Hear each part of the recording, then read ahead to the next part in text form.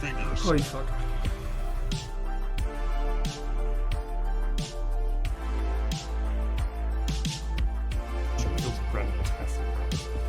Jackbox group for the audiences there. JK KG. Let's see what you did there. What you get? Hazel Nui? I don't want to be a jerk about spelling, What's but you're really Hazel not Nui? giving me much of a choice. Hazel Nui. What are you thinking of? Fruit. This was inevitable. Oh, hey, Haley, you almost had it with an out. Hazel Nui. I am the cheese is still alive, as is Noini. Alright, we're almost reaching the race to the end, folks. You can become All human the again. old-fashioned, but I prefer my Disney men clean-shaven. Alright. Chase down the winner. Which Disney character has facial hair? Okay, a little bit. Oh, that's easy. Super easy. Super easy, folks. The cheese. Big cheese. Big cheese is the one to be. The answer is really Winnie the Pooh. Come on, It's guys. Winnie the Pooh. He's got fur everywhere. He's got fur all over the place. He's got butt fur.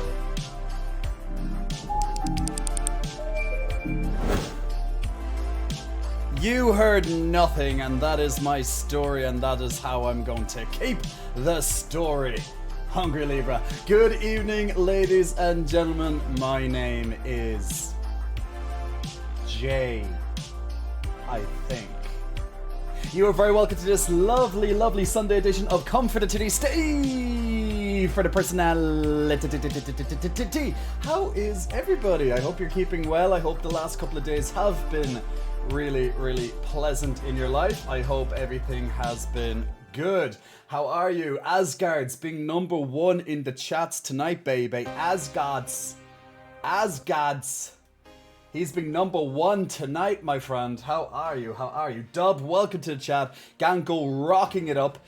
And yes, Ganko, I know it's almost your birthday, isn't it? It's getting closer, Ganko. 29 years old, I believe. You're getting old now. You're getting old now, Ganko. I'm still older though, so slush.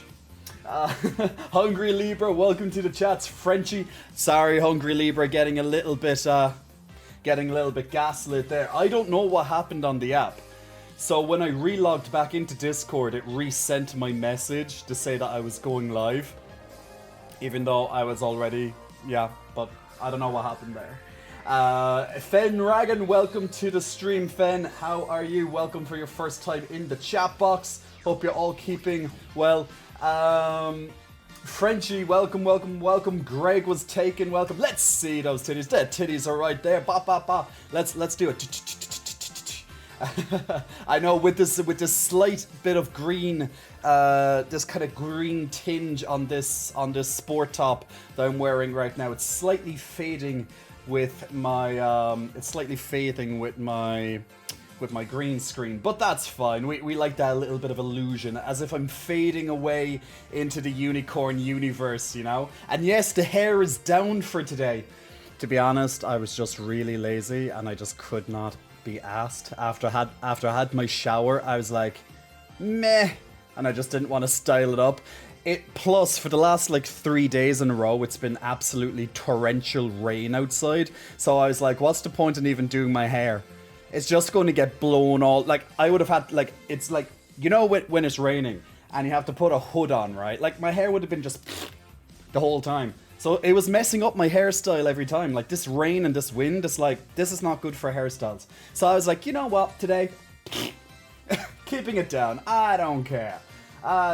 We have it down today. Yeah, it's good. It's fine, right? There's nothing wrong with having the hair down. Sure, I wore my hair down for the last 6 months. It's only 3 weeks ago I started raising it up again and started styling it. So yeah, it's all good. It's not like it's a new thing for me to have the hair down. But thank you, Greg. Thank you very much. Addy, hello to you, Addy21. Headed roller skating soon, but wanted to show support. That's how you do it, guys. That's how you do it. If you got 5 minutes before you have to leave, come over, say hello, and then off you go. Because all the support is always great. Now, speaking of support, by the way, I just want to, actually, I'm just going turning music tracks in the background. Something more lo-fi, because right now this is really lovely, but I can't think when the synthwave music is on too much, so I'm just going to change that. So speaking of support, thank you so much. I have to say this, thank you so much to everyone who has been viewing my YouTube channel recently. I won't say my YouTube channel is new, but how would I state it? Let's say my newest effort at my YouTube channel. Like, I've had YouTube channel for a long time, but I have not been focused on it, as you guys evidently are aware. But now, over the last 2 to 3 weeks, I've been uploading content pretty much daily of some description, whether it's a past stream, whether it's highlights, whether it's the brand new gaming news show, which I know a lot of you are starting to, start looking forward to, so that's great. We just finished the 3rd episode there yesterday, so if you haven't seen my latest gaming news show, check it out. I added in a brand new section, which is going to be at the end of every single stream, which is going to be what's coming out next week. So, for example, if you don't know what games are coming out, my show will tell you that, so you can keep up to... Now, hopefully I'll try and get as many of them as possible. It depends how many of them is there, but there's usually a couple of games every single week.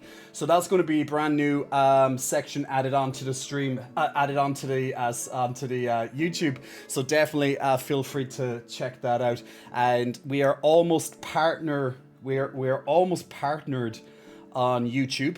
So that means you guys, we will be able to use more features now on YouTube. Not just yet, but hopefully within the next week we will be partner. We need about 300 hours, approximately 300 hours of watch time to go. Which, we've went up about 2,000 hours in the past 2 weeks. Pretty crazy for such a small channel like my own, but thank you to everyone who's been watching all the different videos, people who literally have been just finding me through the YouTube, and we have lots of new stuff to come. I'm adding in new graphics over as soon as possible as well. You probably would have noticed there's some new stuff in the newest episode already. I'm trying out some new things and we'll see what sticks, etc. So there we go. Greg, you're turning 29 next Saturday. Well, let me know on next Sunday, and I'll give you a happy birthday. That sound good? Abdul, as a fashion model, who has a slim, defined, athletic body. I just love your body. Well, thank you, Abdul. Much appreciated. And much appreciated for the love. Cheers. Gaslighting is funny, says Hungry. Ghost titties, hell yeah, ghost titties in the chats. You look great either way. Thank you, Frenchie. Your body looks like very unreal. Did you had steroids? I don't use steroids. I have tried different things. Like, I've been training for 13 years. Okay, 13 years. If you don't have a decent body within 13 years, you're doing something very wrong. Now, decent, what does decent mean? Decent is whatever, I guess what you view as a nice body. But realistically, if you're training for 13 years and you don't look like you train, there might be something quite wrong with what you're doing. Whether it's your food, whether it's your workout itself, or maybe how often you're actually training. Now, obviously, not everyone who trains is training to be some muscled guy or anything. Lots of people who train just so they're fit, so they have a bit of health. People who might sit down all day because, they're in an office job or something, getting to the gym and just going on a treadmill or something, that's really useful and good for them. So they might not necessarily trying to get big muscles. Ghosty biceps, guys, ghosty biceps.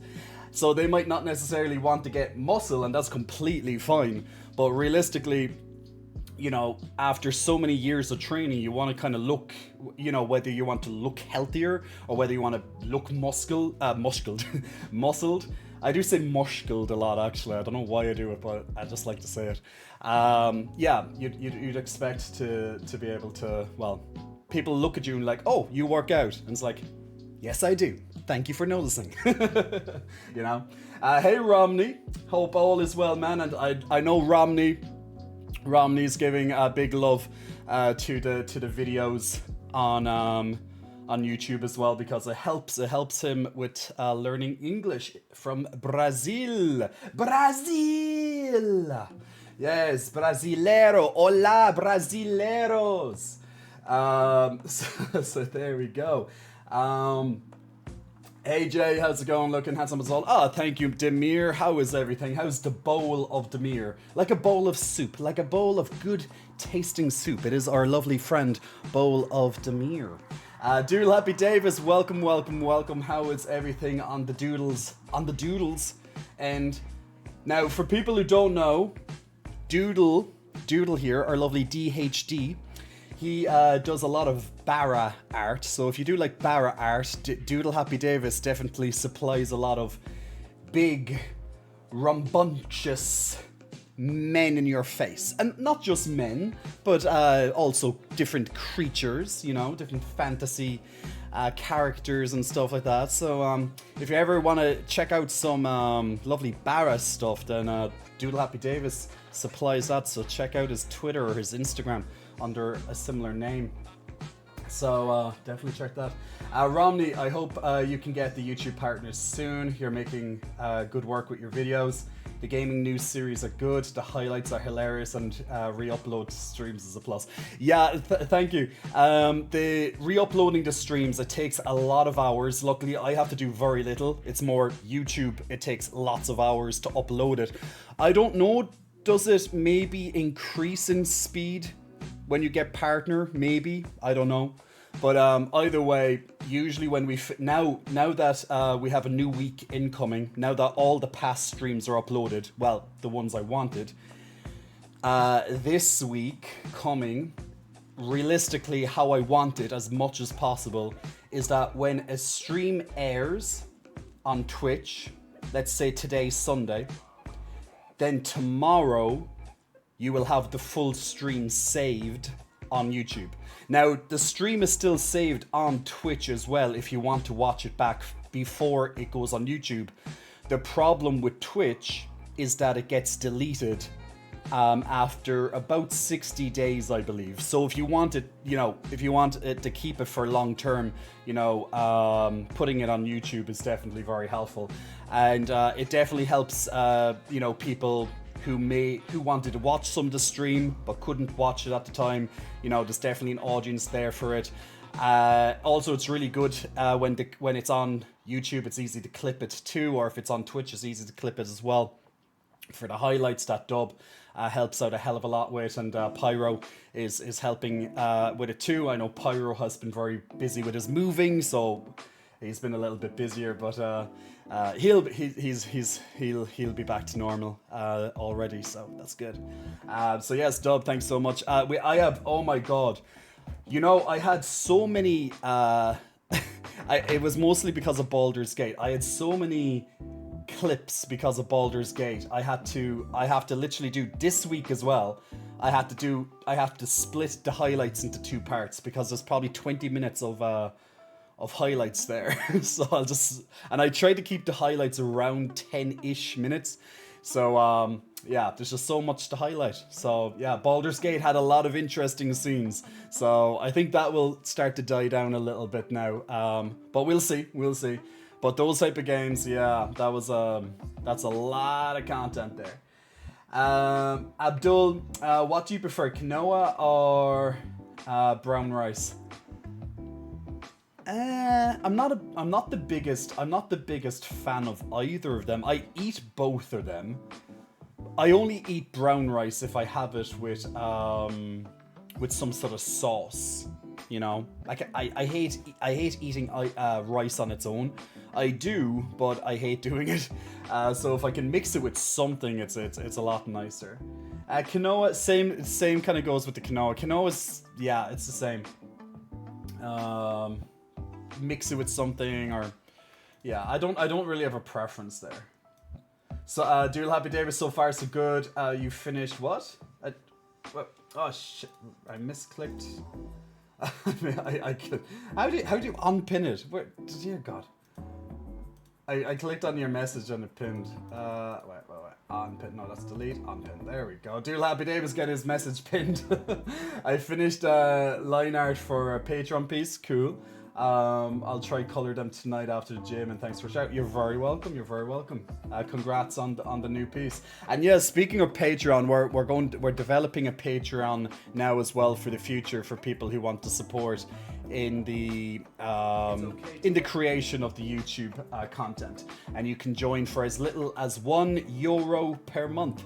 €1 per month. So, you know, you'll have the typical kind of stuff like behind the scenes, bloopers, because everybody loves when Jay Cotts makes mistakes. And trust me, when I make these videos, there's a lot. So if you want to see behind the scenes things, there's a Patreon currently being developed. And then, of course, you can have your name highlighted on the end of each YouTube at the end of each YouTube video, but that's going to be rolled out. No pressure, of course, but there will be you will be able to pledge support for as little as €1 per month, which I believe is like $1.50.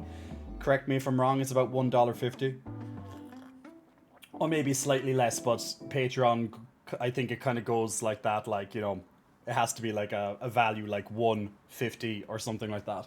It can't be like, oh, $1.47. Master ball fail. Oh, dude, Jesus. Well, that's going to be on the highlight clips. There's no getting away from that. Oh my god, that was amazing, though. Do you have cheat days? Yes, I do have cheat days. I've planned cheat days, and sometimes I get emotional and I eat, and I know I shouldn't. This week has been so stressful. I started eating more than I should have. But look, it's fine. I will survive. I will survive. VR, hello VR, hello VR65K, how's everything, my good man? Fumbles and flagons, Flumbles is here, guys. I'm gonna call you Flumbles now instead of Fumbles and flagons. Do you like that, Flumbles? What's my go-to cheat meal if I have, or when I have one? Oh man, what's my go-to? Like, I love sweet things. So first and foremost, something sweet typically. So it could something like chocolate, cookies, donuts, that type of sugary, sweety thing, you know? I don't particularly have a favorite, I guess. It's just whatever I'm kind of craving at that point. I'll be like, okay, Jay, today's cheat day. What are you craving? And then I'll be like, you know, pizza. I do like pizza, but pizza, it's very rare I crave a pizza. Like, I do have pizza once every couple of months, and that's just by choice. It's not that I can't eat pizza, I just prefer not to. So it's not like I force myself.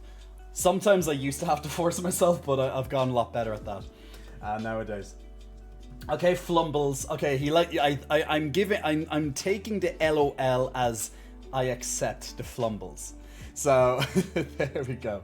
VR, how am I? I'm doing well. Well, you know what? I wanted to have a day off this weekend from a very stressful week, and unfortunately I didn't take a day off. I did take a little, like maybe 2 hours relax last night, and I had maybe about 3 hours relaxed today before I start working on stuff again.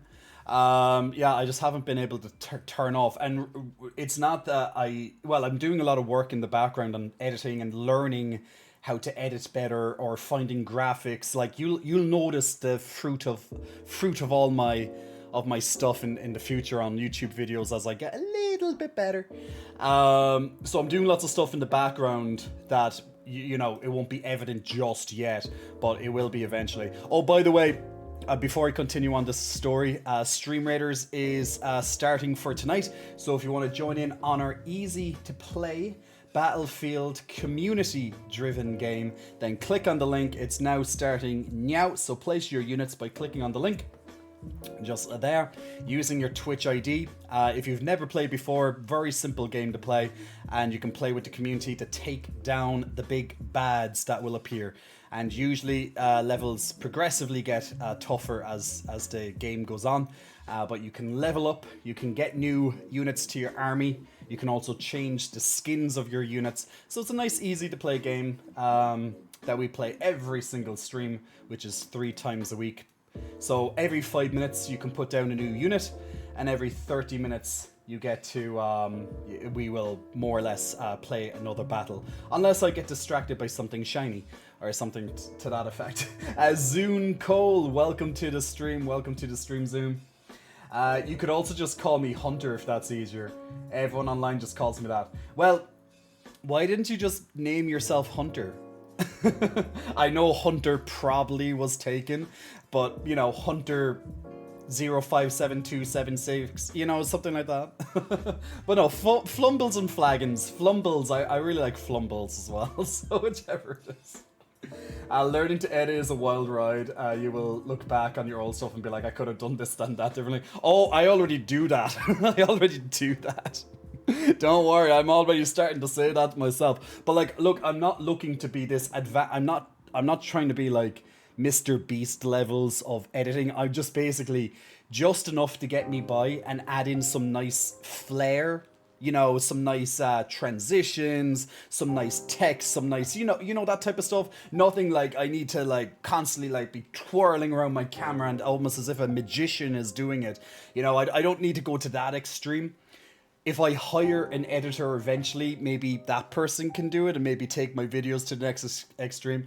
But at least right now, it's more just kind of mastering the basics and kind of improving and pointing out, okay, like as you said, I can go back, oh, I could have did that better. Okay, next time, let's try and focus on making that better. Or, oh, you know, that font, maybe I could have used a different font.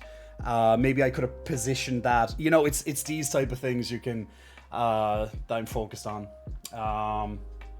Your Twitch was Mac Huntington's for a while, but I changed it. Okay. TTRPG Pronto.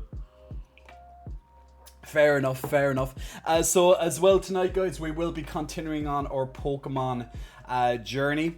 We will be focusing more on that main story. We're probably about halfway through it. We only got to play for a little while. Most of the time we were focused on capturing different Pokemon and laughing at the names that you guys select. But anytime I catch a Pokemon tonight, and just like anytime I catch a Pokemon, anytime we ever have played Pokemon, you guys in the chat get to name the Pokemon. So I choose whichever comment I like, that I think suits the Pokemon the best. So you can make it as funny as possible. You can make it as cute as you want. You can even try name it after yourself, particularly if it's like a favorite Pokemon of yours, like one of your top favorites or something. You know, I can do that for you too. So yeah, just we'll be able to do that as we play some Pokemon tonight. So and on Monday, well, I think it's meant to, which is tomorrow. I think it's out at midnight. Now, whether we can play it at midnight or not, that's going to be anyone's guess. But Lies of P is releasing tomorrow night, which is on Ganko's birthday. So we'll be playing Lies of P as of next week. So if you don't know what Lies of P is, check out my latest gaming video over on YouTube, because it gives you a brief introduction to it. But pretty much it is... think of it like a Souls-like, so a game similar to the kind of Dark Souls franchise, but obviously they have their own flair on how it works. I hope it's going to be good. I hope it captures my attention, and I'm sure there's going to be plenty of rage-filled moments. If it's anything like the Dark Souls series, the Soulsborne series, Elden Ring, etc., I'm sure there'll be plenty of rage moments on stream, so don't miss out on those rages. I'm sure there's going to be plenty of clip content dub for that. But I love challenging games, and it's going to be a breath of fresh air, I'm sure, but frustrating at the same time, without a doubt. Because I play games better. I always play games better when I'm relaxed, lying down on the couch or whatever, like not trying to perform. You know, I'm not trying to like read chats, and you know, I'm also aware that I'm being literally watched by a lot of people while I'm making every mistake on the screen. So it is a little bit tougher when you're live streaming a boss versus when you're in your zone and you can just, you know, you have your own thing. So yeah, of course, games are harder when you stream. It's a special mode. It's like an invisible difficulty mode that's just not on your screen. But that's the fun thing. Like Bloodborne, so no shields, fast-paced combat. Yeah, that's what it is. That's what it is. You're playing Liza P right now? How? It's not out yet, is it? No, it's not. It's out. It's out on the 19th. Maybe. Oh, wait. You have the demo, don't you? You have the demo probably. I haven't actually played the demo. I've been just looking at little bits of reviews and stuff of it. So, Dulux is 72 hours ahead. Well, that's fine. I didn't know that, so there's no point in me getting it now because I'd have like 24 hours ahead. There's not much point.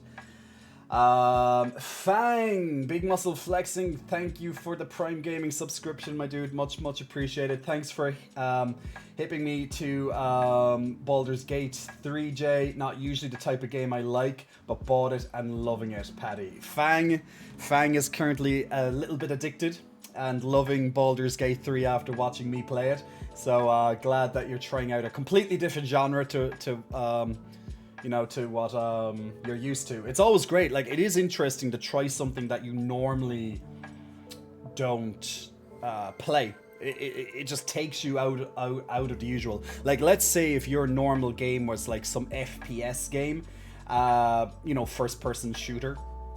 So let's say something like, Call of Duty or something like that. So if you always played Call of Duty, not that there's anything wrong with Call of Duty, but why would you do that to yourself? Seriously, they're shit. But outside of that, why? No, seriously, why do you fucking play Activision bullshit? Seriously.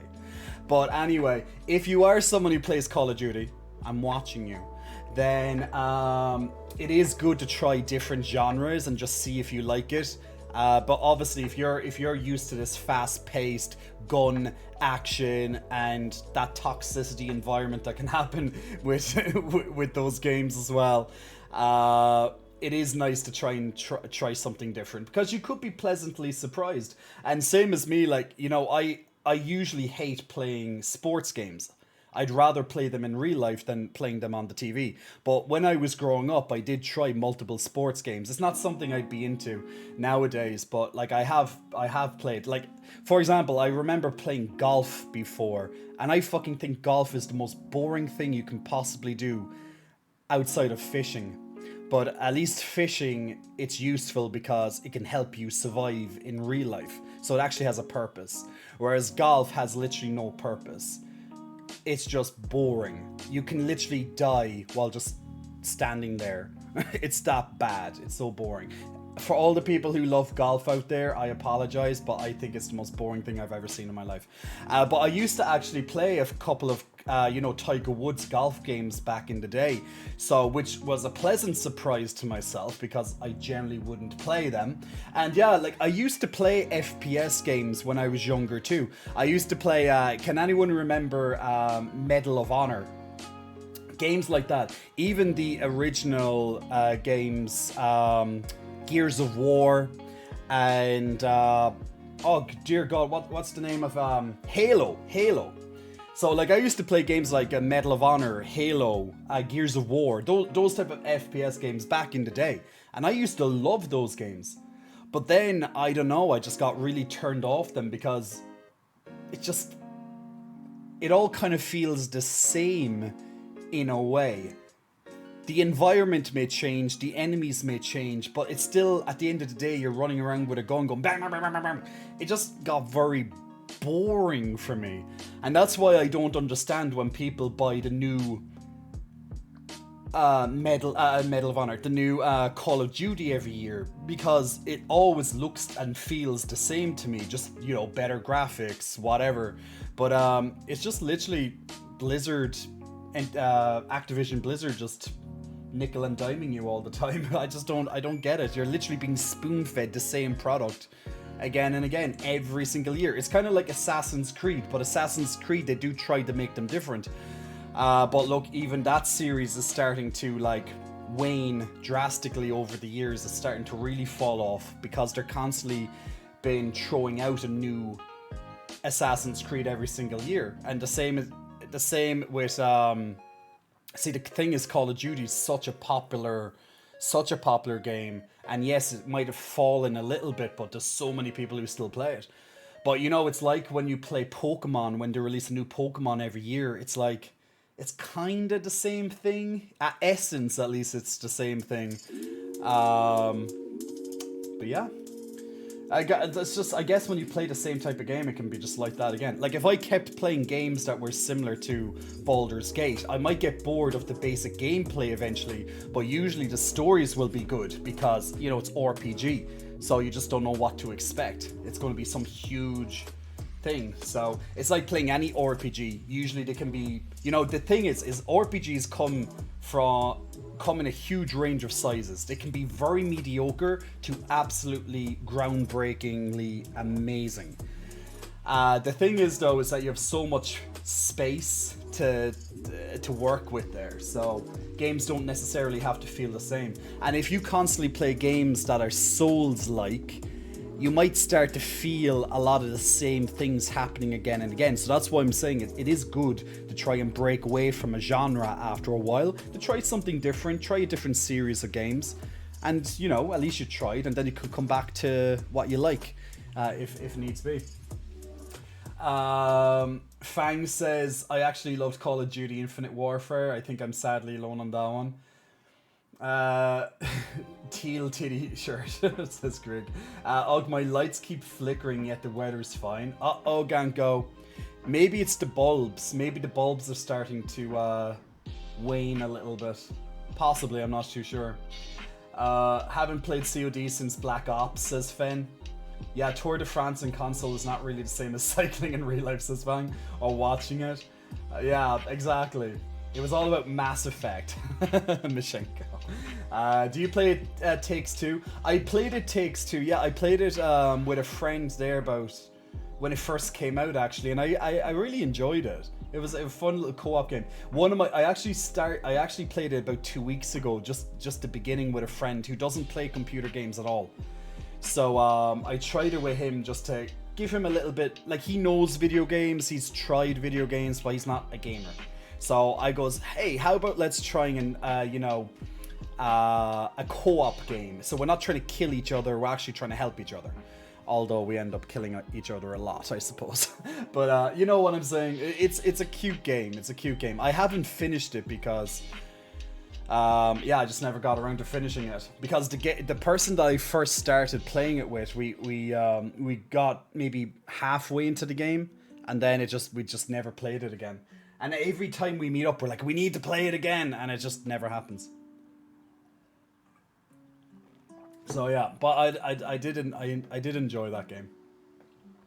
It's actually on PlayStation subscription as well, if anyone wants to try that co-op. You can play it online too, but I just think it's nicer being able to play that type of game in person, where possible, of course.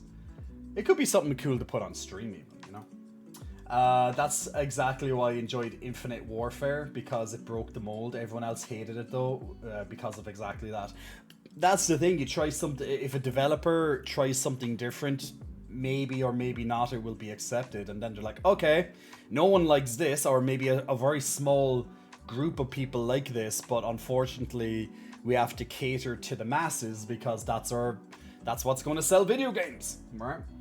Just to clarify, Jay, I don't play COD. I just love the fact that Infinite Warfare was set hundreds of years or so into the future. Story campaign were great. Oh yeah, no, if you don't worry, if you still play Call of Duty, I'm not going to mock you for it or anything. It's just Call of Duty is not a game that I play because I think they're very similar all the time. It's just the same thing again and again, just with a new bit of paint, let's say. So it's very familiar every time, but people, you know, it will still go on to sell tens of millions of copies or whatever every single year without them even trying. And that's the thing, if people keep buying, like, it's like Pokemon, which we will be playing shortly.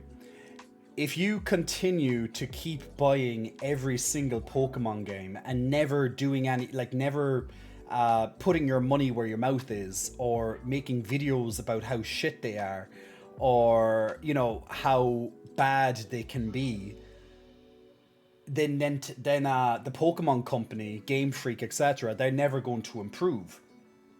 They're just going to be like, they're buying it, we don't need to improve. Like, they're obviously aware of the bad things that, like, of how rushed those games are. Like, look at, like, when I'm playing Violet, for example, and I although I had huge criticisms of Violet when it first came out, and now that I'm playing this DLC, which I'm playing only for the fact that I'm streaming it, I would never buy it. I would never buy the DLC if I wasn't streaming it. It's only the fact that I'm streaming it that I'm doing it. But even when I'm playing it, I'm there being like, this is, like, I will call out the good and I will call out the really bad. And usually when I'm playing Pokemon, I just focus on the good. Like, I just try my best to ignore the really bad stuff, like the glitching and the FPS issues and how shit lots of things look and stuff, and how slow it all feels. And they could have improved a hell of a lot of this if they wanted to, but they just don't, because they take shortcuts. Instead of putting moving scenes and animating different scenes, they just cut to black, and they cut out a lot of time so they can get the game out fast. It's all these little techniques that they use to really just pretend they're putting in effort, but there's very little effort in the product at all. It's very soulless in a game, you know. So, but the basics, the absolute basis, the foundation of Pokemon, I always enjoy, and that's literally going out into the world, capturing Pokemon, going out into the world, and fighting trainers.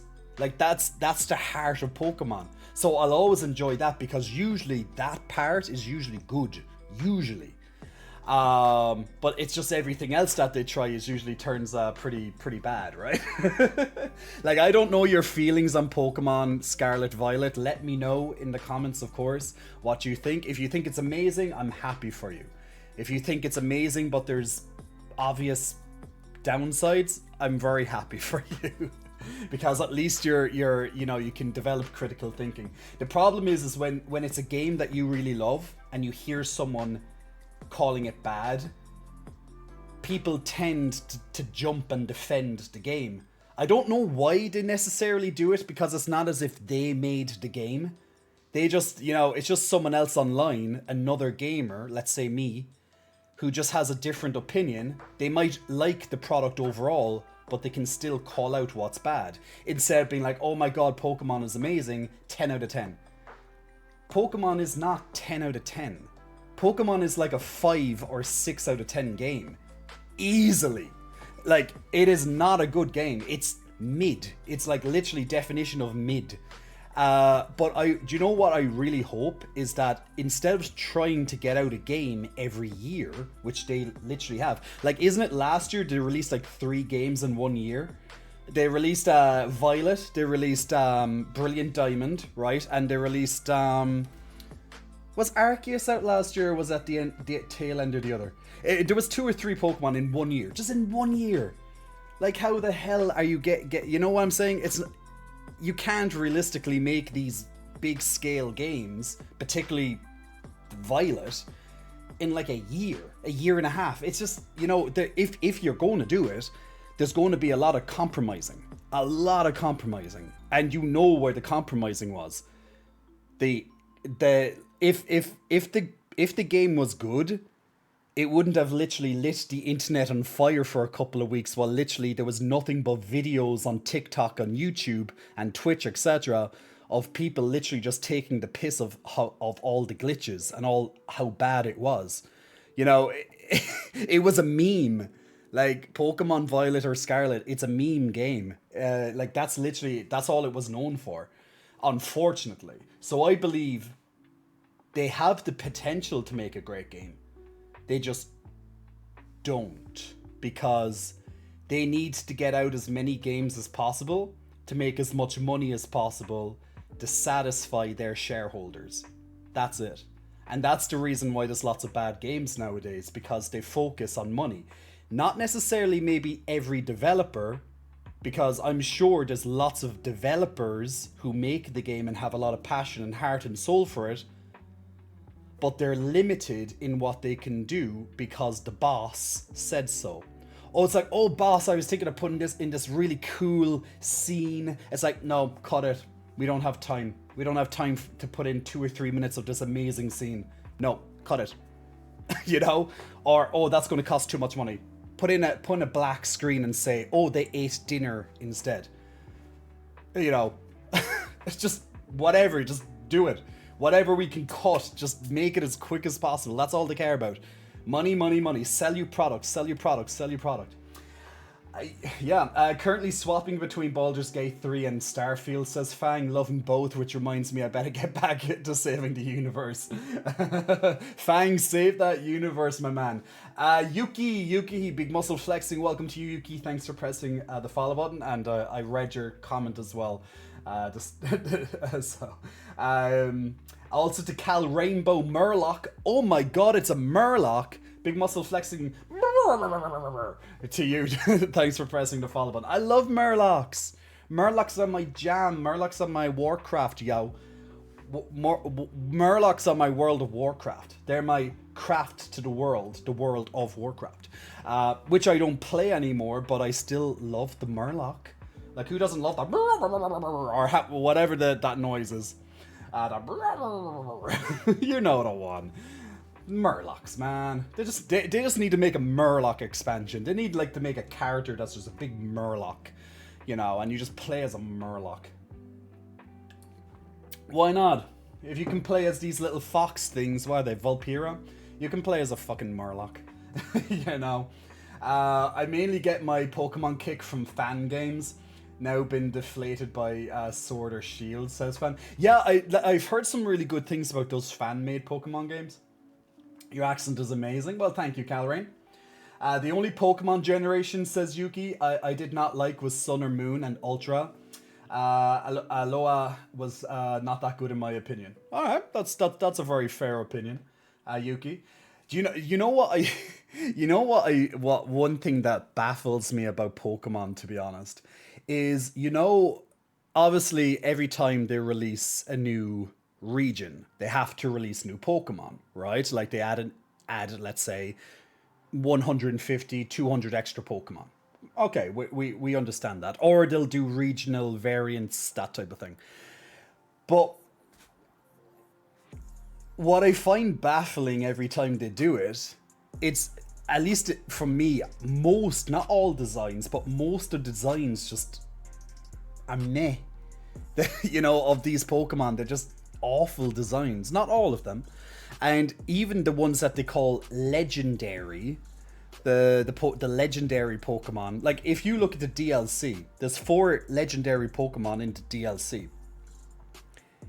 They do not look legendary. There's nothing about them that looks legendary. Like when you used to look at legendary Pokemon back in the day, like Entei, Arcanine, Suicune, or, well, even to a lesser extent, you know, Moltres and stuff, they weren't, you know, they don't look all that legendary. Mewtwo and stuff, you know, like they look legendary. And obviously there's some other really cool Pokemon that look legendary. But these, like, there's so many Pokemon that they have released over the years that I don't even know why they're called legendary. They don't really match their name legendary, do they? There are some, but usually it's just like, really? Like how many legendary Pokemon are there nowadays? Actually, I need to Google how many legendary Pokemon. There's probably like 60 plus. How many legendary? I wouldn't be surprised if there's 100. How many legendary Pokemon are there? And then there's like mythical Pokemon and all that as well, isn't there? There's 81 different legendary Pokemon. Like, how the hell are they legendary if there's 81 of them? It doesn't even make sense. Yeah, so apparently there's about 81 legendary Pokemon. And there's about 1,000 actual Pokemon then, isn't there? Like regular or whatever. So yeah, it's just nuts. Like, okay, let's bring this up for a second. Let's just see what they have here. I want to bite your pet. Yes, is that possible? Oh my god, the green screen's really going through on the teal right now, right? It actually kind of looks a little cool. I actually kind of like this. I think I'll wear this again. Looks at Anthem, sadly. Both my parents are on a diet and I bought a small bag of chips for myself and I see Jay is streaming and go to get them and find they're gone. A trail of dust in the sunlight where the chips once were. I'm betrayed. So your parents actually took them, huh? They got a bit hungry. I think Legendary is a measure of rarity now. That's what it seems to be because they definitely don't look it most of the time. They're like these, I don't know. AI, Jay, shield your eyes. Yeah, the AI is coming true, guys. Shit, you're actually seeing my true self now. So let's just have a quick look at them here. So okay, so in the Kanto region you have the 3 birds. Okay, they're rare, sure. They don't look all that amazing though. But look, you can appreciate they look, you know, they look definitely very unique in their own way. Johto, you have 2 more birds. You have Lugia and Ho-Oh, of course. Hoenn region, I never liked the look of these guys. I just thought they were just too, I don't know, just were too round or something. I don't know. I never really liked these type of ones. Like some of the ones in Sinnoh, like these big bug-looking guys, like they look pretty legendary. I guess to me, like these are like huge. And I've actually I captured them. I remember in Pokemon Sword, I believe. And you can even like do those big raid battles against them as well. Now the raids in that game, they're very slow, but at least you know you can see them. But some of these cool guys here, like these look legendary. They look like big fucking really threatening. And I get it. I get that legendary could also mean rare. They're just rare to see, so there might be only one of them in existence. That type of thing. You know, like these guys, look, they look big, they look badass, they look, you know, they look kind of legendary, or what you think when you see a legendary type thing, like just these big hulking monstrosities. Or like I actually even liked the Sword and Shield Pokemon because they're big and they also kind of, that's cool. And I like that they adapted kind of, well, the sword and the shield. I kind of went after them. Wait for it, Dairy. Yeah. Okay, so this only kind of brings you up to the Sword and Shield, and in this one it doesn't go through the mythical ones. But this is just one article that I just literally typed in. Like I literally just typed in how many legendary Pokemon are there, you know. So and that's by Cerebi.net. So, but yeah, I'd say that list here has like even those, what are those ones called? The, oh, I forget the name. Can I enlarge this? No. Okay, they're here, but I can't see it. There's some of them that just look awful anyway. That's all I know. Wait, can I get this one bigger? Why can't I make these images bigger? Meh. Anyway. But you get what I'm saying. You get what I'm saying. I found that after Johto, the Pokemon started to get getting strange. It's just like every generation, there's just a different art style. That's I guess the most of it. What? Yeah, I'm an adult, I think. I'm a man-child. So you're saying then you have fan-made games that do it right. So this is a fan-made game. Pokemon Sage, as Ganko says, that do it right. So these aren't real Pokemon, right? Well, they're not canon. They're not canon. They're fan-made ones, right? Like something like this. To me, if you goes, Jay, do you think that's like a legendary Pokemon? I'd be like, that looks quite badass to me. Like, that looks legendary. He has wings, and it's like the universe is in his wings. It's like, how more badass do you need? It's like a badass dragon who holds the universe in its body. It's like it's contained within himself. Or this void celestial being. It looks legendary. But then you go and look at, I don't know, you go and look at whatever the hell that thing is. I can't turn off. Wait, nah, Game Rant, fuck off. I want to look at whatever the hell that little Pokemon is back there. Go away. Nah. Fuck you, Game Rant. We don't like you anyway. Okay. Whatever this phone is, he looks small. Oh my god, every single goddamn website you go on to is nothing but bloody pop-ups. And I can't even make the images big now. But yeah, look. Oh wait, images. But yeah, that Pokemon looks legendary. Give me something that doesn't look legendary. Of course. Yeah, this thing. Yeah, cool. Yeah. Use your keyboard for what? What are you doing? Okay, well, like these things. They look. I guess these are like, what the hell is that? A Manaphy. That doesn't look legendary. That looks like a little baby Pokemon. You know what I'm saying? It's not legendary. But then again, you could have the same defense with Mew. Mew being such as tiny little thing. If anything, I'd call these type of Pokemon like, I don't know, mythical or something, and then have those big, huge, hulking, crazy ass like Giratina type things, or a Dialga and stuff like that, Pelica, even Arceus. Like these type of big things, I'd be like, yeah, they look legendary to me. But these small little things, these are probably like mythical or something, I don't know. But whichever. Now, size isn't everything, Jay. Isn't it though? Isn't it really? But no, I know size isn't everything, and like size shouldn't be the only determination. But when you're looking like a legendary Pokemon, you kind of think like big badass Pokemon, right? But yeah,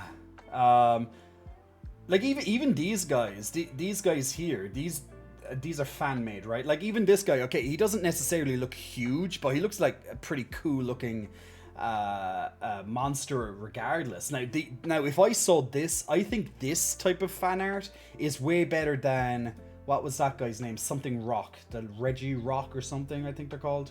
You know those, they don't look legendary. Yeah, Reggie Rock, Registeel and all that. Like these ones in particular, they look shit. Then you look at this Pokemon, I think he looks way better than any of these official Pokemon. Well, these ones at least. It's just like, you know, fan art kind of gets it, you know.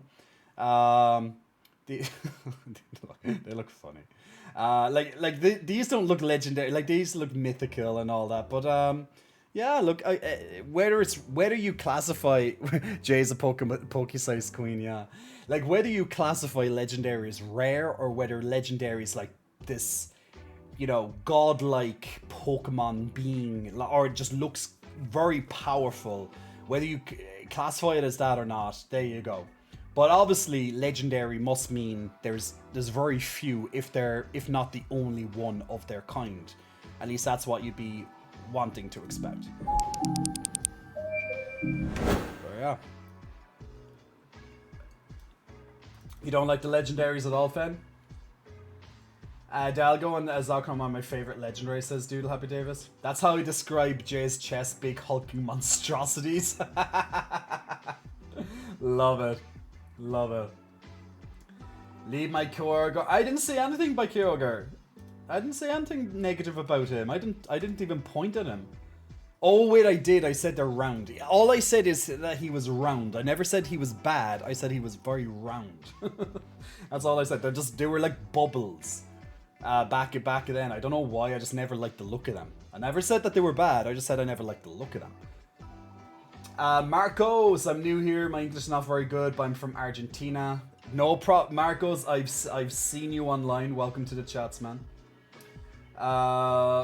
Another game has new Mega. Okay, let's have a quick look at this one, so... Oh wait, Stream Raiders is ready first. Let me do the Stream Raiders, then we'll have a look at that, and then let's actually play Pokemon. By the way, I was meant to get back to this a little while ago. So I was saying that I haven't been able to relax at all realistically this week. My mind has been just go. I'm absolutely exhausted. But like, pretty much, I feel bad. Now, maybe you're the same as me, but any time that you looked for apartments, looked for a new accommodation, did you ever feel bad for when you weren't looking? Like, for example, if I'm lying down, being like, okay, Jay, now's time to relax. Like, I could try lie down on the couch, but I can't focus or I can't relax because I feel like every second that I'm not relaxed, every second I'm relaxing, I could be actually finding a house, you know? Oh shit, we lost. No. They got the buff, that's why. Next time, hopefully. So that's literally how I've been over the last couple of days in particular, even more so than ever. As like even yesterday when it was my planned day off, I didn't even take a day off. I took 2 hours of some sort of relaxation. Wouldn't exactly call that a day off. But yeah, I feel bad if I'm not looking for apartments and stuff, because like I have to, because well, my landlord might let me stay longer, but I've made my intent that I don't want to stay. And you know, I have like 6 weeks to find a place, and it's very expensive here. If you've been looking at if you looked at my Instagram yesterday, you'll see, you know, papers with the prices of 1-bedroom apartments, 2-bedroom apartments on it. You'll even see I even brought out the map with all the different accommodations on it, and you can see what the price is like. One person texted me back being like, this is worse than London, and London of all places, you know. Fang, have a good one, man. Enjoy the saving the universe. Never like them, and whenever I see someone's FOH with 2 legendaries and Charizard, I really cringe.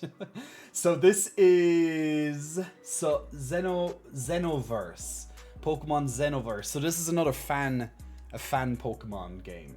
Arcanine is a fire type Pokemon. Is this Arcanine? Arcanine can Mega Evolve into Mega Arcanine using Arcanite. Oh wow. Arcanine is one of my favorite Pokemon. But this is like a fire fair. Oh wow. Look at that art, man. That's talent right there. You know, that you just see that and you just know that's created with passion. You know, I love when you can look at art and you can just, oh man, that looks so cool. There's my good boy. So, you know, you can see when an artist has passion for what they're doing, because it shows. You know, you can see a lot of love went into this particular drawing. So I can tell like that the artist really put their soul into it, you know. But that's a really cool looking Pokemon from this fan made. Like, see, I think to be honest, what they should do is probably get a group of these really well renowned fan fiction designers and fly them out to Japan and, you know, work together on making some really insane, cool, you know, line of Pokemon. Like, let them, you know, work with the current artists, like figure out what type of art style or what kind of thing you're going for, and let them make like 100 Pokemon or something. Like, why not? They obviously know what they're doing. I'm like, you know, I'm sure that they'd put a hell of a lot of effort into it anyway. It can't be it can't be worse than what from the crap that we see in these games as it is. Like, what the hell is that? A Shiftry? But I know this is made by a fan thing, but like, this is the type of stuff I would see in the original Pokemon. Like, it's just like, ugh, you know. I like this. Because this kind of reminds me of Spirited Away. I like this guy too. This one's cool. This one's cute.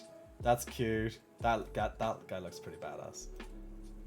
Yeah, this guy looks pretty badass. Those 3 next to him are the starters. So those. Oh, let me go back.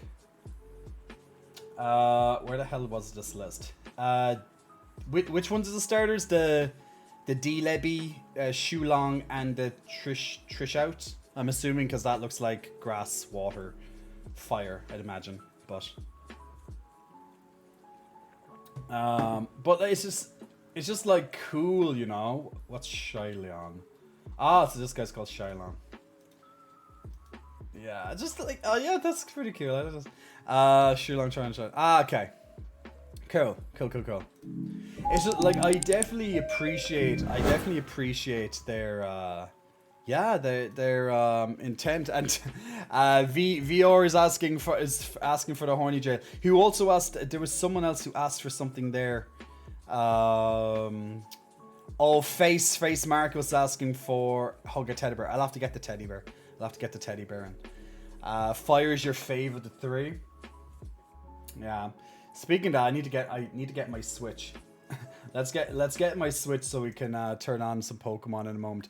Was there anything else that I needed to update? But yeah, so as I said at the start of the stream, guys, if you're finding me for the first time, or if you haven't seen me in or if you haven't seen in a while, definitely check out my brand new YouTube content. The channel is more active than ever imaginable. So definitely check out either any of the past streams, any of the highlights, any of the gaming, any of the new gaming sections that we're doing at least once a week at the moment, brand new series. So feel free to drop them a like, help with the YouTube algorithm. But thanks to everybody who's been looking at them, liking them, commenting on them, because all the watch time is helping. I'm this close now to getting a partner with YouTube. Back in June we got partner with Twitch, but now I'm putting in the effort to get partnered with YouTube and obviously continue on making lots of videos on YouTube. So if you haven't checked out my YouTube channel, go and feel free please to go and check it out, and yay. So that's what I'm saying. Salt Support, love your shirt. What brand is it? You will never know, Salt Support. I don't think you should know the brand on this. You will never know. Where can I write you? Here. You can write me here. You can write me on Discord. You can write me on comments on my different social medias. So yeah. So give me 1 second. I'm just going to go over and turn on my Switch again because it's gone into sleepy mode. And let's play some Pokemons. Let's play some Pokemons. Hey. We enjoy the Pokemons sometimes. Are you on yet? No. There it is. I think that's on. Yeah. Green light equals on, I believe, or should equal on anyway. But yeah, the Holy Gel has spoken. You love red? Is red your favorite? Is red your favorite color?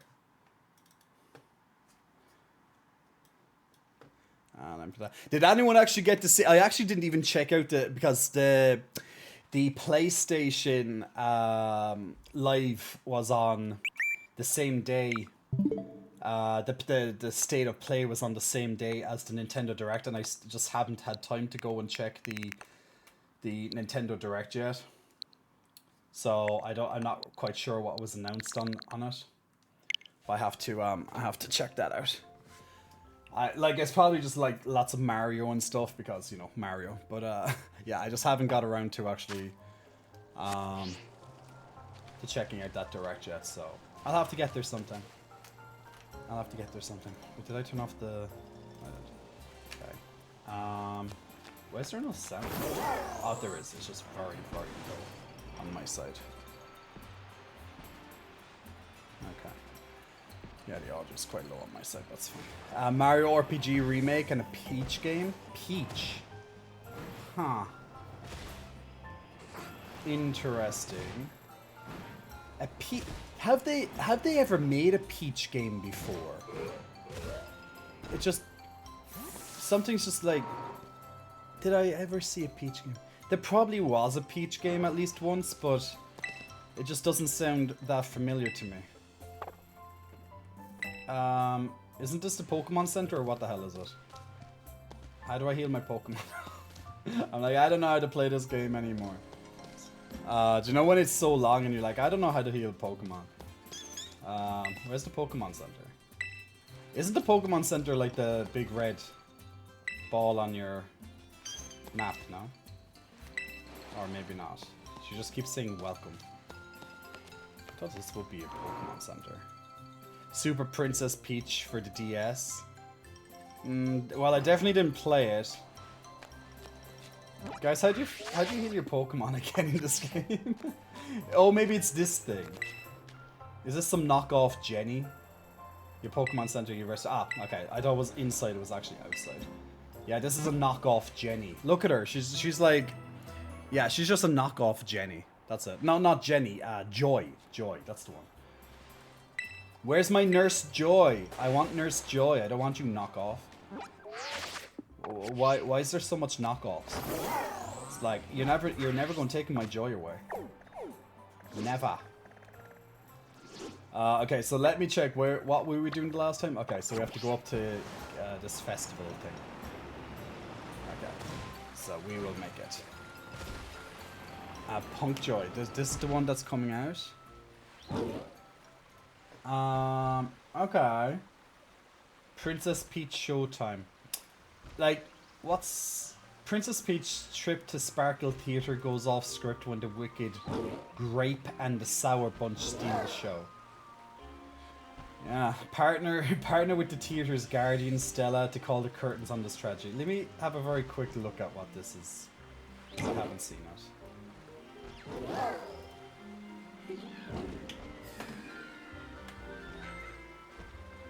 One day, a loyal toad presented a flyer advertising a show at the Sparkle Theater. Is it gonna be like some dance rhythm game or something? Toads went to go see it, but then I'm actually so surprised it's not Bowser. Sour Bunch suddenly made their grand entrance and took center stage. Now it's up to Peach and the theater's guardian Stella to save the play and the day. This perfect performance has become a terrible tragedy. This is like Luckily, Peach can use the power of Stella's ribbon to face off against the Sour Bunch. so. Is it that she just stays on the stage, but the stage keeps The changing? ribbon alone won't always cut it though. So let's do this.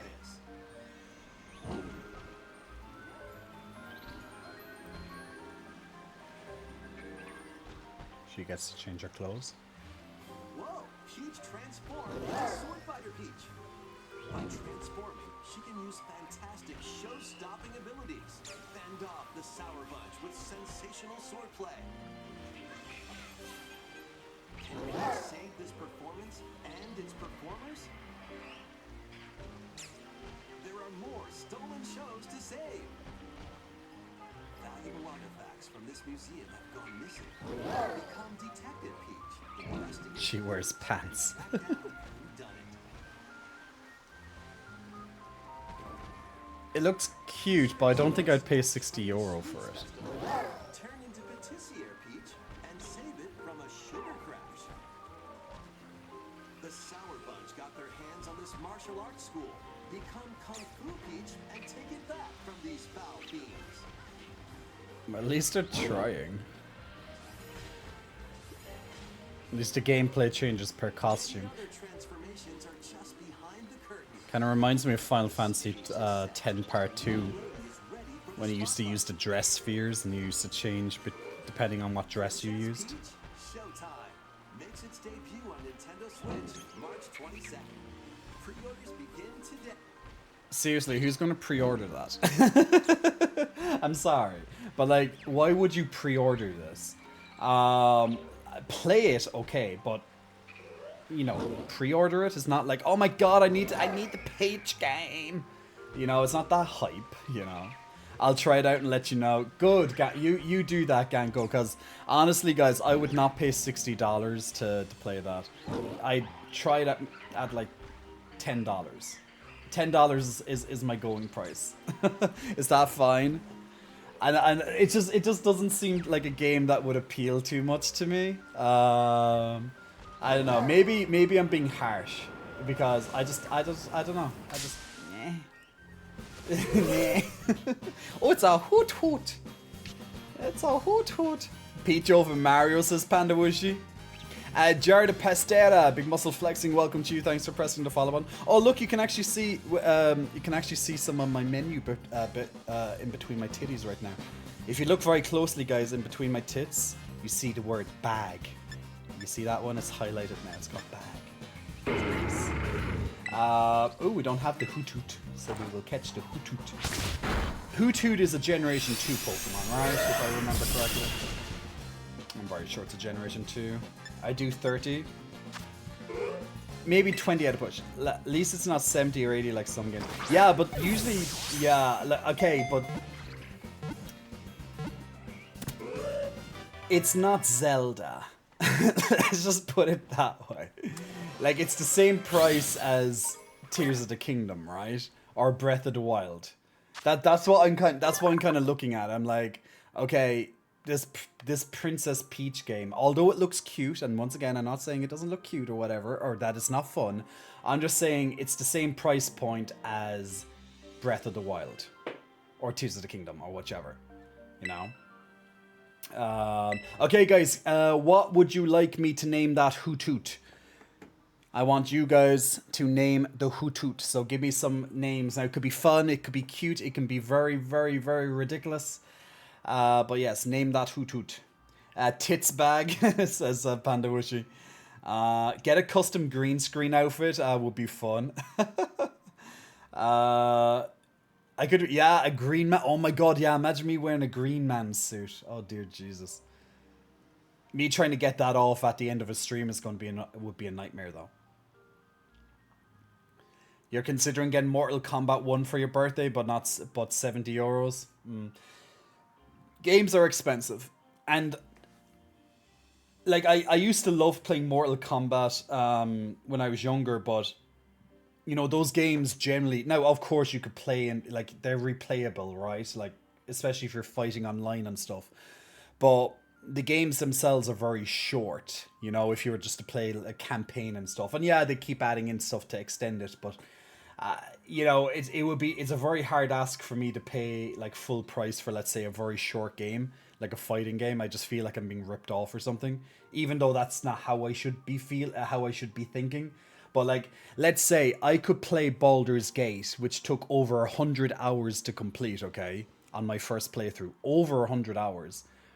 Or else I can go and for the same price, more or less, play you know, Princess Peach.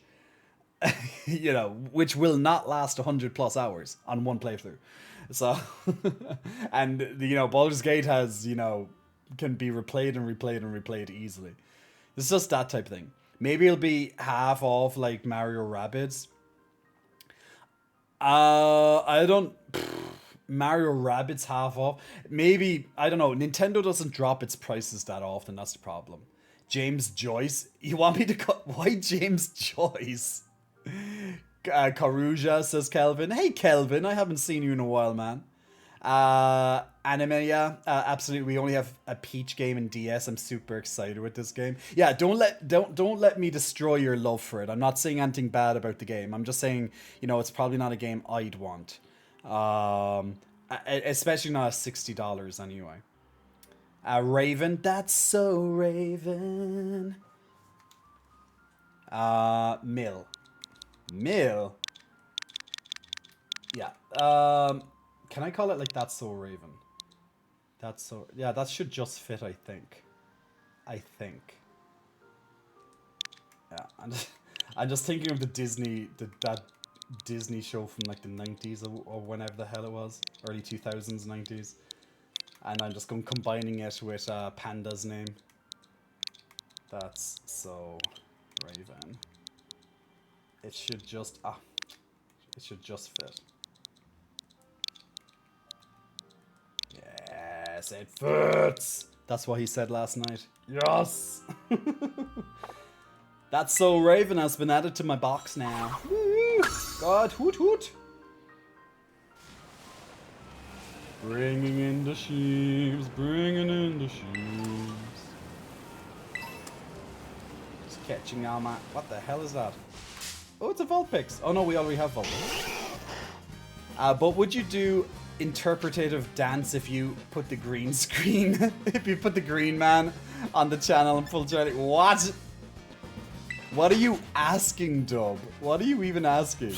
Well, it comes out next year, so I'll put my Christmas funds towards it. That's true. You have until, I think it was February or March, until it comes out. So you have plenty of time.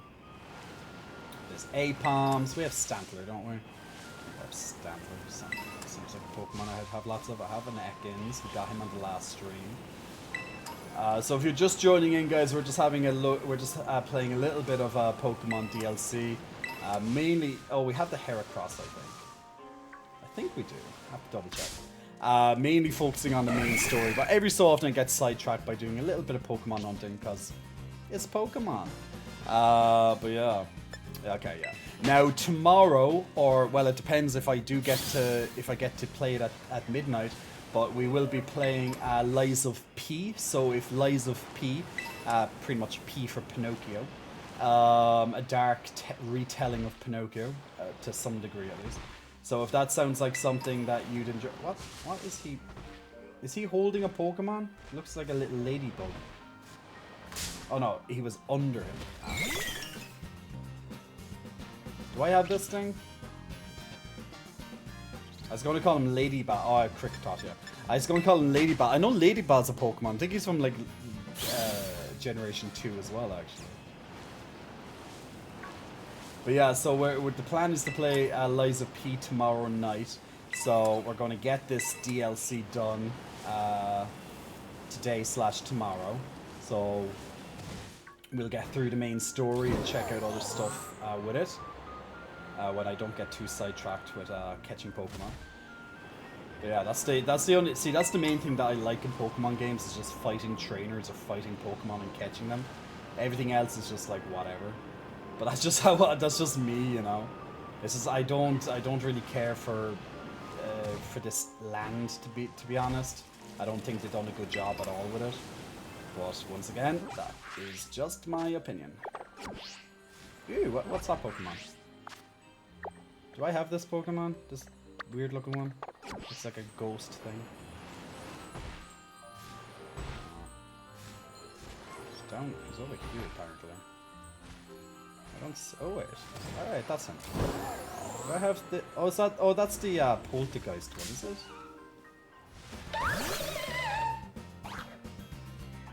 I'm sure we battled, I don't think I have him, but I definitely battled it before.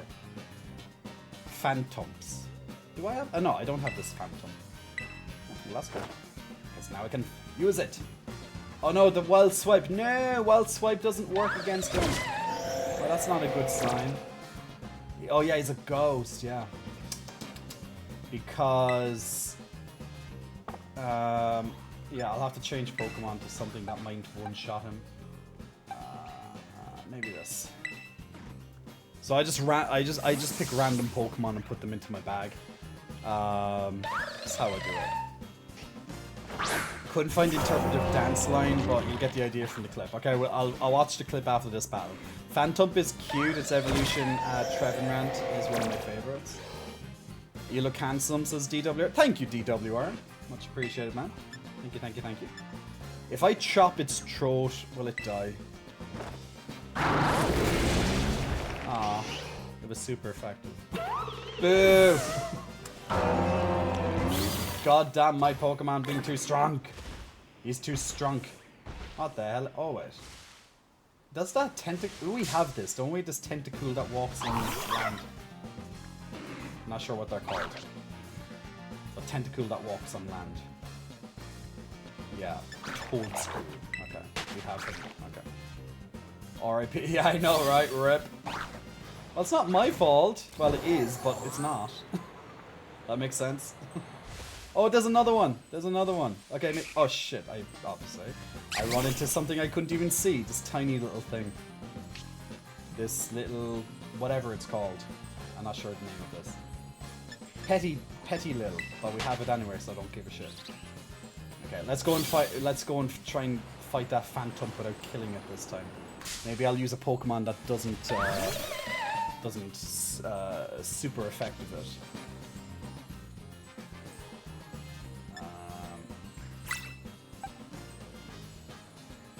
Let me try my... No, oh shit, that's super effective. Oh, shit. Okay, wait. One of them says not very effective, so that would be good to use against it. It can weaken it. Oh, Panda, I'm the same, man. Every time I see a Pokemon, I'm like, do I know this one? Have I seen this one before? There's over like 1,000 Pokemon. I can't remember them all. Especially since I don't... The last time I played this game was December. Like, at the start of December, when we finished the main game and the back, the area 0 and all that.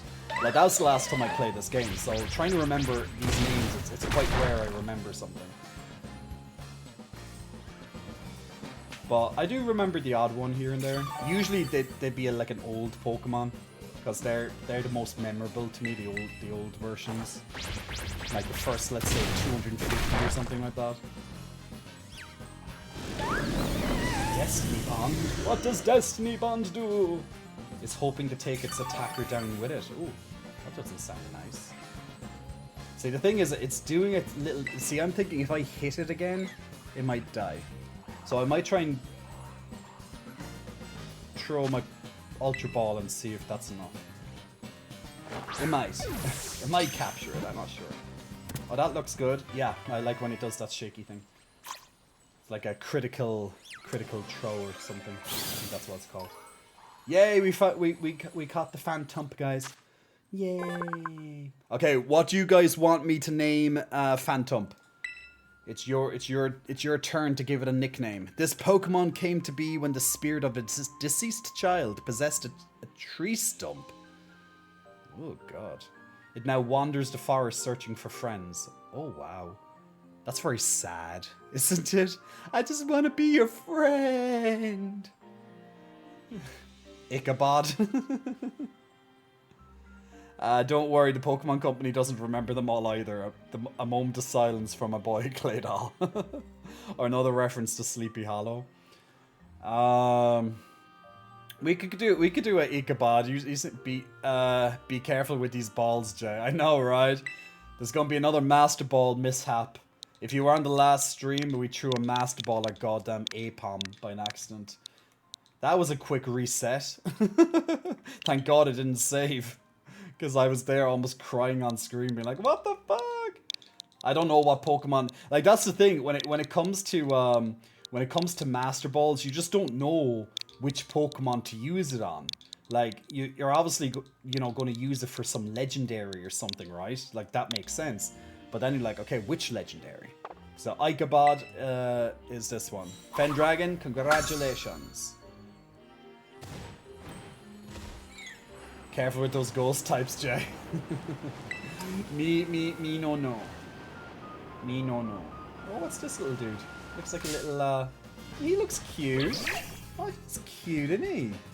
He's a very cute little thing. He's a little squirrel. You're a little squirrel, aren't you? Oh, I have you already.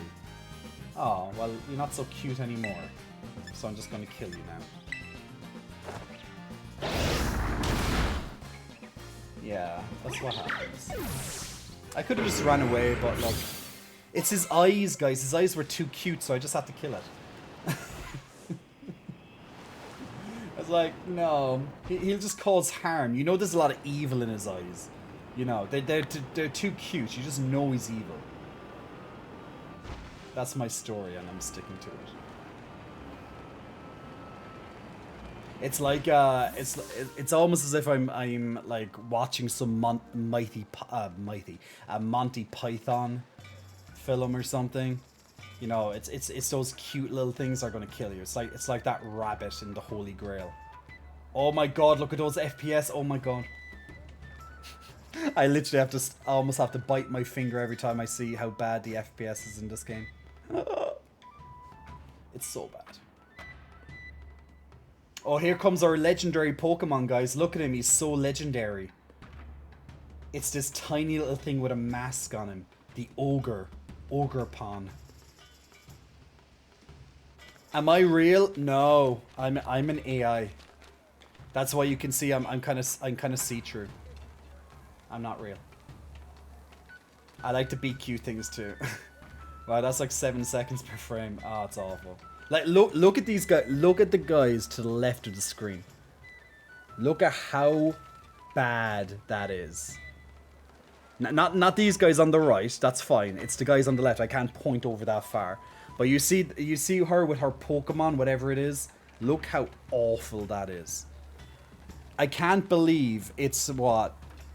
This game came out in November. It's 10 months. 10 months, and they couldn't even fix this type of stuff. It's absolutely ridiculous. Worst game ever. Okay, that's a stretch, but still. Shit game. This is Festival of Mass. Today's just the first day. It'll keep going for a while. Oh, please don't. Looks like a mobile game. No. Mobile games are better than this. And I generally don't like to say that. I'm not a fan of mobile games in general. Because usually mobile games are just, you know, they just try to suck all the money out of you. It doesn't mean that there's not good mobile games, but you know. And the thing is, actually, did anyone see on the new iPhone, the new 15 that's coming out, the Apple one? Yeah, iPhone, the Apple, the. But yeah, on the new i15 Pro, they're actually adding in like ray tracing into the phone. So if you're like a mobile gamer, if you love playing games on mobile, they're actually bringing Resident Evil Village, Resident Evil 4, and the new Assassin's Creed into the mobile version, which is going to be very interesting to see. And it's apparently it's meant to be 30 FPS, ray tracing enabled. But like getting games like that, like we played Resident Evil 4 when it came out.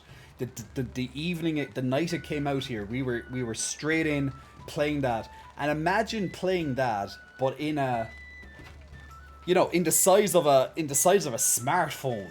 That's pretty incredible, you know. You know, obviously it would be a bit bigger than this because this is an old phone. But you know what I'm saying? Like I'd be playing Resident Evil like this, like as an example. I wouldn't buy it on a mobile because I have it on PlayStation, so why would I? But you know, it's you know, the mobile gaming market is huge, and it's becoming exponentially more huge. So it makes sense that companies are trying to get more products, more, you know, big franchises like Resident Evil, Assassin's Creed, etc. Onto mobile. So you never know, like just give it a couple of years and see. I don't know how they're going to be able to constantly fit all of these type of games on such a small device. Like at least when something is, you know, the Switch or the Steam Deck and stuff, like at least they're, you know, they're a bit more chunky, like they're 8-inch displays and stuff, and they have a hell of a lot of hardware behind it. So it's going to be very interesting to see how far they can realistically go with such a small, not only a small screen size, but also, you know, just the size of a typical phone. How much performance can they realistically get onto this? Now, obviously, like it's almost as if every year they're able to get things smaller and smaller. You know, anywhere from the chip size to whatever, you know.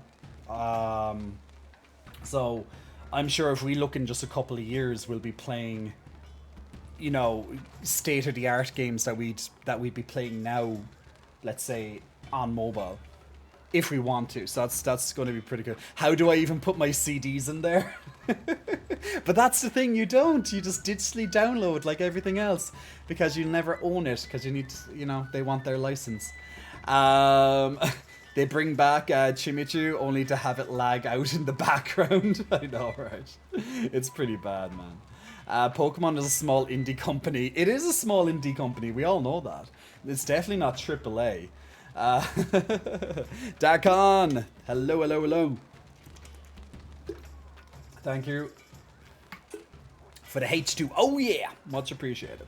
Oh, Stream Raiders is ready, and then we'll continue on this amazing, immersive, gripping story that is in this game. I might be sarcastic, but yeah. I know, I'm giving this game such a bad time, right? But once again, I'm not against Pokemon, I'm just against the level of effort. I love Pokemon at its essence. Capturing, fighting with Pokemon.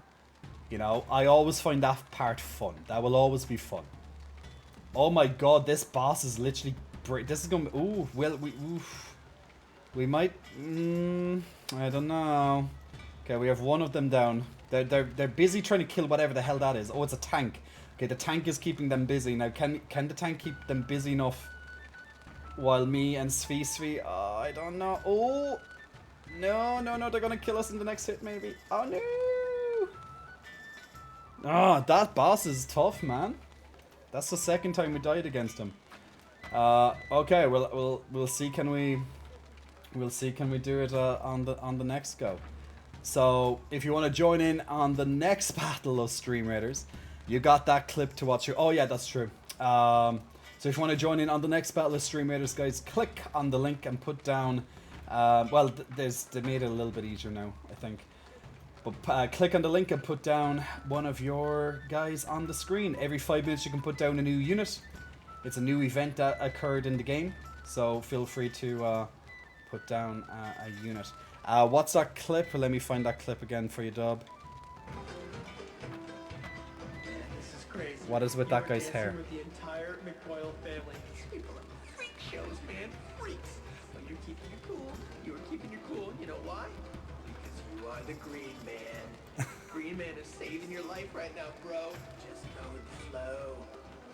Charlie, we've been looking all over for you, dude. Wow. Green Man, I knew you couldn't resist. Oh. What is this? It's all sunny in Philadelphia. Oh, Green Man on acid. Frank gave me some acid and it's like, whew. Hey guys. Guess who got Nice. Nice, Dub. Nice. Damn. Damn. Your top and symbol on the top makes it look vaguely like an old school S. Star Trek. Yeah, a little bit like the Star Trek, right, Dakon? I tried to help. I'm new on the Stream Raiders and don't have strong units. And I played for. Don't worry. You'll get them over time. But yeah, put in units on the Stream Raiders, guys, and we'll try and win on the next round. Okay, so I bet you don't have any festivals this big over in Paldea or wherever, right? I'm just gonna go ... because she's boring. Oh no! Guess it's so incredible. What? Oh no! Guess it's so incredible. You're at a loss for words, huh? Yeah, exactly. It's okay, Tiddy. Just ignore her. Man, these characters are awful, particularly that girl. She's trying to be Pneumonia, and she's just failing miserably at being her. She's just bad. I'll snap a photo so you can remember this amazing night forever. Give me your roto stick for a sec. Why do you want my selfie stick? I don't know why they're trying to push this selfie stick, because the phone floats. You have a goddamn floating phone. Why do you need a selfie stick? It's the most stupidest thing I've seen in a Pokemon game in quite a while. Come on, you two, scooch over. Come in closer. Yeah, guys, you have to scooch in closer to put the phone on the stick, even though it floats. Oh, you're stepping on my toes, sis. Oh, stop complaining. This will only take a second. Okay, you ready? Say Chansey. Chansey! I love how the animations, they actually chose to remove them all with a black screen. Classic. Now, that's what I call a nice festival vibe. Can I at least see the photo? The Festival of Masks is held so we can all honor the Loyal 3. That's actually a shit name as well to give legendary Pokemon. Loyal 3. The brave heroes of Kitakami. The Loyal 3 are the Pokemon that once protected this land from the Eagle Ogre, you know. We know. We read the stories. Most of the kids in town wear masks of the Loyal 3, like me. Did I mention there are heroes? Guys, I just can't. The dialogue is so cringely bad. It's like, it's written by a 12-year-old for a 5-year-old. That's literally how I describe the level of dialogue in this game. A 12-year-old wrote it for 5-year-olds. It's written for children. It's like, it's written for children who are dumbasses. Like, this dialogue is an insult to children. On the previous line, they mentioned there are heroes. And then she just happens to write it the next line or whatever later. Did I mention there are heroes? I know children nowadays have the attention spans of a snail, but give them a little bit more credit, for fuck's sake. This is so awful. If anyone ever rates a Pokemon game like this, like 7 out of 10 or something, they're delusional. I cannot see how any of these type of games are even worthy anywhere near 7 out of 10. It's just so bad. It seems written for children with memory retention issues. Yeah, it's like when, do you know when you used to watch? I used to watch a lot of series when I was younger, like Yu-Gi-Oh, for example. Yu-Gi-Oh is definitely one that I remembered quite vividly with this. But with Yu-Gi-Oh, if you ever sat down and watched an episode of Yu-Gi-Oh, maybe even Dragon Ball Z or something like that as well, particularly Yu-Gi-Oh though, you literally go and you'll watch a scene and then they'll do a flashback of literally that scene again. You know, like most of the episodes turn out to be like flashbacks of what just happened. So when you're in the middle of watching a fight and you're like, yeah, okay, like the flow is going really good, and you're like blah blah blah, and then they'll start just doing all these flashbacks of like the move that just happened, and you're like, I know, I literally just saw it, and like they have to remind you that they just did it. I know it's padding, but I know it is definitely padding, but at the same time it's like, come on. You know, it's so bad. Like, even when I was watching these TV series when I was like 10 years old, even I was like, oh, come on. You know? Brain rot, yeah. It's written for children who are dumbasses. The Pokemon Company knows their main demo and fully embraces that. Yeah, right? God. Yeah, the issue with Pokemon games is that they didn't age with the children who kept playing them. Yep. It's like if you think of, actually I have a really good example of that. You know Star Wars. Of course, everybody knows Star Wars. So when Star Wars first came out, obviously I wasn't born, but obviously, have you seen me? I'm not that old yet. But when Star Wars first came out, or if you started watching Star Wars, you know, even around the times of the prequels, you know, the audience that Star Wars started with, you know, it didn't grow up with them, unfortunately. Well, you know, at least unfortunately in terms of their original fans. But obviously the newer Star Wars, like the trilogy that came out and the current, all these little series and spin-offs and all that come out nowadays, they're catering for all new audience and stuff, trying to capture a new generation, which I can definitely appreciate. But the problem is that you're all, like, it's a very hard problem to capture your OG audience and then also try and cater to a new audience without insulting the OG. It's a very fine line to be able to capture, right? So I do have a little bit of sympathy for at least series like Star Wars on that front. But the problem is that you're trying to cater for people who have zero idea about the universe, and you're going to keep putting in all these references and Easter eggs that probably only the OGs or super fans or nerds will understand. But you put them in these brain-rotting shows, or even the Marvel, even all the Marvel series that come out nowadays, like, you know, superhero goddamn fatigue is definitely alive and well. But you're trying to cater for like people who grew up with these comic book characters and watch them evolve, and then you're trying to get in a new audience, but it's insulting the older audience and blah blah blah blah blah. It's a very hard line to get right. And Pokemon is kind of in the same thing. Like, us as adults, we all understand it's for children and for teenagers and stuff. We get that, but it's just so mind-numbingly bad, it insults everybody. You know, the only people who can appreciate this type of dialogue are literally dumbass children. And I don't mean regular children, I mean like the most mind-rotted TikTok children out there, which makes a lot of sense, which is probably why the dialogue is so bad. It's to cater for TikTokers. TikTok children, people who watch TikTok all day, every day. And not just children, obviously, but yeah. It's just mind-numbing, man. Yeah, that's why people call Dragon Ball Z the soap opera of anime, because it takes 10 episodes for the character to experience 5 minutes of narrative.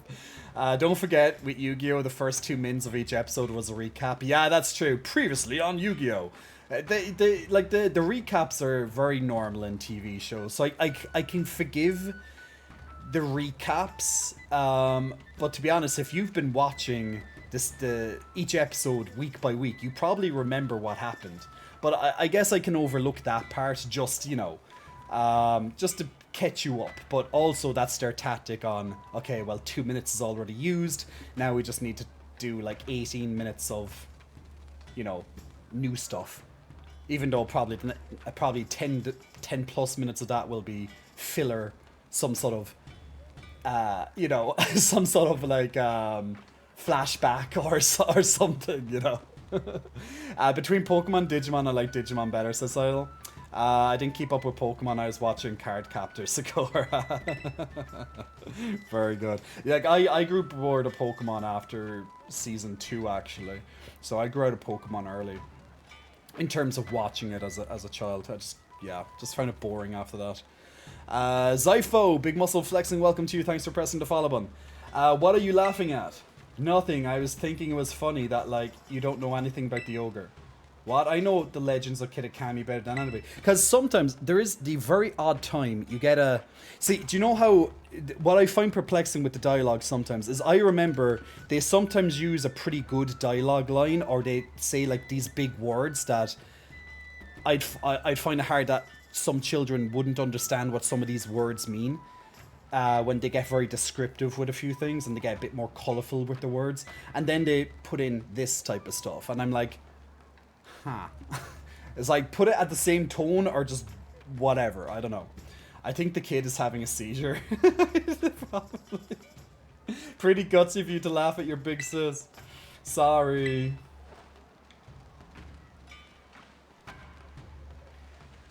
Kiki's still a little baby, so of course he thinks some kind of terrible monster's cool.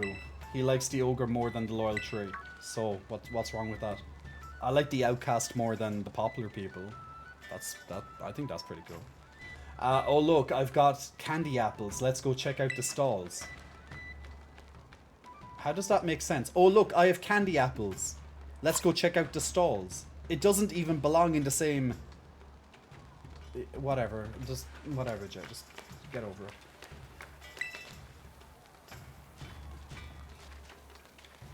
It's not that you had candy apples, it's that you're going to get candy apples.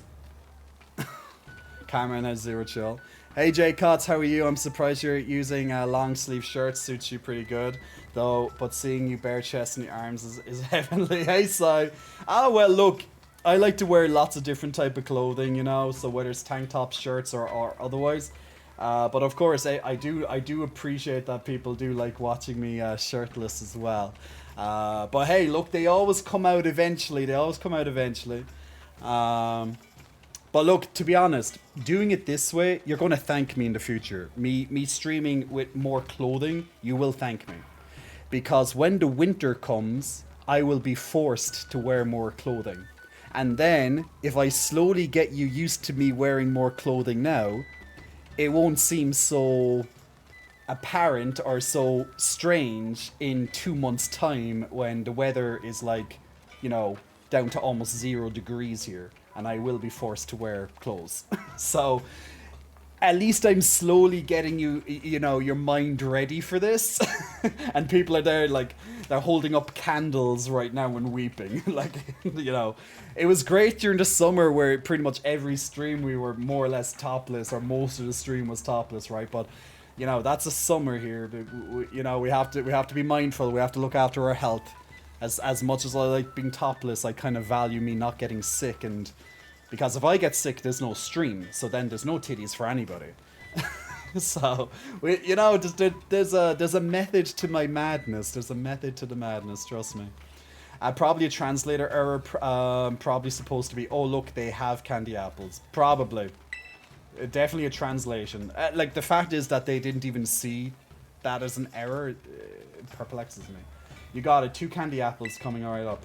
Like, I know back in the day, like, if you look at the early JRPGs, that was filled with translation issues. But that's, like, back in the 90s and early 2000s, where it was, you know, translating, like, you know, the teams weren't like they are nowadays, where you have, like, a dedicated third-party company, like, dedicated to translating and stuff. So, you know, translating issues probably are a lot more rare than, let's say, back in the 90s. Like, I'm sure we can think of many games with lots of examples of, like, bad dialogue or, you know, things that don't make sense or whatever. But nowadays, especially for, well, this indie developer, I guess since this is an indie developer, it's a little bit more expected. But calling Pokemon Company an indie developer is an insult to indie developers who make much better games than the Pokemon Company. All your base art belong to us. What game was that? What game was that? Uh-huh. Oh, here, Tiddy, you can have one. Yay. At least he's friendly, unlike that bitch of a sister. Grandma gave me some pocket money, so it's no big deal. Well, at least he's nice. He's a nice little boy. I love candy apples. You don't get to eat them every day, you know? But you can if you want. Grandma always just makes us mochi as a snack. Like, how would a kid know what mochi is? If you're not, like, Japanese or whatever. There's even a Pokemon in Kitakami that looks like a little old candy apple. Did you know that? What, the Appleton? Or whatever his name is? Hey, let's check that out over there.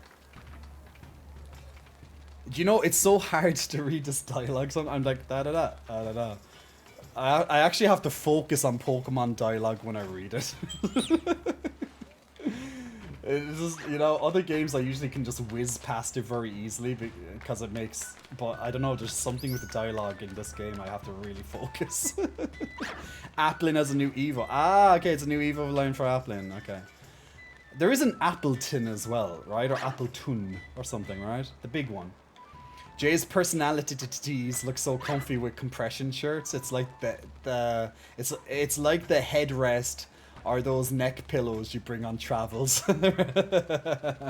Damn right, man. Damn right. I like the. I kind of like that, but what is with your legs? Why are your legs like this? You're so like she's so slow compared to the other animated character next to her. Ah man, like look, you see him jumping up and down very quickly. Well, he was. There he is. He's moving his fan at lightning pace, but look at this. Look at that. How slow it is. Then you see her going fast, and you're going to look at someone else who's like animated like, I don't know, so poorly. Like her. Like what's her? She's like... It's so apparent. I know, and that's not just how she is. That's literally her. It's an FPS issue. It's all over the place. It's so jarring. Like how fast he moves in comparison. They're fine. They're moving fine. But some of them are just like way behind. It's just so weird. Flapple, that's the one, yeah. I should say sheesh. Or shush. Shh, can you keep a secret? This is a selfie pose for when you want to be like secretive.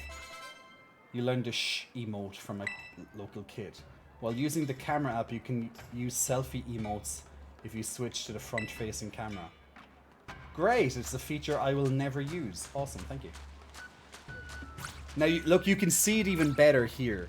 That all the differences in between FPSs is so jarring. And people will just like, oh no, it's fine. No, it's not. It's not fine. Stop making excuses for your shit game. It's bad. It's just bad. Just get used to it. You can't accept this stuff, guys. You have to complain. You have to go and give it like a fucking 5 out of 10 or something on Metacritic. You know, you can't allow them to just put out this bullshit, you know, and just be like, oh, it's fine, everything's good. No, it's not. Bad game. Bad company, bad game. If it was I really hope, you know what, I wish another company made these games and they actually were given time to create the games as well. Just think of what kind of games we could be playing. Just think. If they were just given the time and maybe a different company altogether, it could be incredible. We could be having amazing Pokemon games. But instead we are forced to have this subpar experience. Where the hell did that little boy go? I can't even see him. I actually don't know where he's gone. Am I blind? Little boy. What's his name again? The guy's name, Calvin or something? It shows him as Kiki. What's it, Kevin? No, I can't remember. Man, I don't. Is that? Oh, that's him. Is it? Is that him? Oh, it is. Okay, he blended in a little bit too easily with the environment. Can I ask you a handful of maybe a little too personal questions? I want to clarify that despite the tone of my questions, I'm not flirting with you. I just want to get to know you a little bit better, a little bit more on the inside person that beautifully on the outside. Sidebuster, feel free to ask, and I'll let you know if it's too much or not. Okay? Yeah, Applin is a Pokemon from Gen 8 that evolves into either Appleton or Grapple. Ah. Wasn't there another one called Flapple or something like that? Fapple. Oh, Flapple. That's the one. It's sad because there's quite a good bit of things the game does. They're just overshadowed by the midness. Damn right. Kieran, that's the one. Shit, I couldn't even remember his name, man. Step right up for a game of Ogre Ousting. So you'll want to have a go. Oh, this is the mini game. This is the new mini game. This could be fun. Oh, you're going to try it, Tiddy? I'll cheer you on from a safe distance. Of course you will, because I'm not going to animate you. You're up for a run of Ogre Ousting, huh? I did one just now. It was pretty easy for me, that is. Guys, why are they trying so hard to make this an unlikable bitch? She is so unlikable as a character. Oh my god. It's like the juxtaposition between like both of these. It's like, oh my god. Stop trying to be like an even worse pneumonia than a pneumonia. You cannot pneumonia more than pneumonia does. And she's already pretty bad. You know. And Miguel Views, Big Muscle Flexing, welcome to you. Thanks for pressing the follow button. Do you have a mate? I bet you have one, but let's assume for the sake of knowledge you don't. What qualities do you like to look for in a person to become your soulmate? I don't believe in soulmates, personally. I don't believe there's like one person that you're destined to be with. I think it's a really cute idea. So, I wouldn't call someone stupid or think negatively of them because if they think there's a soulmate. I just don't think there's one perfect person out there for you. When it comes to relationships are all about communication, and not just communication, but comprehension. Because you can communicate as much as you want with someone, but if they don't understand you, comprehension, then you can communicate all you want, but they won't understand what you want or what you mean. So relationships are built with a lot of time and dedication to that person or persons, I don't think there's one such thing as one. I don't think there's a such thing as the perfect relationship in terms that one size fits all, because there's people out there who will have multiple boyfriends, girlfriends, whatever, and it will work fine for them. There's other people who are monogamous, they'll have one partner, that's enough for them. There you go. There's other, everyone's different and everyone has their ways of what they could define as the perfect or relationship, or how a relationship works for them. Like I don't believe in monogamy, for one. I think monogamy is a big mistake, and it was passed down through generations of fear. And I don't think we should belong with just one person for the rest of our lives. Can that person be extremely... Can you love that person, be extremely intimate and want to share your life with them? Yes. But should you be punished if you want to, for example, adventure and see someone else, whether it's just a one-night bit of fun or a bit of dating here and there? No, I don't see anything wrong with that. But that's personal. Not everyone thinks the same as I do. But once again, it all comes back to communication and comprehension of what the rules that you set with you and partner or partners, or however you want to design your relationship. So I don't believe in soulmates, I don't believe in monogamy. And just because I don't believe in monogamy doesn't mean that I want to get with a new person every week. Hell no. Jesus Christ, no.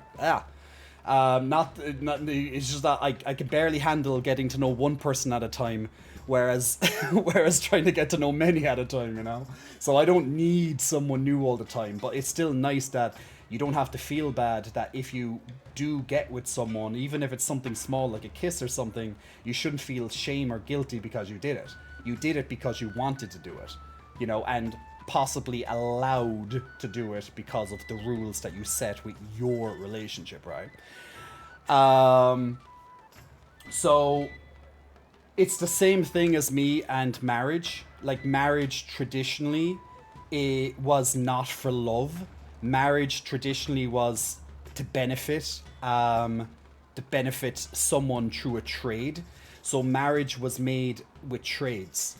Like, for example, back in ancient times, you married because someone might have been rich. For example, like, they had goats, they had a farm, they had land. You married so two families could, benefit. Marriage was there to stop wars. Marriage was there to bring alliances together, etc. It was never about love. Never about love. Nowadays, people think marriage is all about love. It's not. Like, at least traditionally, it's not. It only became about love in the past century or so because of the church and because of politics. That's the only reason it's about love.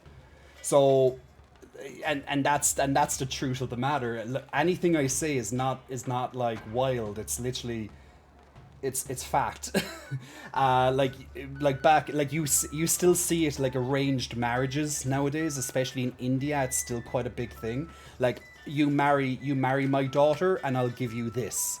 You even in Japan, it's very common that you pass your business on to the next son. But if you don't have a son, usually you'll marry your daughter to a man, and then he will take over the business. That's been a very common practice in Japan for a long time. So you still have instances of that stuff still occurring nowadays.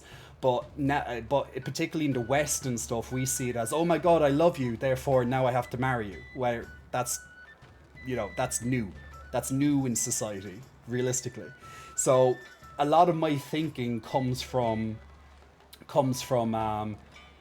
a different mindset. I don't follow a lot of the social norms, because social norms come and go. What's popular now might not be so popular in 10 years, 20 years. But neither am I a pure traditionalist either, because, traditions come and change as well. So I think it's whatever you adapt as, whatever you see as right, whatever feels right for you, is the way that you should go in life. So I don't want to get married. If I got married, it's not for love. It's for whatever benefits it is. Maybe some of it might be love. Like, I will love the person, but it's not for the sole benefit of love. It's probably for love and tax reasons. A lot of people get married because of tax. Usually, in most countries, you get tax incentives if you're married, as an example, or you get other benefits if you're married. So a lot of people marry because of that. Like, if marriage was such a huge thing, then please explain why divorce is at an all-time high. Because marriage is not the same as what our parents would have thought it was. And nowadays, especially with social media and dating apps and just the rise of digital media in general, marriages are more frail than ever, because it's so easy for us to think that the grass is greener on the other side, because, hey, I'm having a bad day with my current partner. Let's just go on to Tinder, let's go on to Grindr, let's go on to Instagram, let's go on to whatever app, and I can talk to someone else. People are becoming more cowardly. People are becoming less trusting when it comes to relationships and stuff. If you're, like, particularly if you haven't established a good foundation for your relationship in the beginning. So if you're afraid to talk to your partner about something, you don't have a good foundation built with them. Why are you with the person? That would be my question. Why are you with the person if you cannot talk to them? You should be able to tell them anything, especially if you believe you love them anyway, because they're the people who are going to understand. They're the people who will be willing to take the time to talk you through, or talk at least with you, about your feelings. Yeah? So anyway, coming right back to what you said, the main qualities that I personally like and that I look for in a relationship is someone who can communicate and be comprehensive with their feelings about their thoughts, about their wants. Physical attraction is extremely important to me, but it's not the most important thing to me, because beauty fades. Your body will change as time goes on. Sometimes you'll be maybe a little bit fatter, sometimes you'll be a little bit thinner, sometimes you'll be a bit bigger, sometimes you'll be a little bit smaller, sometimes you'll have extra grey hairs, sometimes you'll be losing your hair, sometimes your body will just break out into all these blah, blah, blah.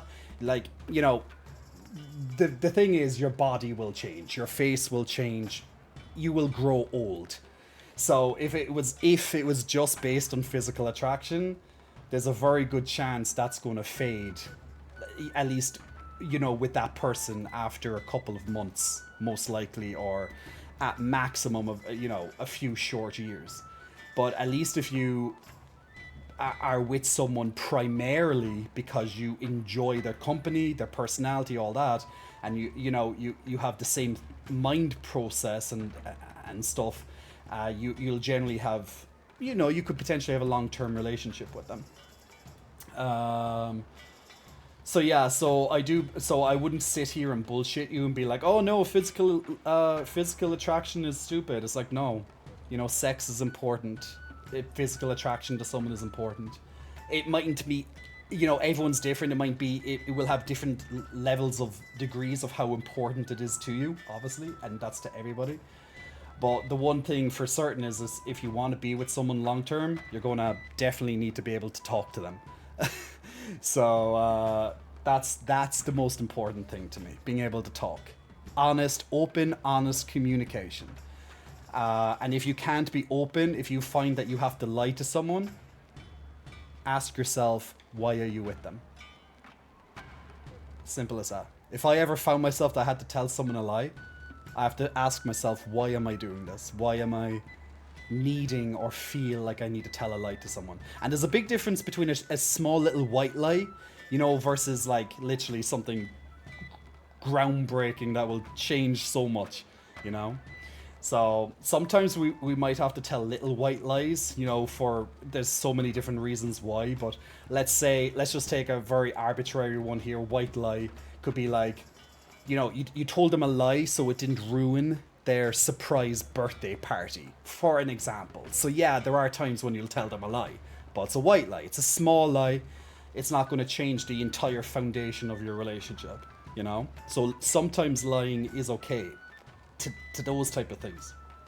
But if you feel like it's a big thing, you're hiding something because you're afraid of what their reaction's going to be, then you already know that person isn't good for you, or you fucked up so badly that you deserve them to literally roar the house down at you, and you should take it like a man and admit to your fault and be ready for the harsh punishment if they give you one.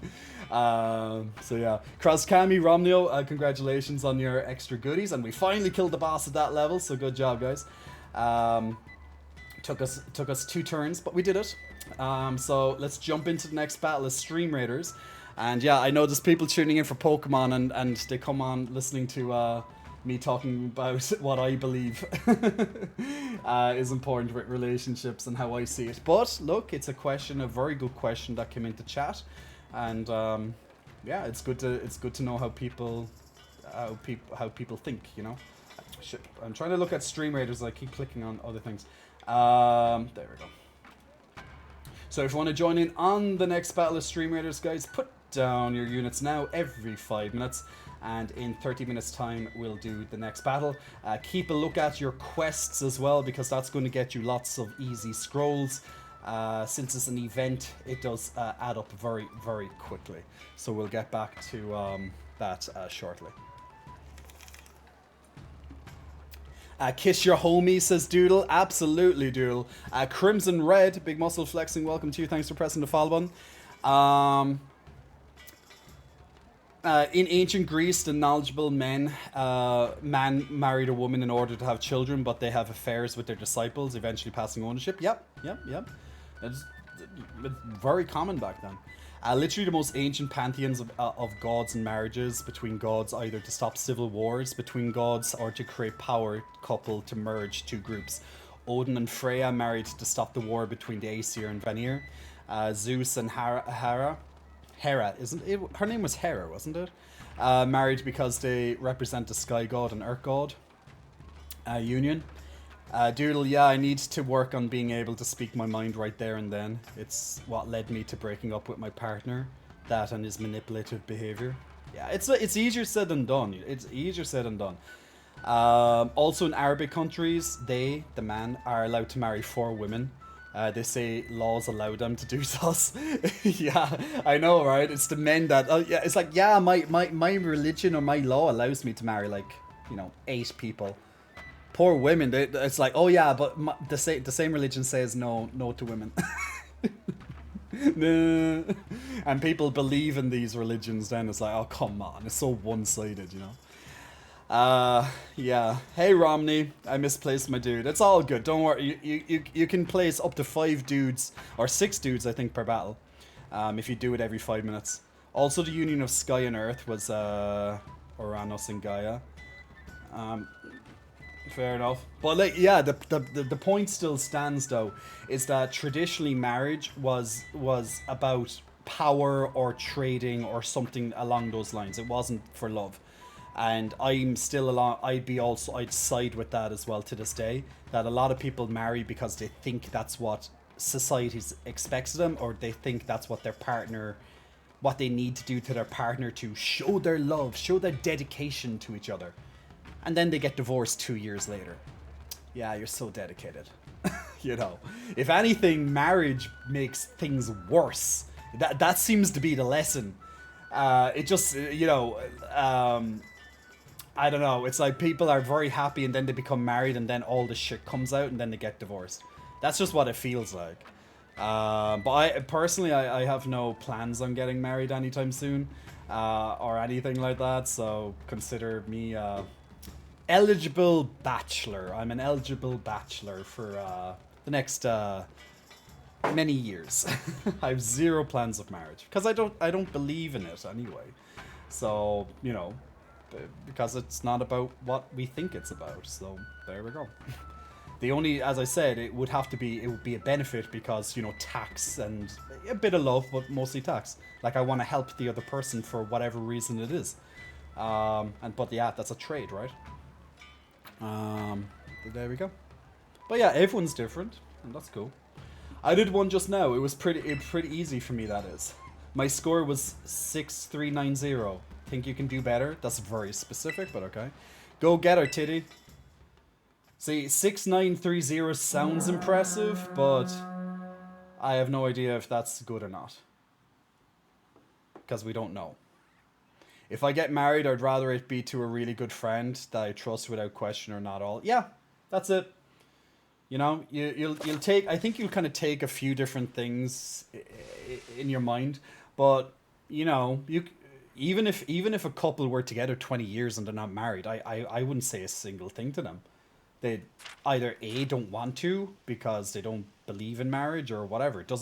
Marriage doesn't make you more committed to the other person than someone who doesn't.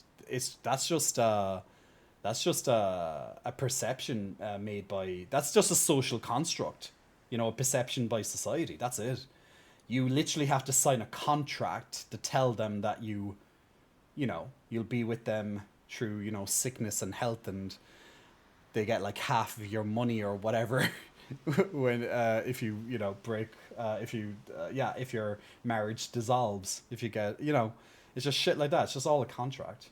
No wonder people feel pressure because they just signed a contract, whereas before there was no contract. Now there is a contract. There was a contract. It was a social contract between 2 people. It was a trust thing. Now it's like official. So yeah, that seems to mess a lot of things up. Maybe playing Pokemon shirtless is not too appropriate, but still, it's not too appropriate. It's not inappropriate at all. You can play games any way you want. Any way you want. If I get married, oh yeah, I read that. Okay, let me check this mini game, guys.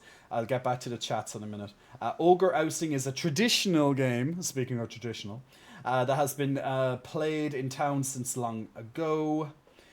Gather up lots of berries and bring them to the berry tables to try and earn yourself a high score. The playing field is dotted with ogre balloons in 4 different colors. Pop these balloons to collect the berries inside of them. Do different ones give different amounts or what? There are also 4 different colors of berry tables at your home base. Place one of your berries on a matching table by getting close to it and pressing the A button. Once you've managed to place the target number of berries on these tables, you win.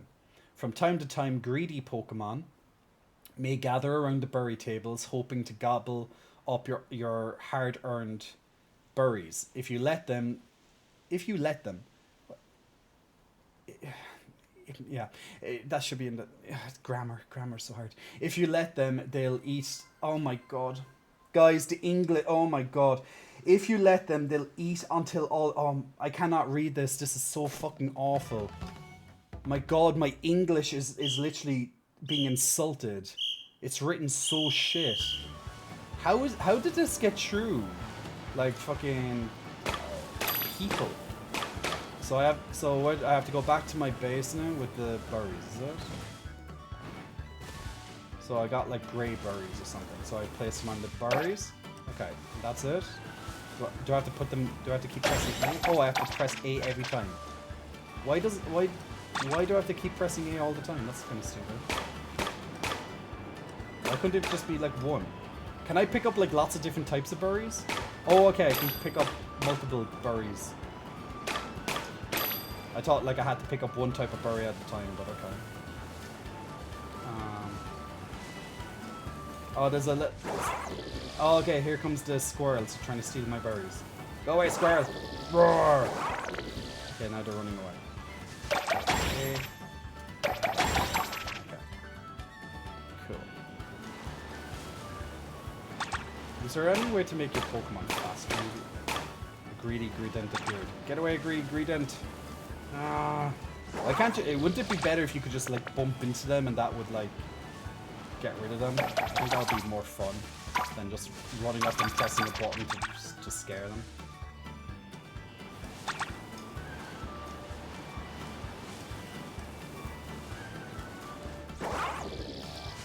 Well, at least it's different. It's just kind of.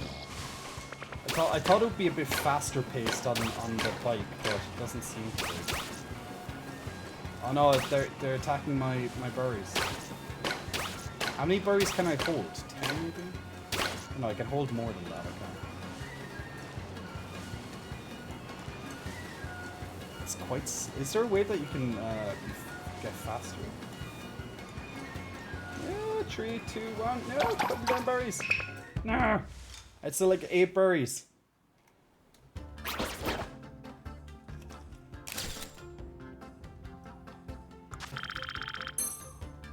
$164. Okay, that's a lot less than what she gave me. That what she had. She had like 6, 9 or something or whatever, and I was like, okay, and like 164. There must be some way to multiply your score or something, but okay, you can't even keep playing. Okay, you have to actually quit, so you're only allowed 1 go. Okay. Translators are even getting more lazy these days. Like like Ganko, that sentence should have been with the other sentence, but they put a full stop and then they put a comma after those words, and it doesn't make sense. It's like my English is literally getting way worse when I'm reading this dialogue, and that's why I find it so hard to read this dialogue, because there's grammar issues and there's just translation issues, obviously. Just want to say that I love your beard. Asterion Draws, big muscle flexing, welcome, and thanks for pressing the follow button, and thank you very much for the lovely compliment on the beard. Much appreciated. But yeah, like what the hell's with the translation? I think people that aren't married are more committed to those who are. Probably Sloons, probably. Let's see, you scored 164 points, so here's your prize. An EXP charm. Having one of these charms increases the experience your Pokemon gets. Okay, that's a nice little prize for that. I Carmine, reigning champion of ogre balloon busting. Oh my god, of course she is. Have Triumph. Oh my god, she's so annoying. I really want to have another go to deliver a crushing final defeat with a killer score, but I don't have much pocket money left. Okay, so you are the champion, but you're also broke as fuck. Okay. Okay. Well, we found out your weakness. You're poor. Kiki, you go serve Tiddy a sound defeat for me. No. What's that? You're taking side of an outsider over your own sister? That makes me so annoyed. But why? She already won. Okay. Oh, sorry, she's causing such a scene. Don't worry, I'll deal with her.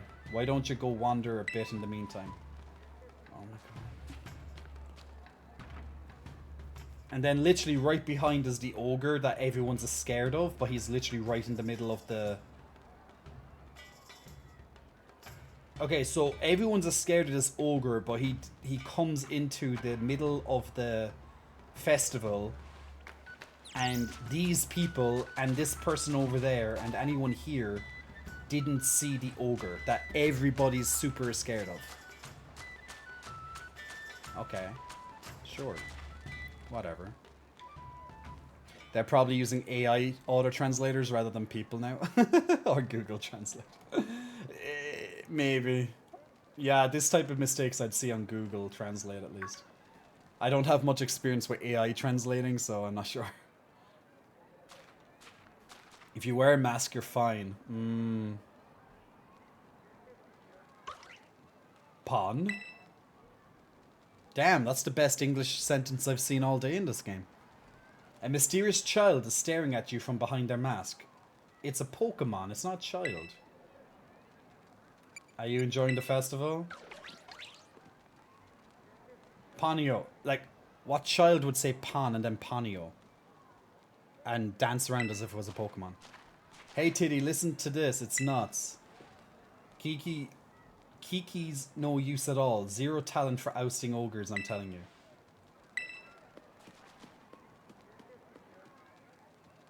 Hey, who was that? She just came up, saw you talking to some little weird thing, and she didn't even question it. She just was like, okay, let me tell you this thing. Then it runs away and she's like, who was that? Man. Okay, I can't even... Wait, can I get on my... No, I can't. Man. Like, why give you a Pokemon you can ride on when this game doesn't let you ride on it? A lot of the time. Oh my god, and I can't even go over there to collect the ball. It actually throws me back if I try to. Oh my god. Hey, Ash saw Ho-Ho and Lugia with no one else seeing them, even though they're huge and fly. Hey, new kid, that goes for you too. Oh, they're trying to actually do an animated cutscene? Wow. Oh no, its mask fell off, and now we can see it's a Pokemon.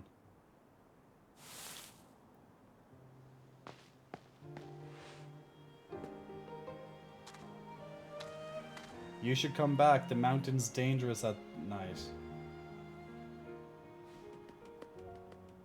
Yeah, it doesn't really look like a scary ogre, to be honest. I think people were making up some stuff.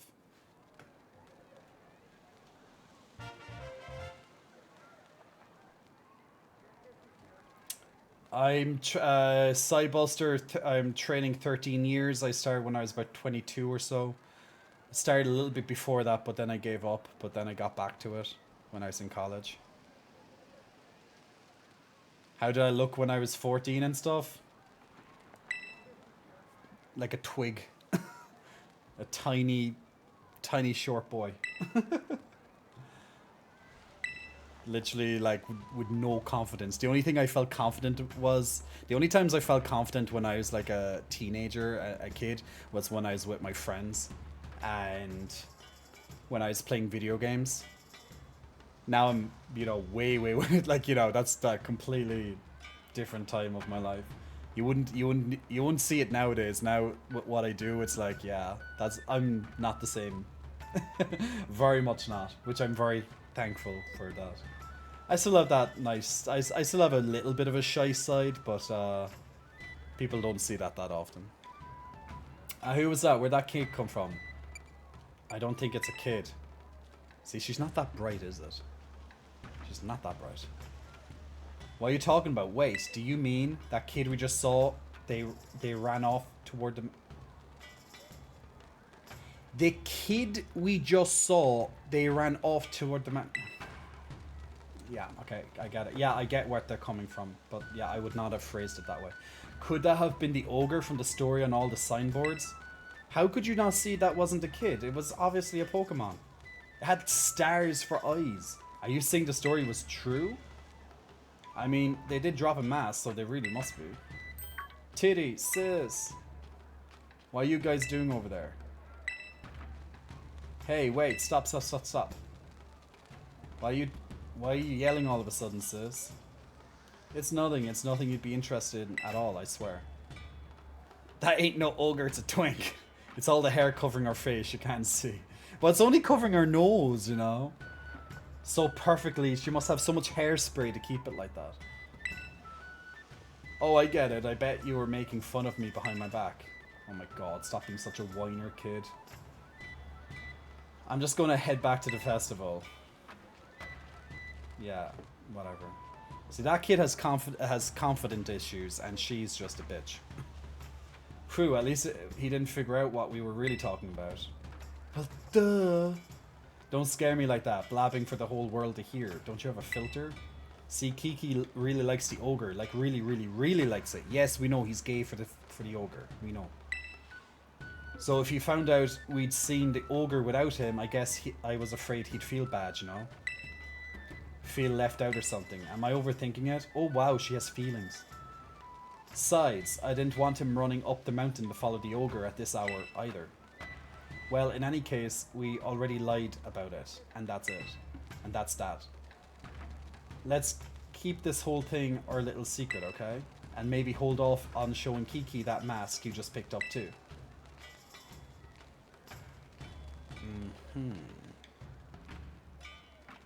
Imagine you're one of the main characters in an RPG. What would your stats be? What would your traits of personality read?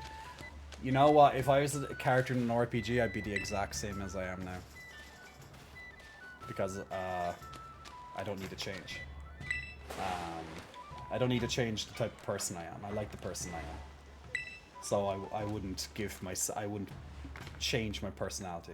Oh, I can't go up the mountain either? Oh my god. Game, seriously? Okay. At least I can get... Oh my god, I can't go over because I'm gonna... Oh my god. I can't even get the Pokeball thing because I can't... Yeah. I have to stay on their track. This game gives you an open world and does not allow you to explore the world when it doesn't want you to. It's just like... I know games do this quite often, so it's not just a Pokemon issue or whatever, but like... You can't even veer off track like a tiny little bit. Like a little bit. Just to collect an item. They stop you. It's like, no, you must stay at the festival. It's like literally right there.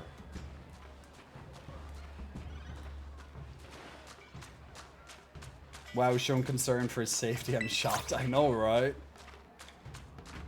But yeah, I can't tell you what stats I choose because I don't know what stats are available in this RPG because every RPG is different. So I couldn't tell you. But personality-wise, I wouldn't change that. I like my I love my personality. Because, you know, a lot of people, like, they kind of see a muscle guy and they all like brush every muscle guy under with the same brush. It's probably because you got hurt by a muscle guy. That's usually what it is. You got hurt by a muscle guy in your life, therefore you don't like muscle guys. Or all muscle guys are the same. Either you personally got hurt, or a friend got hurt, or, you know, they annoyed you in one way or another. I don't know, like you saw them in a movie or something and then you all think they're all the same, you know, when it's not. Then you see someone like me and I'm very much different from, let's say, the typical muscle guy, you know, because, yeah. I just am. And I love that. I love proving people wrong. I love going against a stereotype, you know? There would have been times in the past I would have followed the stereotype to a degree, but you know, oh my god, I can't go anywhere off track. But the more I mature and stuff, the happier I am that I'm not the stereotype. People who look at you on like social media and stuff, if they only see photos and a couple of things, yeah, they're going to probably assume that you're all the same. I get comments like that every so often. I'm like, you don't know me. You don't know me. You know, you don't. But yeah, it's usually people who got hurt by a muscle person. I avoid all boys named Philip, no special reason. Like, I remember there was this girl, like, this, you know, well, at least she identifies as a girl. Well, 30s, but yeah. And she misread something I wrote, like, really, really wrongly. Like, she completely misread it, so she went off on a little rant on Twitter. And she hasn't replied to me since I fucking owned her in the comments after it. You know? I love sometimes doing that. Sometimes I'm like, Jay, just leave her alone. She's a stupid bitch. Just leave her. Then other times I'm like, do you want to flex? Do you want to flex your muscles on this one? Do you want to put that bitch back into her place? And that's usually it. Put bitch back into her place. Ignore. Put her back into her place. Ignore. And that's usually the kind of thought process you do with online. Usually I just move on. I'm like, whatever. That's energy loss for me. You know, debating or arguing with people online, it's, you know, it's such an energy drain. So usually I try not to do it, but sometimes I'm like, you know what, I'm in a special mood right now that I just want to, you know, I just want to flex and just put you back into your place, because that feels great when you put someone so back into their place. It's great. That's just how sometimes you have to do it. With regard to personality traits, what percentage macho queer? I don't identify as queer. I don't identify as macho. Yeah. See, Cybuster, you're putting too much emphasis on boxes, on titles. I don't like too many titles at all. I don't identify with queer. I don't identify as macho. So yeah, yeah, when you like, the brain works better for lots of people when you can label them and put them into boxes. It's so easy just to put someone into a box when you think, oh, that's who they are, that's it. You know, but if you just live by constantly typing people, oh, this is this type, that's that type, you're not gonna really learn more about the person when you just type them all.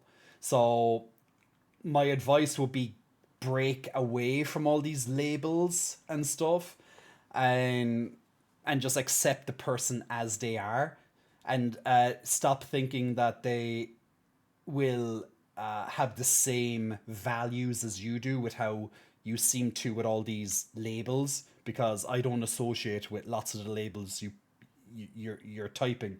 I appreciate you're just trying to find out information. I completely appreciate that, but it's very not me. So hopefully that helps with information. I think it's just wrong to typecast people in general. Like, as I said, it helps our brain to put people into boxes. It helps us identify things. I completely get it. I do it as well. So I'm not perfect by any means. But if you go, oh, he's macho, he's not. Like, what are you saying? If he's macho, what does that make him? What, you know, what else is there to him? You know, oh, he's macho. So what? I don't give a shit that if you're macho, if you're or whatever, you know. There's way more to a person than, oh, are you macho? Are you queer? Are you, you know? There you are, Tiddy. Just because we didn't agree to meet doesn't mean you get to keep me waiting. How does that... What? Whatever. So, yeah, see, I wanted to talk to you in a bit. I wanted to talk to you a bit. You haven't told any about the, the thing that happened yesterday, right? Like, why are you talking to me about this in the middle of the street where people might listen? And oh my god, those hoot hoots down over in the corner, look how awful the FPS is on them. It's absolutely ridiculous. You haven't told anyone... No, I haven't. You better not be lying. If I find out you blabbled, I'm gonna make you swallow a coughing hole. Damn, she has some serious anger issues, man. What's up with this bitch? Yeah, I know. Vulpix as well. You still have that thing we picked up at the stairs, right? The mask? My grandpa knows a lot about the village's history. We should talk to him about it. No, the Vulpixes were in front. The Hoot Hoots were in the back. I'll show you there now whenever this lets me. Let's show Grandpa the you know what.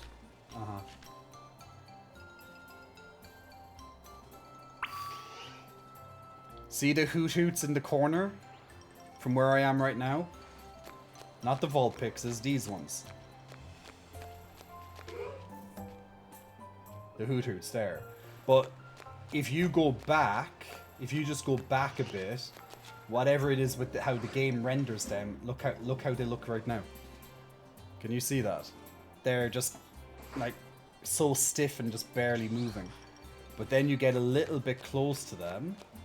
Well, closer to them, and they start moving, you know, a bit more fine in general. Well, they're very stiff still because, you know, animation, but at least when you're looking at them, it looks like they are moving a bit, but way back there, it's way off.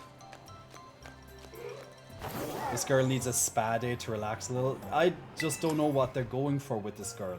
Like, they're trying to make her like your rival, but at the same time, they just make you hate her so much that, like, why would you even associate yourself with her? Like, if this character was a real person, like if your character was real, you would not be hanging out with this bitch. She's obviously psycho. Well, a sociopath, probably not psycho. Sociopath's probably more appropriate. Like she was like almost threatening to, you know, throw, you know, silence us because if she found out we blabbed, you know. Jay, what's your favorite game of all time? Personally, mine is the Mass Effect series. I cannot wait for the next release. I wonder if they will, when or if they'll release another Mass Effect. I don't know what my favorite game of all time is. You know, it's, I don't know. I really don't know. Good morning to you, Tiddy. Like, I have lots of games that I love, but I don't know what my favorite would be. Like, and happily I have lots of different genres that I'd have. I'd probably have to go to, like, each genre and be like, oh, that's my favorite one from all these ones. But, I don't know. It'd be so hard to just say what my favorite of all time is. Like, at one point I would have said, like, my favorite series would have been, like, Final Fantasy, and now I look at the latest Final Fantasies and I'm like, bleh, you know. So it's like, I don't know. I can easily tell you what my favorite movie series is, but gaming, quite tough. Hey Tiddy, good morning. He's awake, huh? Want to go see the last signboard? Kiki, go find someplace else to be. Jesus, she has an attitude, man. Tiddy's got business with me. Wow. And she's literally shaking in anger because her brother just wakes up and says good morning. Wow. No wonder the poor guy's like, you know, has such confidence issues. Seriously, he's spending all this time with you. That's so unfair. You can be such a jerk. What'd you just call me? What's his deal? Kiki should know better than to talk back to me like that. It's called he's getting sick of your shit. That's enough, Carmine. Be kind to your younger brother. Exactly, father. Exactly. You tell her, Dad. I was being kind. Sure. It's not like I hit him or anything. Oh yeah, because being kind. Okay, so basically what she thinks is kind is when you don't hit someone. It's not about the words you speak or the tone in which you speak those words. Okay, it's not that. It's the measure of if you physically hit them or not. That's literally what she thinks is being kind or not to her poor younger brother who has lots of issues. Ooh, we have a nice big army for Stream Raiders, so let's own this one. Oh. Police. Police! They're on the way, they come to get me. I hope my last question with macho categories didn't uncomfort you. Oh no, they don't uncomfort me. I just don't think it's necessary to typecast people that way.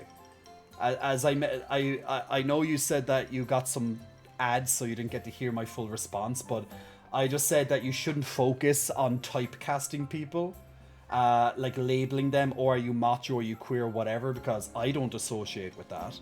So, you know, just how it is. I just, you know, I appreciate that for our brains, it's easier to be like, oh, he's gay, he's straight, oh, that's a girl, that's a boy, that's a, you know, it's easier when we label, put titles on people, put them into boxes. It's just easier for us to comprehend some things.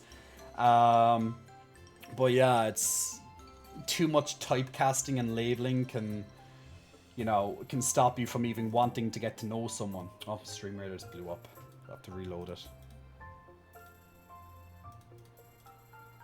There's too much emphasis on, like, what people title themselves as. I don't feel the need that people need to title themselves, you know? Like, just be yourself. And whether you're macho, whether you're described as macho or whatever, so what?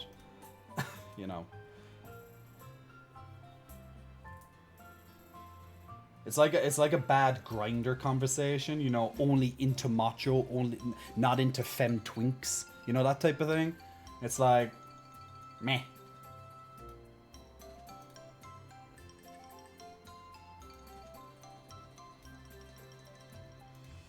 Alright, next battle for Stream Raiders is up and ready to go, so feel free to put down units. As always, keep looking at your quests as well, because you'll get lots of easy gold. You can use your gold in the store as well, or you can use it to level up your units. But if you go into the store and go to scrolls, or else even bones or keys, if you pick up those, you can get lots of extra units. Particularly, you can get units to... so scrolls, think of scrolls as experience. So once you get enough scrolls, you level up the character.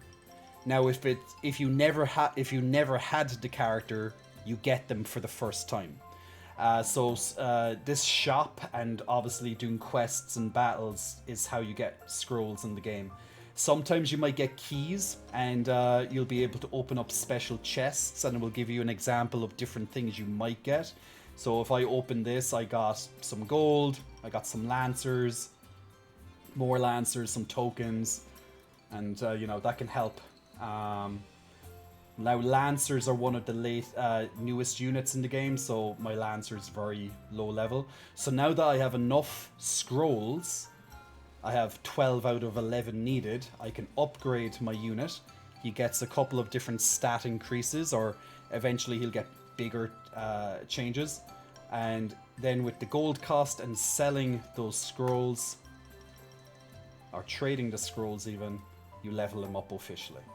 And that's pretty much it. And then you can keep doing that for all of the different characters. You can also get different skins, and you can change how your characters look in the skin store.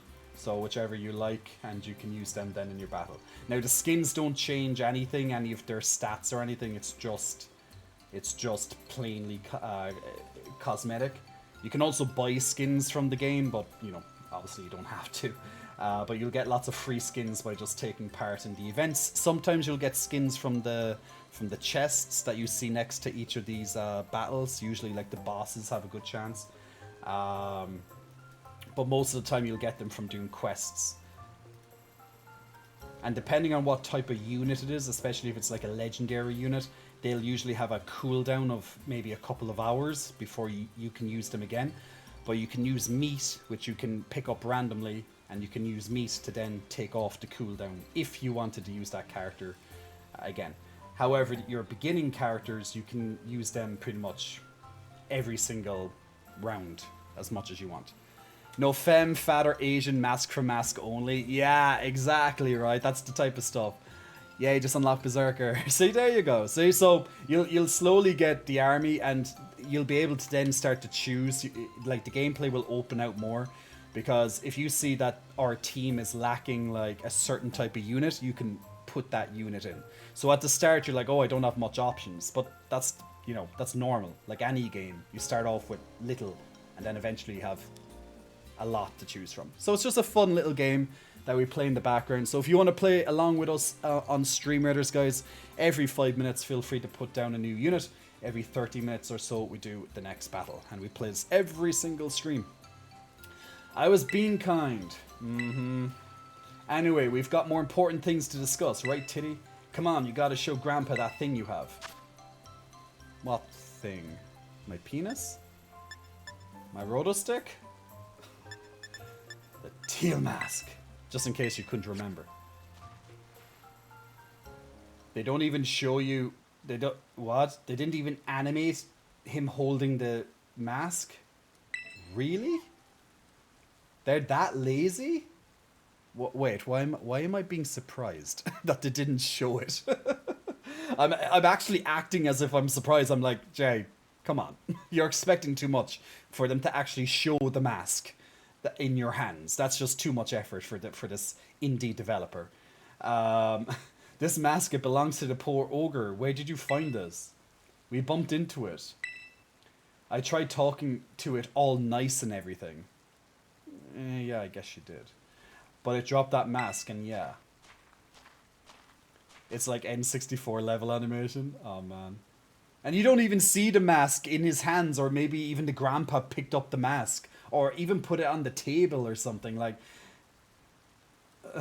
come on, continuity, like I typed lower expectation by 90%. Reminds me of Ocarina. Good. Oh, like, come on. Don't put. Okay, I understand why you remind it, but do not put this game in the same category of the legendary Ocarina of Time. Yeah, yeah. No. Did I finish Zelda? Yeah, I finished. Guys, when did we finish Zelda? Was it back in like June or something like that? Or was it June? No, it came out. When did that come out again? I don't know. We finished it. Whatever. We finished it before the next game came out. I think yeah, it was Final Fantasy 16 after Zelda, right? We finished it just before Final Fantasy 16. So that was June. Yeah. Long time ago. The games are just like next one, next one, next one. Oh my god, Resident Evil's coming out as well, isn't it? What day? I think it's the 21st or something, right? As in the Ada. We'll have to play that as well, guys. We might have to take like a one night break of playing Lies of P just so I can see the new Ada story in Resident Evil 4. I think we can appreciate a quick look at that. You know, I never thought I never would have thought the ogre would be still gracing our festival with its presence. And Mirage Strike, Big Muscle Flexing, welcome to you. Thanks for pressing the follow button. I'm fading away with my lovely cool top. Plus, you were spoiled by Baldur's Gate 3 and Halcyon. I was very much spoiled by Baldur's Gate. Very correct. Sup, MacFriendlios. MacFriendlios. Love it. How are you, Mirage? Having a good day? Huh, what do you mean still? I thought the ogre was a scoundrel that attacked the village. He lied. I suppose it's time I told you, Carmine. I lied. You see, the truth of what happened with the ogre is the other way around. Dun dun dun. The other way around? What do you mean? You should hear this too, Tiddy. You also met the poor ogre, or Ogrepon, as it's rightly named. Dun dun dun. Let me tell you the true story, as passed down through our family for generations. Oh, the mystery. The plot thickens. Talk to Carmine's grandfather. Literally, they didn't want to continue. Why didn't they continue on the scene? Why? Why did they exit the scene just so then I had to talk to the grandfather? I don't know. No, not putting them in the same category. I'm just pointing out that this game is using animation shortcuts like Ocarina did 26 years ago. Fair enough. Yeah. Okay. Understood. Tired as usual. Insomnia crash. Oh no. Man, you're talking to the #1 insomniac. Well, not anymore. Past. That's past present. You are... Wait. You are talking... Yeah, you are talking to what... Yeah, you are talking to me... Yeah, I don't know how to phrase this. My brain is tired. My English is gone. This game has ruined my English. You're talking to it like an ex-insomniac. That better? Yeah. Shocker, not really. Kind of guessed this. That's Ganko. Ganko is intrigued by the story.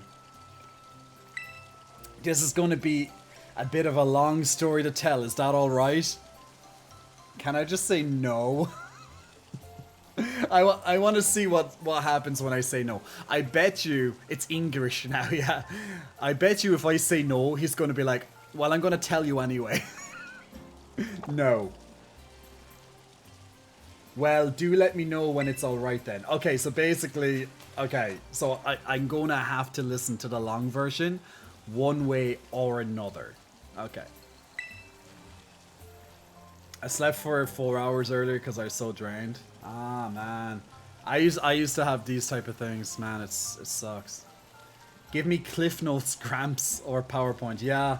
Guys, I think I'm going to have my smoothie while I, like, literally I'm reading this. So, give me like 2 minutes or whatever. I'm just going to take a quick break because we're in for a little bit of a long story according to the game. So, I'm just going to get a breather because I'm going to need it. So, give me 2 or 3 minutes and we'll be right back. Selena! Big muscle flexing. Thank you, Selena. Thank you so much for the Prime Gaming subscription. Thank you for helping support the stream. Enjoy the 0 ad breaks.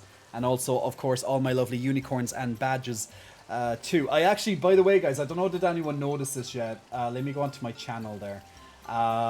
I don't know if anyone noticed this yet, but I've actually updated the underneath here because before in the past I used to have like 4 or 5 different panels dedicated to subscribe. So what I did today is I actually combined them all together in my own little way. So I put all the, well, I couldn't put the animated ones in it because, yeah, but I put all the badges together in just one picture, and then all of the current. I can always update this again when we get more emotes in the future, which we need to do. We need to get some more emotes. So yeah, so I just thought it was a nice, cool way just to do a little bit of graphics, just putting them all in together in one image instead of, you know, it cleans up a lot of what was down here, you know. And then I just changed around the buttons just to put me, because now you get to see me when I'm not online if you want to look here. So this is my link tree, this is of course tipping, and this of course is the person training. So it just looks, I just think it looks a lot tidier than what it used to be with everything everywhere else. So yeah, so little updates. I just noticed the different tiers. Usually I'm on mobile. What are they? Yeah, so the different tiers. So basically with the tiers is that now that you subscribed, for example, Selena, you get the first one here. So if you look if you look next to your name, you'll even see that you'll have like a little unicorn. So this is the first tier. And then they bump up the longer you say that every time that you subscribe into the future or whenever. So the longer you're subscribed, you'll bump up in the type of badge that you'll get. So this happens over a certain period of time. But all the emotes you get access to right away, including the animated ones. So yeah, but the badges, they just upgrade over time, every couple of months and stuff like that. So yeah, nice little stuff.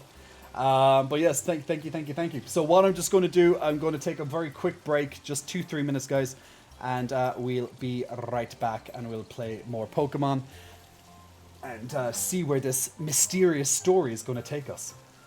Probably not very far. But wait, sorry, Unreal 5, not 4. What's that?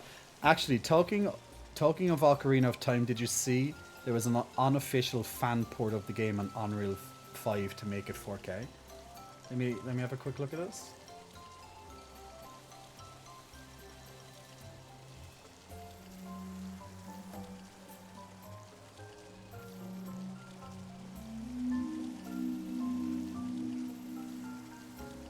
Oh wow.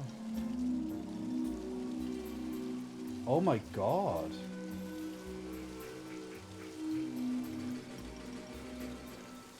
Oh my god. Oh my god, that is so cool. It's little Linky. Oh, I love it. That is so cool. I'm intrigued. And of course I have Navi. I kind of hoped they may have like deleted Navi from the game. Or, well, maybe not delete, but just make her not talk a lot. That would be very useful information. I'm just going to turn down the music on in the background here.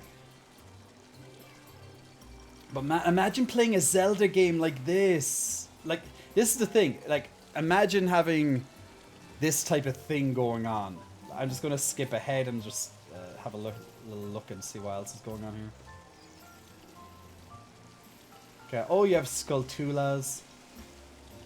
Little spiders. Navi's looking at him. Okay. The leafage, the foliage here is pretty cool. All different leaves. All the noises. Looks really good. Oh, look at him even aiming a slingshot. That's cool, man. I found that looking for a game to write up and was ready to go nuts with this until I found out it was an official game. It's playable, just not official. Like, fully playable? Really? Wow. That looks really impressive. Like, oh, like, and I don't know, is it like a team that made this dub, or is it like one person who has, like, you know, some serious skill? Well, even if it was multiple people, they have serious skill anyway. But look at that. And Matt, like, people would go nuts to be able to play a game like that. Like, such an old game brought back and just like this would be like a remaster done right, you know. Nintendo will never do this, but you know, because you know they give us Pokemon games, you know. they can't do this. Yeah, I'll send you the link. I think it's a small group of it. Man, that's so. Is it the full game, or is it just they only have like little parts done so far? Seriously, like that's oh my god, look at the water there.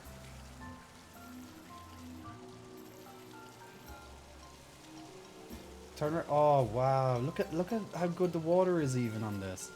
Like Unreal Engine 5, man, is such a cool engine. Like it kind of makes you think about the whole Unity fiasco that's going on at the moment, right? And then you have this engine as well that isn't as greedy as, let's say, Unity is. And it really makes you think, right?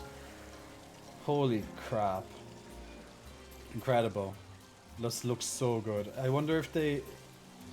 just looking at Lincoln, just looking at Lincoln so good. And look at the lighting effects coming in from the outside of the Deku.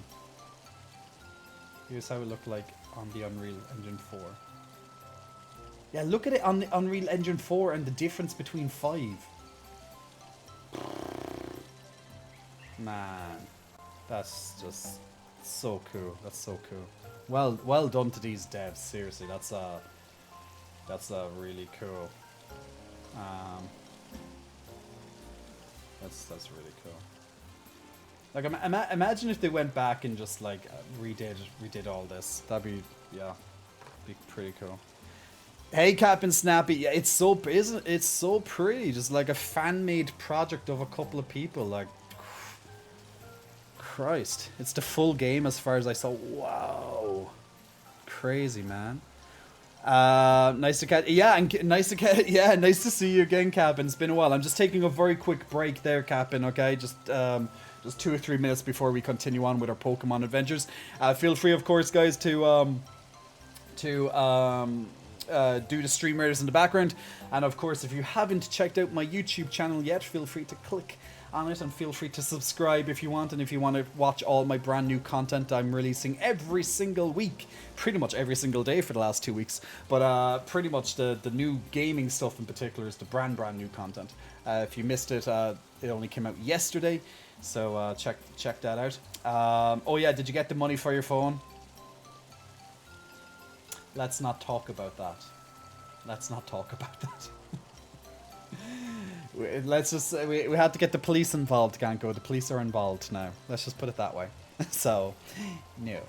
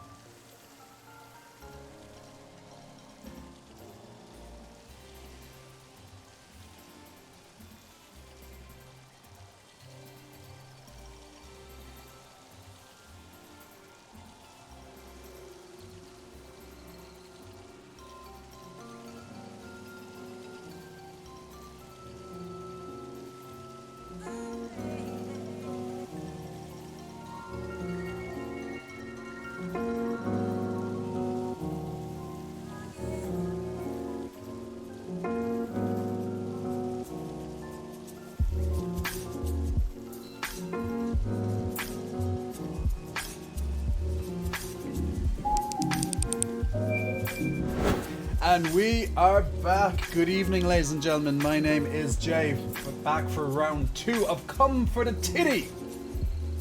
Stay for the personality. I hope you're all keeping well. Twins are out. We are here. Smoothie in my hand.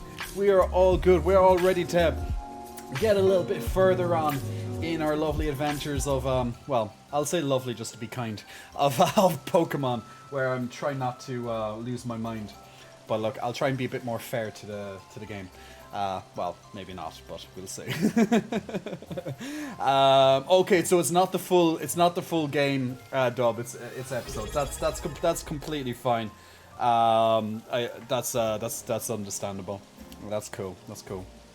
Well, look, that'd be a massive project. If that was the full game, I'd be like, like, how much is it? Like, you know, man, that's gonna be so cool. Good job. Well, could have been worse. True. True. Absolutely true. Phantom Frost, big muscle flexing. Thank you, Phantom. Thank you so much for helping support the channel, my good man. Enjoy the ad-free content. Getting the unicorns going on up there, and also all those lovely unicorns down there. They're all yours. But thank you so much for your Prime subscription, my good dude. Much appreciated. Let's jump onto the other screen. Yeah, that's the other screen right there. That's the other screen.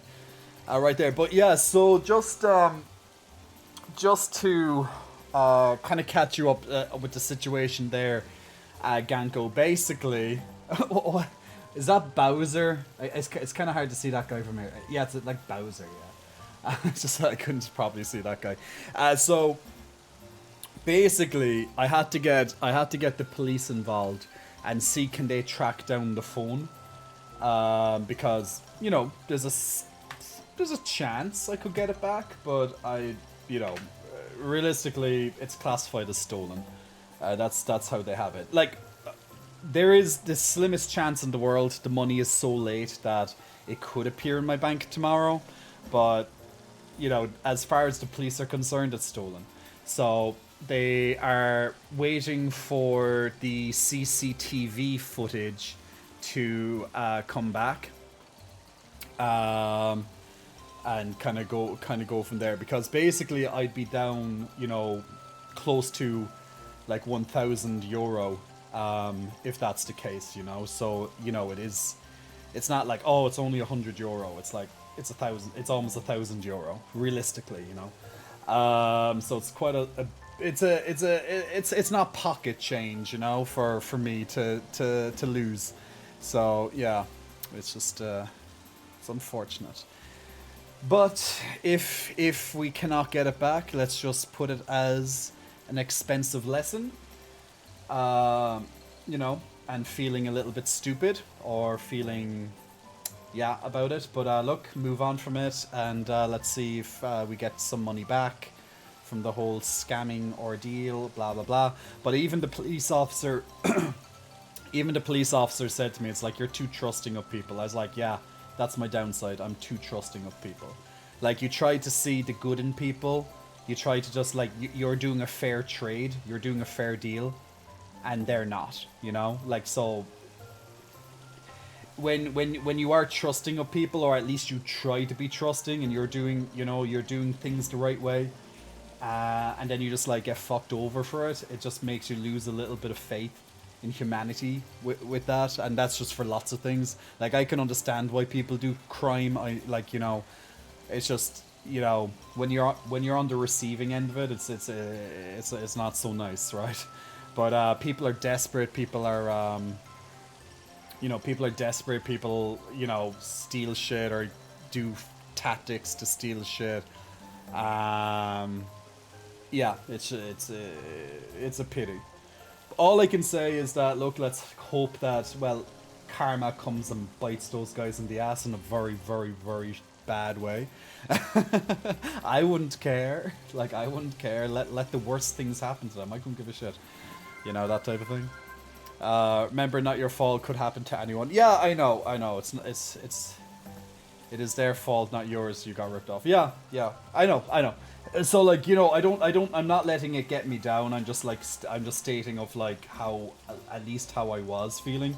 But look, let's hope at least the police are actually trying, because they have been in contact with me already about it. So, you know, at least it's not just one of those reports. They're like, ah, yeah, and just leave it at that. They're actually following up when they can with me. So there's that. But yeah, man, scams can happen to anyone.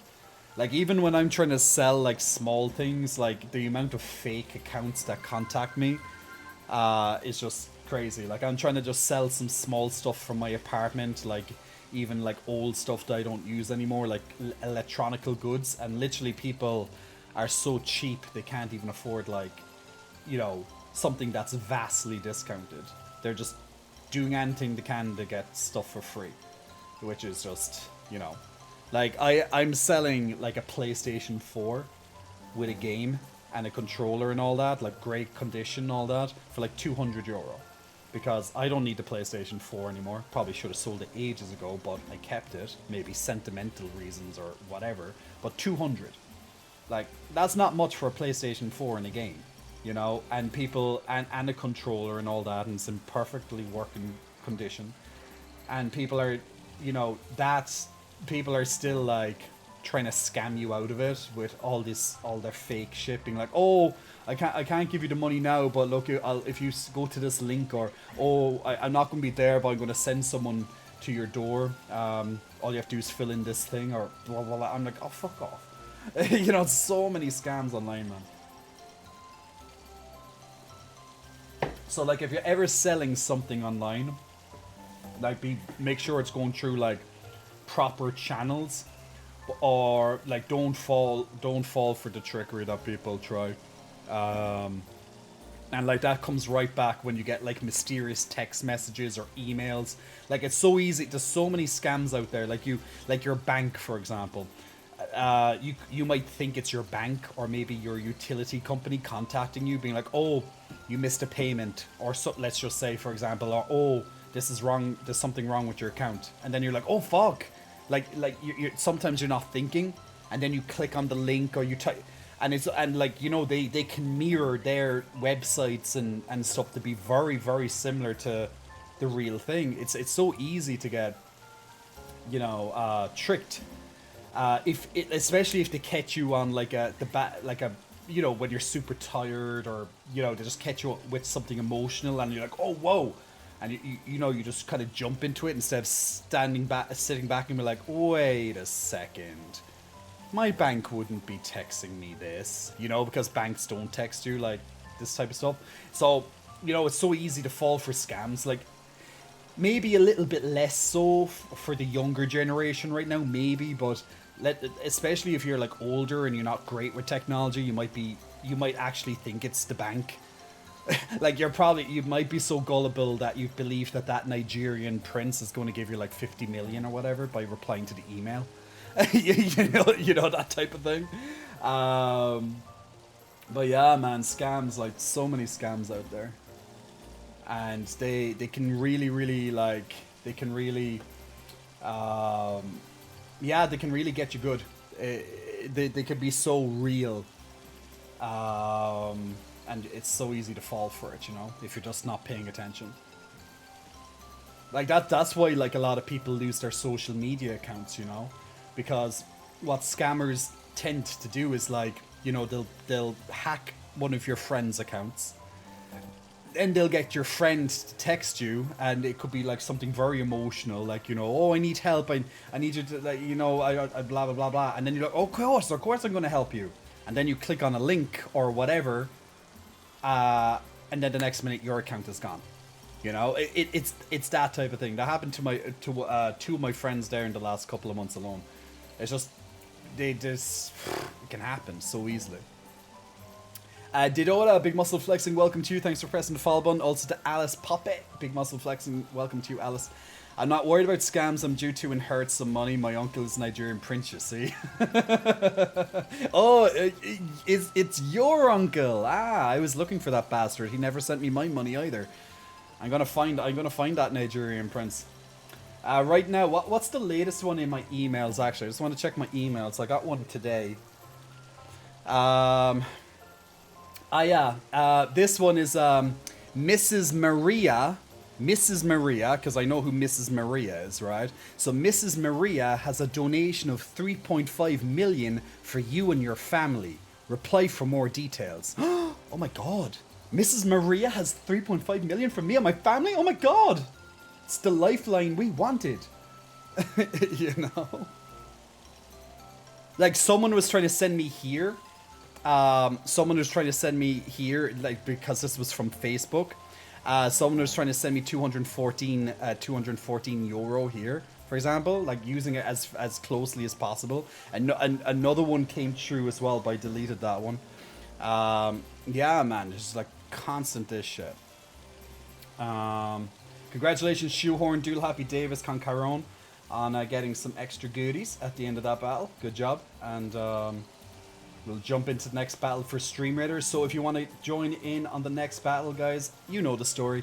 every 5 minutes, feel free to put down a unit, and every 30 minutes, we'll do the next battle. So feel free to put down your units now. Yeah, I've had a text from the government about my taxes not being ordered a while ago, which probably for some folk would send them for a loop. Yeah, definitely.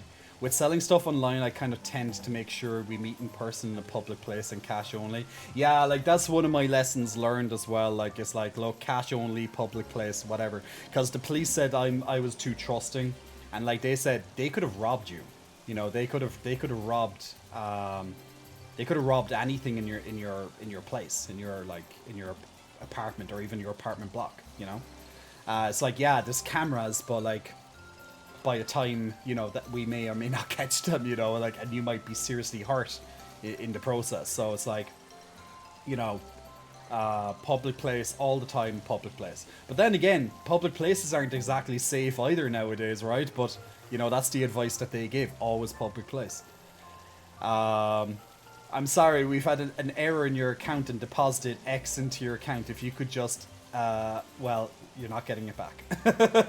Exactly, right? Oh, man. If the bank gave me, like, money by an accident, I'd be like, I never saw your message asking for it back. What are you on about? I'm like, time I got something good in my life, right? I've had fake texts coming in from people I don't know. Scammers are everywhere. Man, yeah. Like, everywhere, man. Everywhere.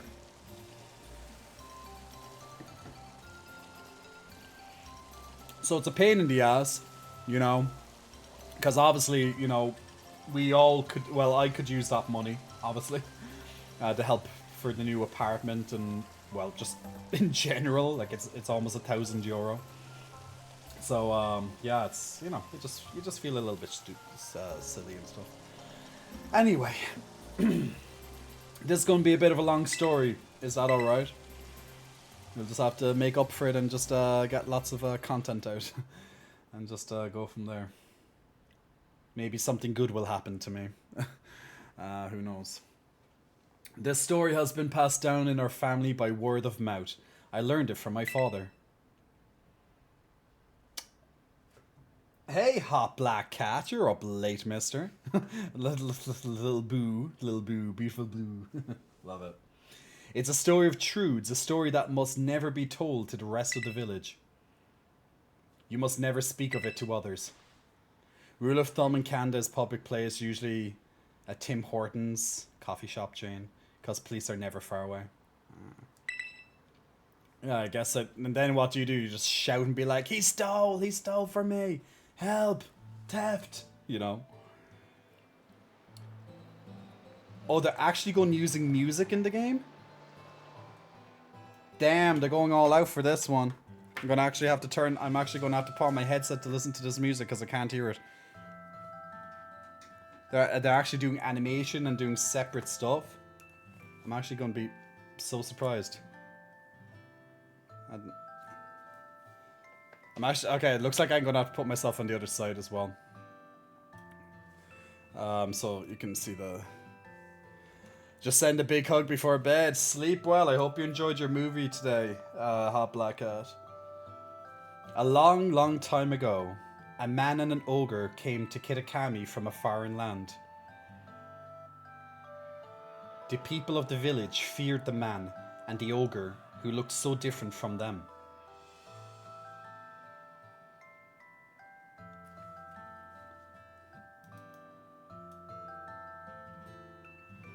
And so they refused to let the travelers come anywhere near the village. The man and the ogre were saddened that the villagers did not welcome them.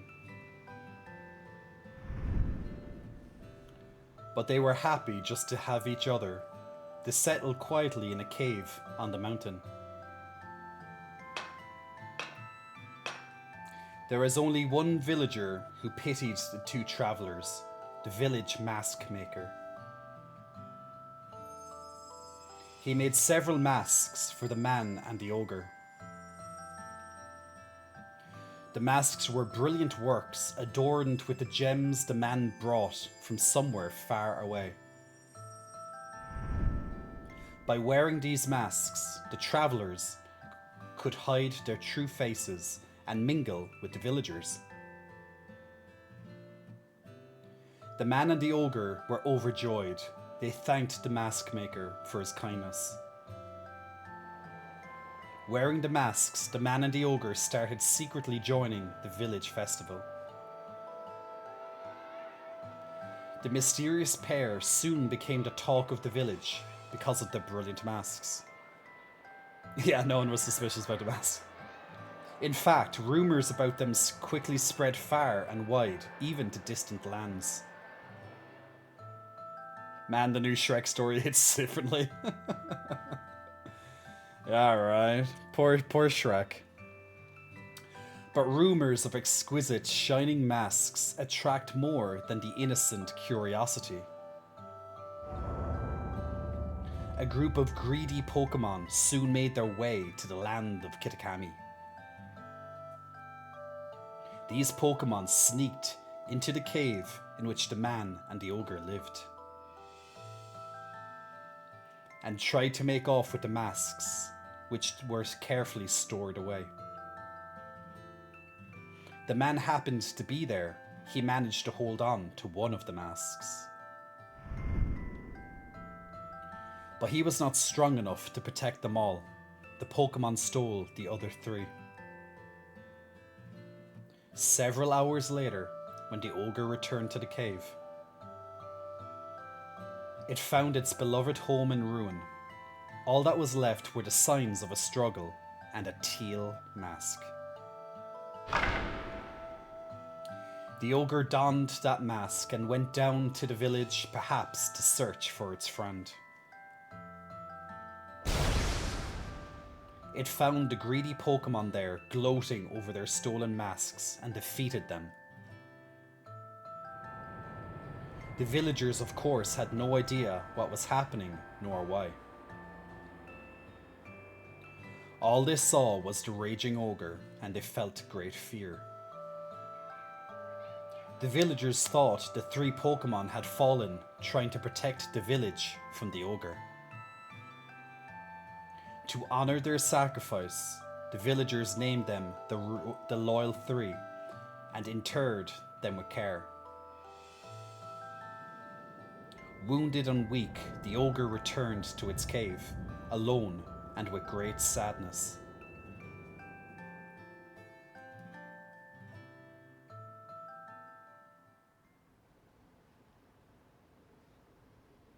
That's terrible.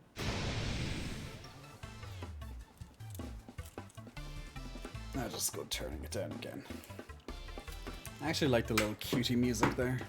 They actually spent a little bit of money. Wow, surprised. You know, so surprised. Ogre. Why is my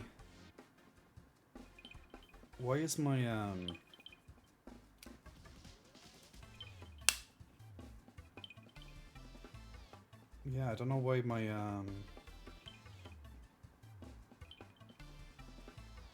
I don't know why my iPod is my iPod, my AirPods are doing the noise.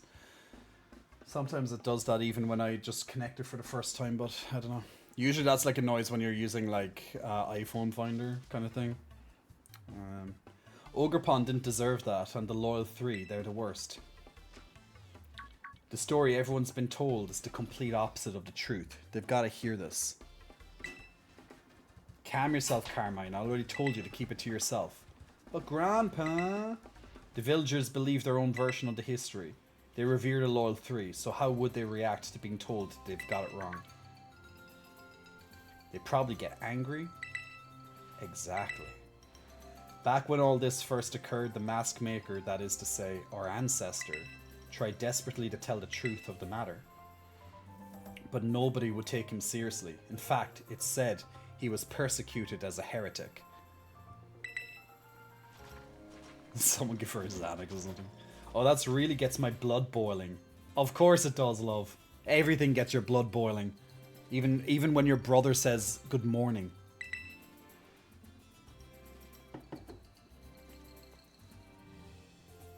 In the end, the mask maker chose to protect his descendants, us, by keeping his mouth shut. However, he kept it true to life, passed down from generation to generation as a family secret. I see. Kiki doesn't know the whole story yet, does he? He shouldn't. No, I've certainly never spoken to him about it. Why do you ask? I don't know, he just really seems to like the ogre. He's practically obsessed. He's been trying to one-up me as if he knows more about Ogre Pond than I do. Well, I can't say what's going on with the boy, but he always was a sensitive child. It wouldn't surprise me if he somehow intuited the truth. I promise to tell Kieran the whole story when the time is right. Until then, take care not to breathe a word of the truth to anybody. Okay, Grandpa. Now I really can't tell Kiki we met the ogre. About that mask you showed me, I noticed the jewel on his forehead was chipped. I might be able to fix it. Would you mind leaving the mask with me for a while? Maybe it got chipped when it fell down the stairs. Since Grandpa's offering, let's get it all nice and fixed up before we give it back to Ogre Pond. Oh my god, we gave him the mask just like this.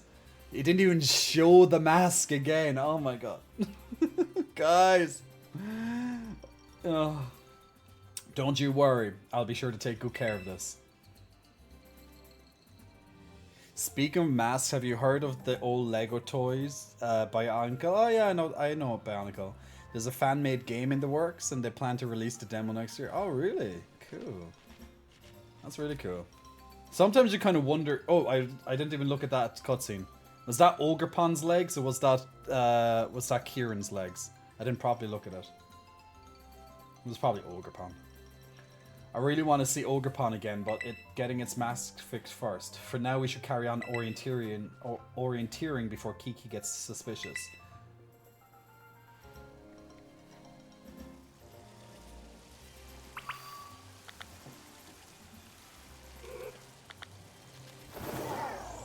Okay, we can finally start exploring again. I think. No, we have to talk to Kieran first, okay. So we almost get to start exploring again. We'll talk to Kieran. Kieran will tell us that, like, something about his sister. I'm just skipping him for a second so I can collect his balls. That's balls. And he'll just be like, my sister's so mean. And then go on crying for a few minutes. And then we'll be fine.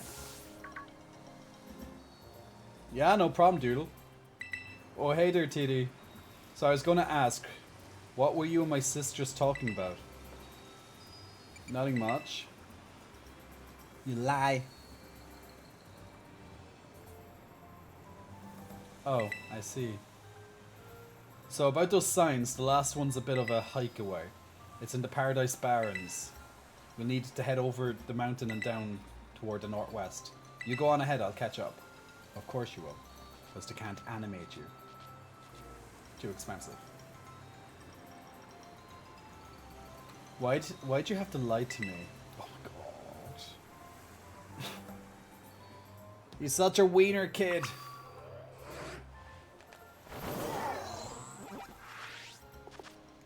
I'm doing it for your own good, boy. That's it. Oh, that's the old map. So you said northwest, right? Okay, so there's a little bit of a distance. Okay. A little bit of an adventure. At least the game lets us actually do something because it wouldn't let us for like 1 hour. Isn't there a way to make your Pokemon faster when it's on the ground? I just can't remember what it. I'm sure there used to be at least. It was something to power him up or faster or something. Just trying to. I'm just pressing all the buttons to figure out what. Oh, is that Startly or whatever it's called?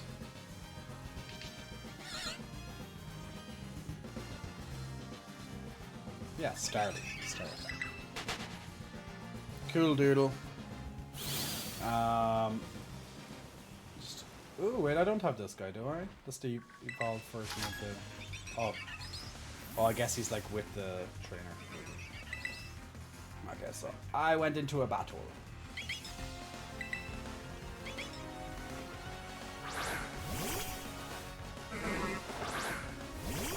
press down the analog sticks. Thank you, Astro. I'll do that next, because I literally could not remember how to do it.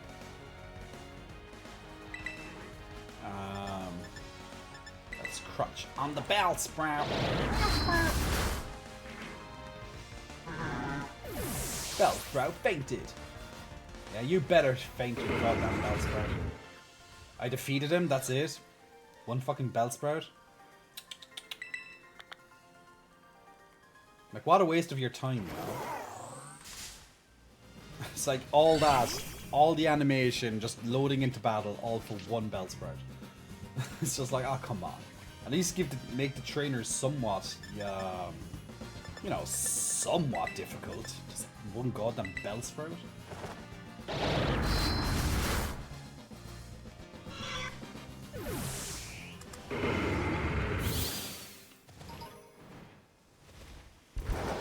Ah, there we go. This is much better. And then I go into the fence. Remember back in the older games when you'd look at a trainer and then they'd just they'd just walk towards you because you initiate the fight by just looking at them.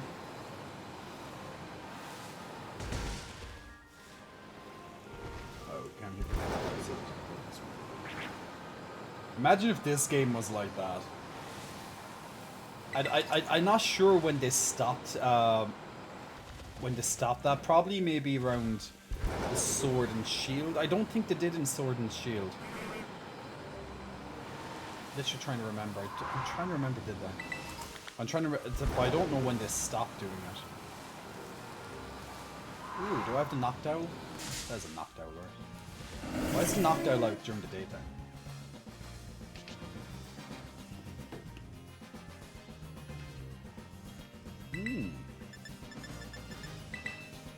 I actually don't have a Noctowl. Well, yeah, I guess that makes sense. Because if I didn't have the Hoot Hoot, I probably wouldn't have had the Noctowl. Long distance glare in the distance makes you stop and wait for them to walk a mile up to your battle.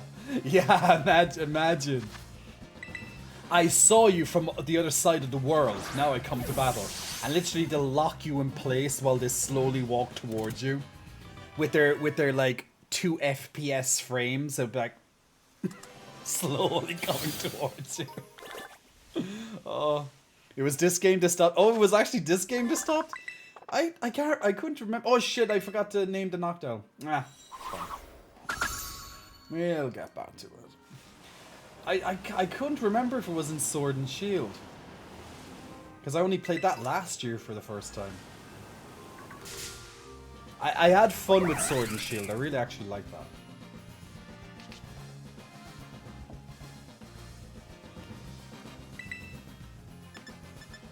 Levani. Some new Pokemons for me. Pokemon, gotta catch them all. Yeah, when did Pokemon stop saying catch them all? Because right now it's kind of very difficult to catch them all. It used to be all about like fill up the Pokedex, catch them all. Now it's just like, yeah, there's like 1,000. Good luck with that one. But we're not going to fit them. Do you know what? If they could have like the ultimate game and they had like every single Pokemon in it, I don't know if they'll ever do that. But imagine the possibilities. It would be so hard to like to have a game like that. It's like Pokemon World or something like that, worldwide. You know, and it's just like every single region, every single Pokemon. Damn. Jesus Christ, like, what a game that could be. It's like, do you know when Hogwarts Legacy came out earlier this year, like in February? And people were so excited that they finally would have a Harry Potter game that, was open world and you can fly around and see all the areas and things. People are so excited to finally have like this next level Harry Potter game, because all the other games, they would have been a lot more minuscule by comparison. So imagine if you had a Pokemon game that was like Pokemon worldwide and you could go to all the regions, for example, or they could make it a whole new land altogether if they really wanted to, and you could just like capture any Pokemon, like all 1,000 plus, I don't know how to do it, but imagine if it could be possible. See, it could potentially be possible if they just didn't release, if they didn't try to force a release of a Pokemon game every year or so. So, I don't know. Gen 3 or 4, but to stop national dexing in Gen 7? It'd be interesting. Guys, what do you want me to name this Levani? So, it can be funny, it can be cute, it can be inappropriate. Do you have any good ideas for the Levani? It fashions clothing from its woven leaves. Though gentle in its disposition, it will show no mercy to foes who target young Pokemon. Ooh, she's a bit of a badass, isn't she?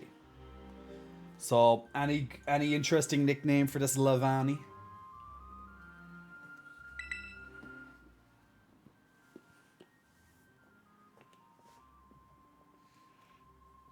Lingerina. Lingerina. And just give it a little bit of like, yeah, a little bit of lingerie, yeah, a little bit of lingerie. Like, yeah, exactly. Often depicted as making fashion clothes, yeah.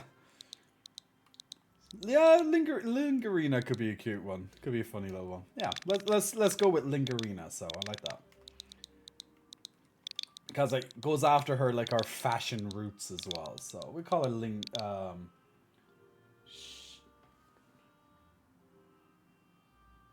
Oh yeah, my friend just applied for an apartment for me, which is cool of him. Lingerina, yeah. I just saw his email there. He CC'd me, and he's up late. He's never up this late. It's nice, you know, when your friends and so, you know, when you start talking to people about like looking for apartments, and then they're like, "Oh, my friend is," or "Oh, blah blah blah," and you know, "Oh, I'll help you," and so it's really nice when people, you know, stick their head out and just try and help in some way or another. Like I always say, I always appreciate that about people. You know, when you're friend, you know, if you're decent friends with people, you know, they'll try and help you when they can, right? Do I have this Pokemon? So yeah, like right now, every day I'm on house hunting websites. No, I don't have him. Mightyena. We fought him in a Pokemon battle, but didn't have him besides, so let's capture him. Got a false swipe to victory. So yeah, so every day, so my relaxed time or any creative time, like when I just want to chillax or if I need to work, like everything's pushed out by hours just because I need to spend hours doing it every goddamn day. Looking to see if any new ones have come up, you know, maybe there's viewing and applications and you're filling out stuff. It's just, you know, if you've ever done it before, you know how annoying it can be, the whole experience. And like the last time I did it was, you know, almost 2 years ago. Well, actually it was 2 years ago when I was doing it. So doing it again now, it's just pain in the ass. It's like, you just don't want to do it. That's what I think why people stay in their accommodation for as long as possible sometimes. So they don't have to go through the hassle of looking again. Whereas I'm like, I need to move out of here. I cannot, you know, I don't want to live in this area anymore. So I'm like forcing myself to do it, even though it's a giant pain in the ass. Okay, does anyone have any interesting names that they'd like me to nickname the Mightyena? Once it's caught the scent of its faraway prey, the leader gives a signal and the whole pack moves out. So, yeah, pretty standard.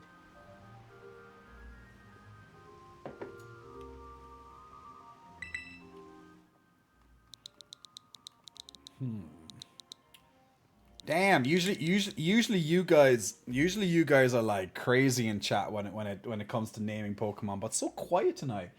Everyone's like dead. Oh, Banzai! Oh my God, you're bringing us back to Lion King. Love it, love that.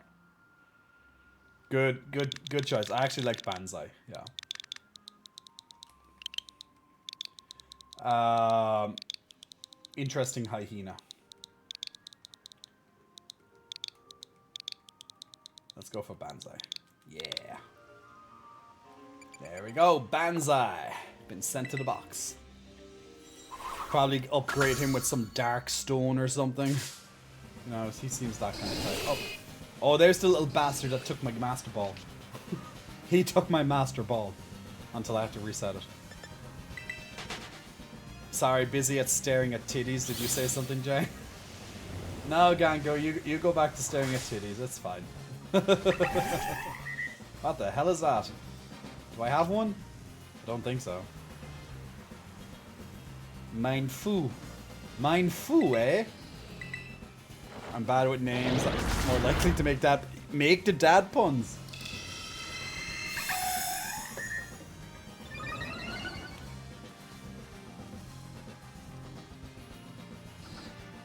Oh crap, you're finally back out catching Pokemon.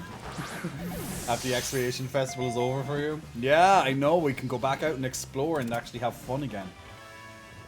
Like, I didn't mind the little story. I thought it would be way worse than what it was. So I will give the game credit that they did try to, with that cutscene, like they made something a bit more unique. So I'll give the game credit where it's due. So like, I'm happy to get to praise a game where I see, you know, there was some sort of thought process, decent thought process that went on, you know. It just didn't fade to black and just have him explaining over multiple text messages the thing. I heard judgment of in your voice. Mindfu is cute. Do you have any nicknames from Mindfu, guys? They seclude themselves in the mountains and devote themselves to training. The form of their kicks and chops differ from pack to pack. Is this like one of those Pokemon that doesn't upgrade like the Hitmonlee and Hitmonchan? Oh no, they have Hitmontop now. Yeah. Call it, what the hell is that? What the hell is that? Yeah. I wish I had enough characters to be able to write what the hell is that. So that was the first thing you said. I know. Yeah. What the hell is that? Barnaby. Barnaby. Is there a way that I could probably write? I could probably go, what the hell is that? See, just out of what the. Yeah, this is going. Oh shit. Yeah. So if you go like, what the hell, and yeah, so it's like, what the hell is that? It just. Yeah, I just wouldn't. What the hell is that? Yeah, I guess so. It doesn't have the same ring to it, but I guess it would work. I think you need the what part, like what the hell, like like that. Hell's that? Hell's that? What the hell is that? Taifu? Yeah, I like Taifu. That's cute. See, what the hell is that? I like it. It does capture it. It just doesn't look. It just doesn't look all that good, but it does capture what I said. Go on, we'll call it what the hell is that for now. I can always change it. I like the Taifu though. That's cute. But I wonder if that one evolves. Oh my god, the Apom really just wants my Master Ball. Is that he got a taste of the Master Balls and now he just wants more Master Balls. Can't blame him. They're nice balls. The Master Balls. Of course they're nice balls.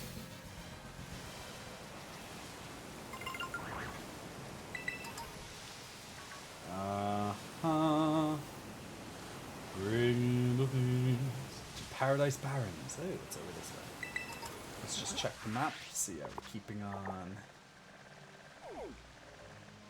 Okay, good. We're close, we're close. We are close.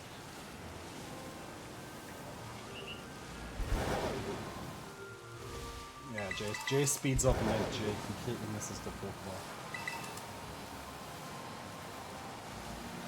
Actually, do you know when I was doing that ogre ousting thing? Yeah, being sped up would have really helped. I know it's a mini game you can keep repeating, and you can get like a shiny is it a shiny Munchlax? Yeah, you get a shiny Munchlax, I heard. So if you're someone who likes Munchlax and a shiny one, or something like that anyway. Ooh, it's a Mankey. Just for some context, yeah. Do you need help getting Scarlet exclusives? Probably will. If I decide that I want to, oh, I already have them. If I decide that I want to actually finish the Pokédex. Like I definitely, like when I played Sword and Shield last year, I definitely wanted to complete the Pokédex, and I did. So I was like, nah, nah, nah, nah, nah. I felt really good. But this game, I'm like, nah, I can either take it or leave it. The game just doesn't impress me at all, unfortunately, which is obviously a big pity. What the hell is that? Oh, it's that weird one with the big nipples. Nipplemon. Do I have Nipplemon? I think we do. He has pointy nipples. No, we don't have Grubbin. Okay, I just call him Nipplemon. He just has like 2 big nipples. It's weird. Maybe I'm just being envious because his nipples are way bigger than mine. Oh, and he can bury underground too? Oh, wow. Wow. He literally just uses his nipples. They're that hard just to bury underground. Now he just poked me with his nipples. You've been filling up slowly too. Like, I probably have a lot of the Pokédex. I'll have to check how many I have. Grubbin's evolution line is really sweet. Bigger nipples all the way. It's like jingle bells, jingle all the way, but it's like it's like it's just nipples. What did I say I was calling this? What? Oh, shit! Now I forget what I was going to call him. Guys, what was I calling him? Nipplemon, was it? Oh, I'm trying to remember now. Jay, I'll gladly swap my big nipples with you.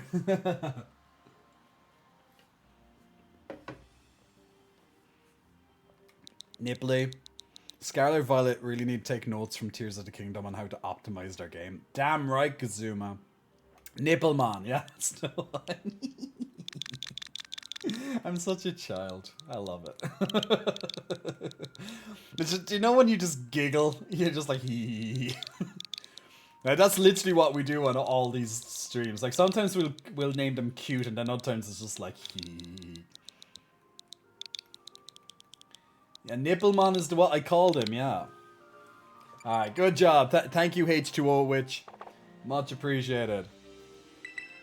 Grubhub, Nipply. See, they're all great names. They're all great names. Oh my god, this Apom really wants my Master Ball.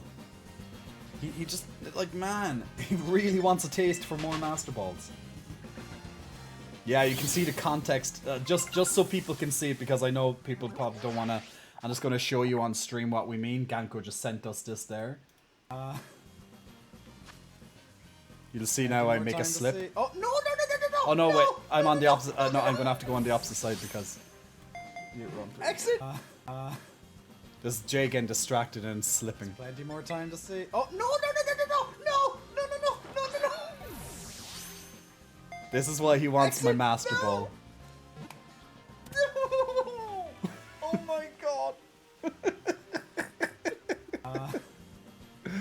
Oh, what a fail. Yeah, this is my lovely twin. You can tell that us apart because my hair is down and his hair is up at the moment. So. No. Yeah, that was a bad use of a Master Ball. Let's just put it that way.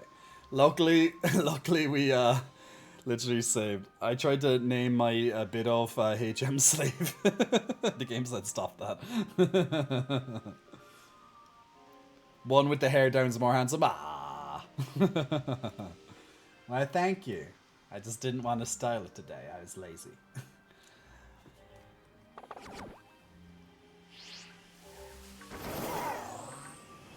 Okay, let's...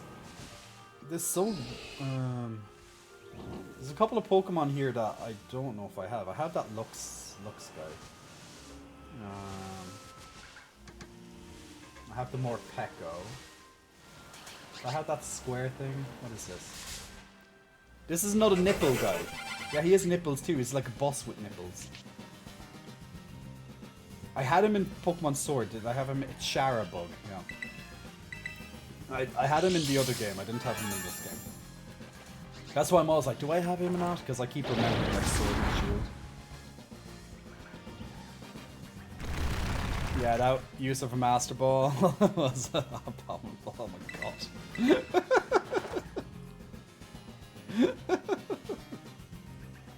Fedraken. Car battery.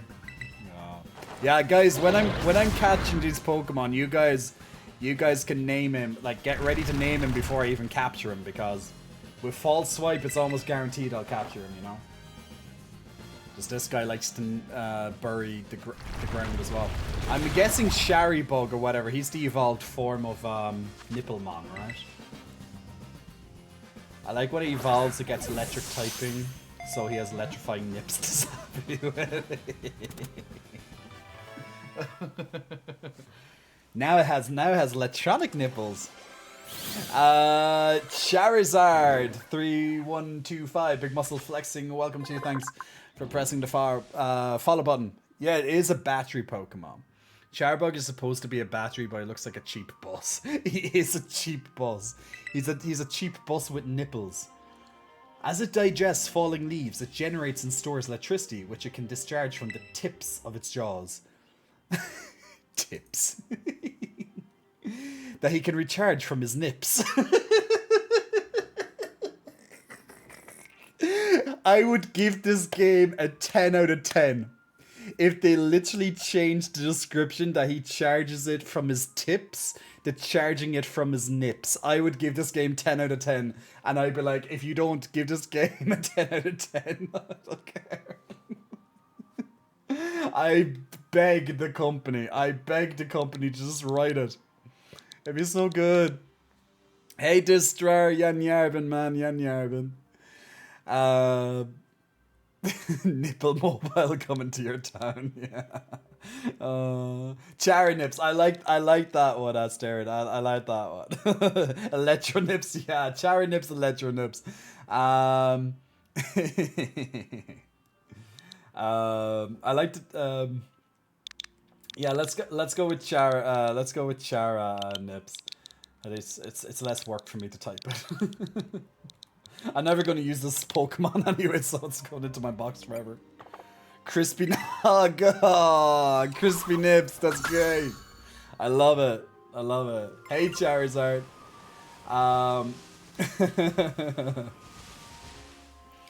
Man, you're all bad influences, you know that? You guys are bad influences on me.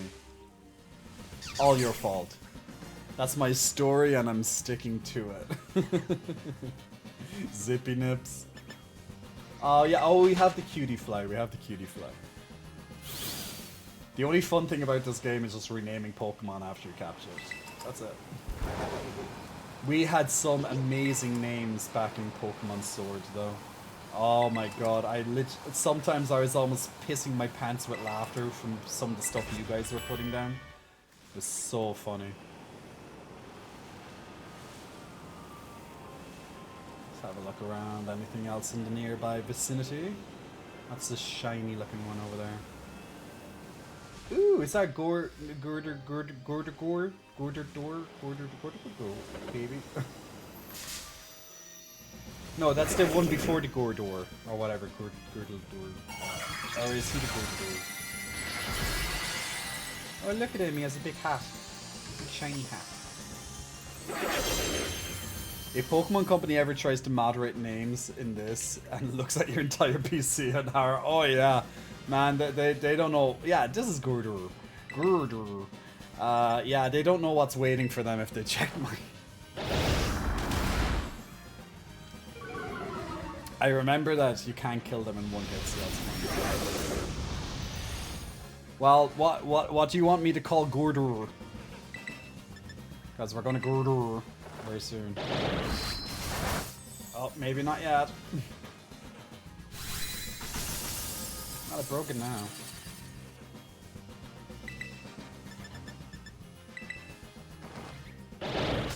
Full sweep. Focus energy. Keeps focusing all that energy. But I failed to focus more energy. Name him Ben My Bar or Ben Me. Oh, here we go, boys. We got a big muscle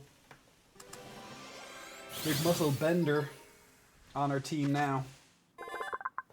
Oh, give me itchy nose. Itchy nose. This Pokemon is so muscular and strongly built. I didn't know I was a Pokemon, but here we are. I didn't know I was a Pokemon. Oh yeah! And even a group of wrestlers could not make it budge an inch. Ooh yeah. Missed leg day.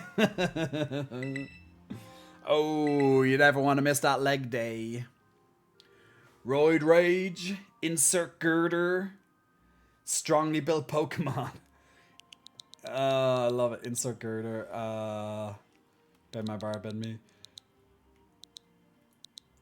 Sorry, I'm a little bit yawning. Don't mind me. I'm very much awake. Sometimes I just yawn though.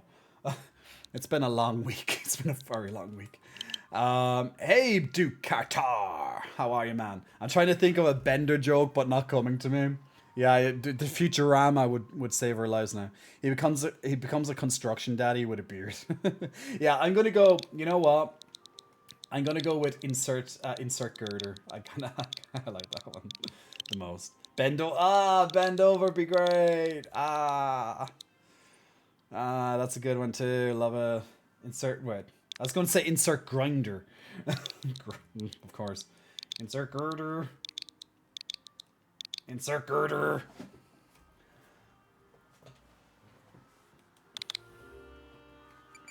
Insert girder. Girder. Some really good ones. We have timber and we have girder. And then we have girder.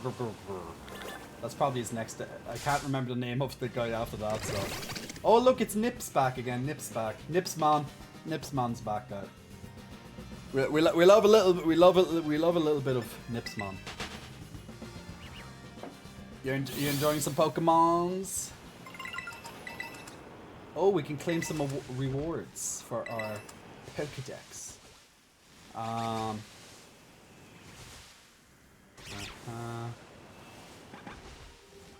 What is that one?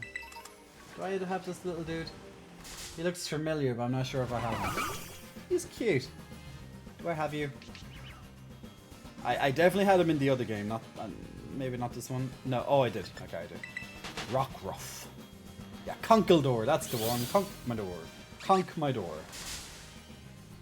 He can come in my back door any day.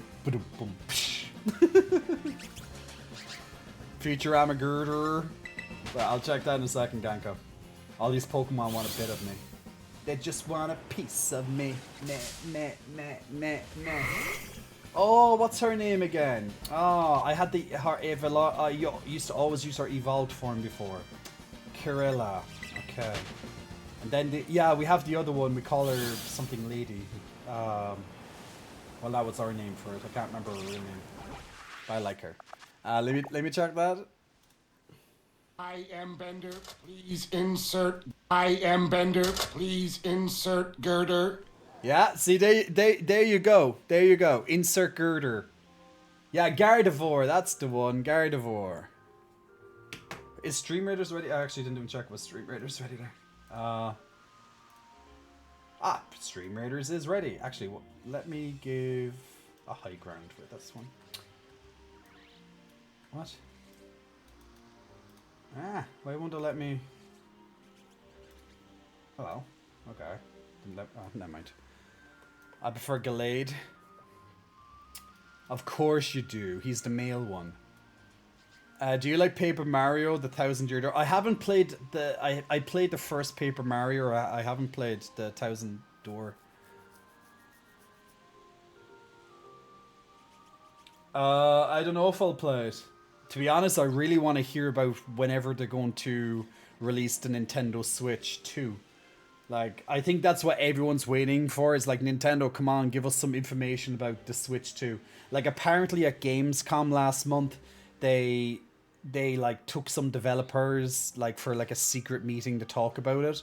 But that's, you know, that could be just pure rumor. But we want a Switch 2, guys. We want a Switch 2. That's what we need. Irdenzu, Romnio, and Fendragon, congratulations on some extra goodies. And make sure you collect more meat. We like meat. So if you're ready for the next battle, guys, feel free to put down units on the board now. Remember, every 5 minutes you can put down a new unit, and every 30 minutes we'll begin the next battle, or thereabouts. Depends if I get, if I'm sidetracked or not. And of course, keep an eye on some of your quests, because that's a very good way of getting some quick and easy scrolls to level up your units, or even get new units. Forces from tanking, win 5 battles. I always find the assist ones to be a pain in the ass for myself, but maybe this battle. The more units in it, the easier to get those ones. Alright, so feel free to put down some units on the board. And we'll get back to that in 30 minutes. Just click on the link. Play it every single stream. Her evolution is called Rule 34. I just saw a pseudo-wudo right behind me. Where's that pseudo fucking Wudo? I have to really stop swearing. Yeah, Jay, stop fucking swearing. It's rude. Okay, okay, he's on my screen, but I don't see him. And I can't even remember if I have him in this game or not, so... Ah, well, there might be another one. Ooh, I just saw a Munchlax. I think he's called a Munchlax anyway. Seems familiar. I'm not the best at remembering names of Pokemon, but, you know, I like to give myself a pat on the back when I get it right. Ooh, I was right! Yay! Go, Jay! You can remember things. How's the apartment hunting going? Ugh. That's what it is. Ugh. Like, every single day, Duke, it's like 2-3 hours of looking on the websites, trying to find a place, you know, and then hoping you're going to get views, like hopefully now tomorrow, you know, an estate agent or 2 or 3 will get back to me and give me some invitations to accept a viewing and stuff. You know, it's back and forth, you know, it's... And it's so annoying here, like, I don't know what it's like in every other country, but like, you could get a viewing. Well, it depends really what it is. So, if it's by an estate agent, you might only have, you know, depending on how pricey it is, the less people want it, obviously. So if you're lucky, it might be a pricey place and there mightn't be too many people looking. But if you find somewhere that's very affordable, you'll probably have like 100 people all lined up outside with you, looking at one apartment, you know? But usually they put it into set times, and so there's not so many people, and that helps a lot. But it is a pain in the ass. If your pseudo-wooter lasts longer than 16 hours, call a nurse, Jay. Love it. Do you play competitive Pokemon? No, God, I wouldn't last with competitive Pokemon. I couldn't tell you how to play a competitive Pokemon. Like, I rarely play Pokemon. I only, you know, I played this when it came out, and then I turned it off until this DLC, and I won't play it again until the next DLC, probably. Whereas I actually... Oh no, he ran away, the bastard. Oh, you bastard. How dare you, you Munchlax bastard. You kill my Pokemon, and then you run away. How bloody dare you. But yeah, I probably won't play this again until, you know, the next DLC, so we can rant about that one. You know, just how it is. Like, the only, like, in the last couple of years, the only Pokemon game that really caught my attention, now I haven't played Arceus, but was Sword and Shield. I was actually, every time I play that game, I was really looking forward to playing it, whereas this one is such a slog for me to play, because I do nothing but, like, point out all the badness of it. And although, of course, I had my criticisms with Sword and Shield, as I said, I really enjoyed, you know, logging into it, and I was like, yes, I can't wait to play it again, can't wait to go on stream, play it again. But this one, completely different, yeah, completely different perception to it, unfortunately.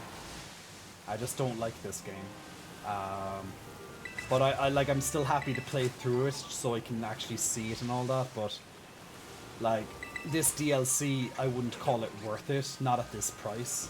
It's a bit ridiculous actually to pay €35 for 2 DLCs in this game. It's just not worth it in my opinion. Unless you're like some die-hard fan. Where is that Pokemon? What the hell is that? I haven't seen this Pokemon before.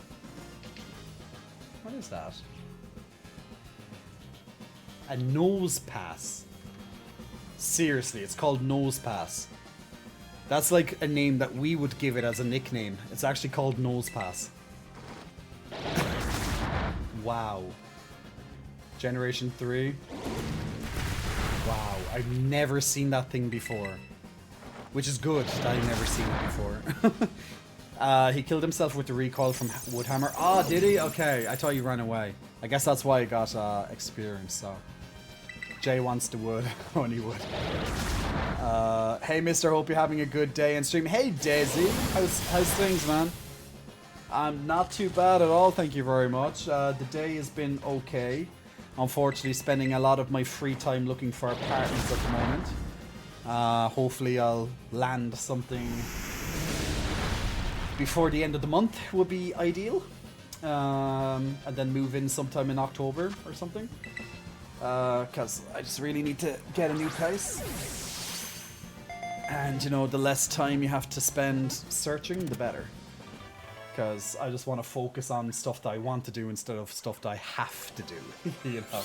Isn't that what we all want? We just want to do things we want to do, not have to do. Okay, guys, what do you want to call this monstrosity of a goddamn ugly stone Pokemon with a nose called Nosepass? Like, you know, to be honest, like, Nosepass might as well be its nickname. You should see its evolved form. We don't talk about that one. What? Let me see its evolved form. Oh my god!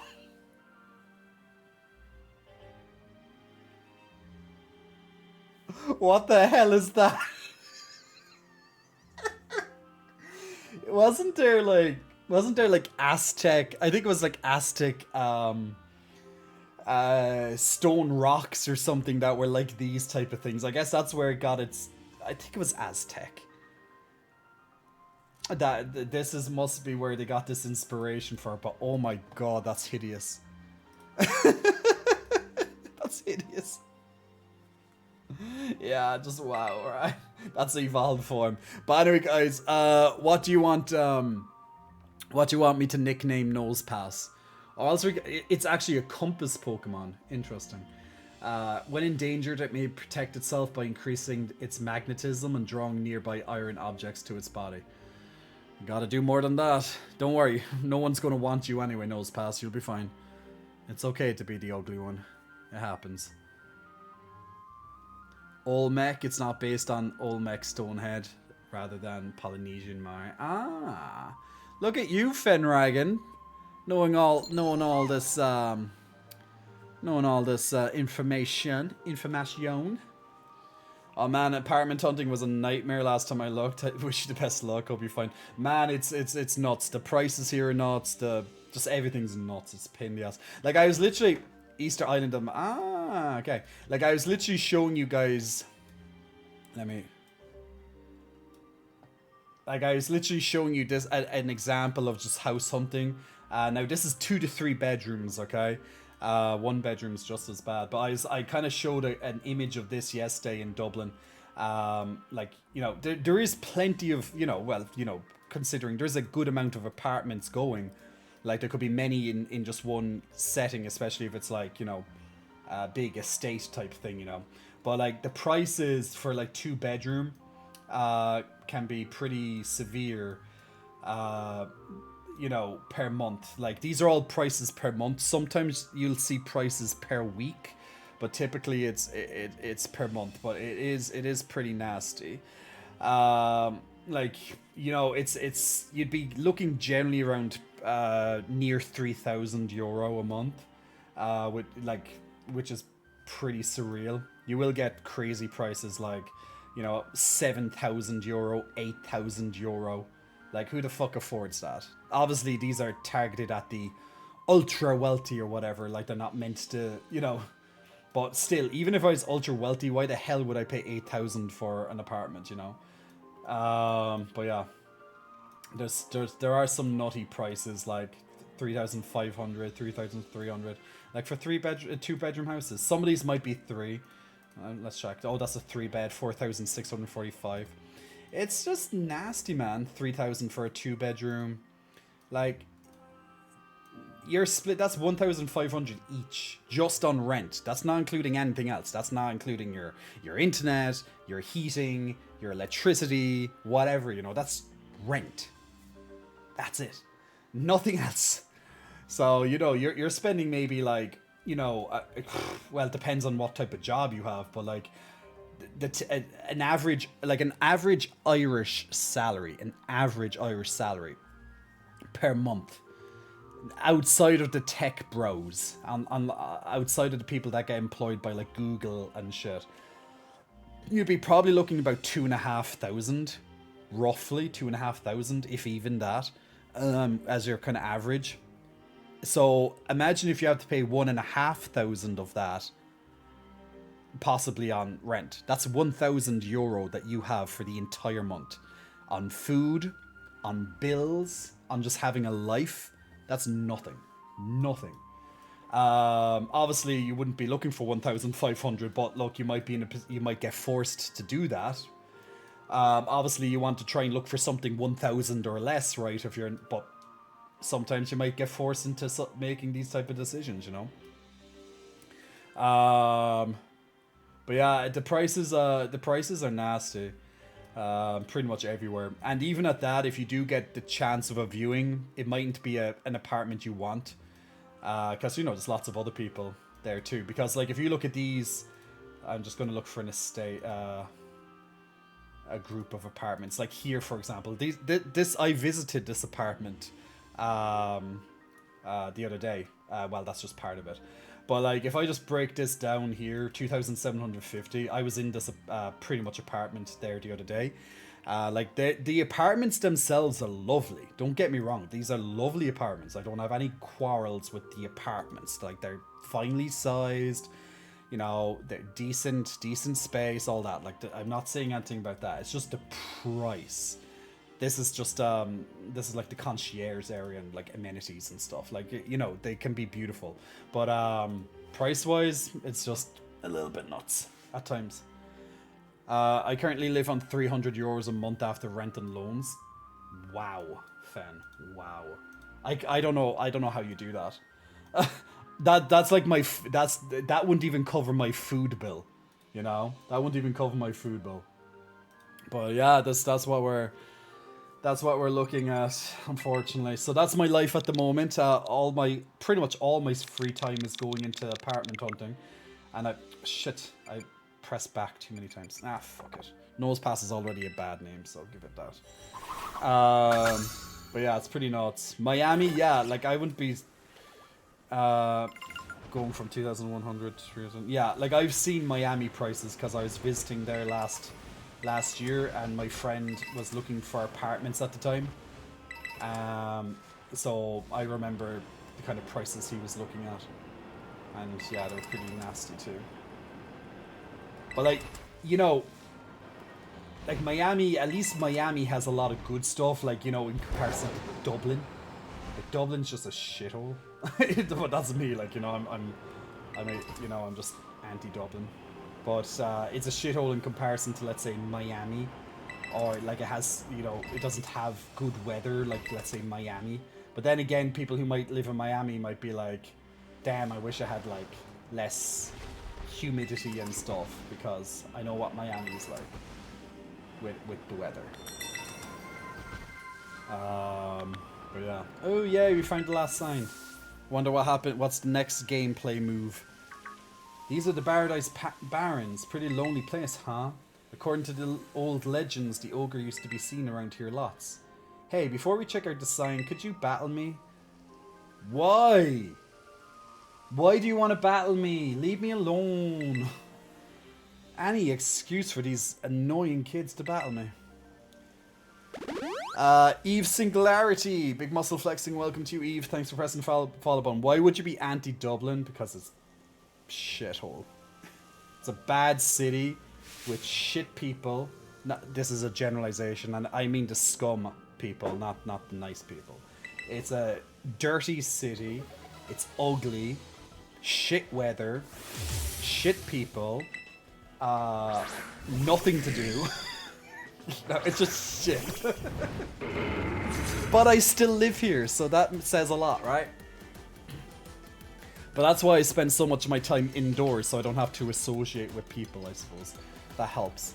That I think when you don't have to talk to people in Dublin, you like it a lot more. And obviously I have Dublin friends, and I do have friends here, so I love those people. But the amount of scumbags in Dublin, scummy people, is like next level. It's rotten. It's just, yeah, it's just so rotten. And it doesn't help that it's overpriced. Like, it's one of the most expensive cities in the world. So, you know, and it doesn't have much going for it, to be fair.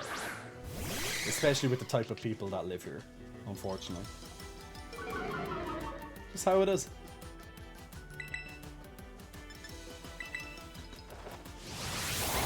Dublin would be a lot nicer if they like removed most of the scumbags, and also if it had better weather. But that would be Ireland in general. Like Ireland's a beautiful country, so don't get me wrong. But Dublin's, I don't think it's a nice city at all.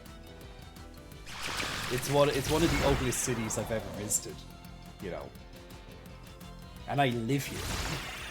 I've visited lots of great cities, and I've visited lots of ugly cities too. But yeah, it's one of the ugliest that I've been.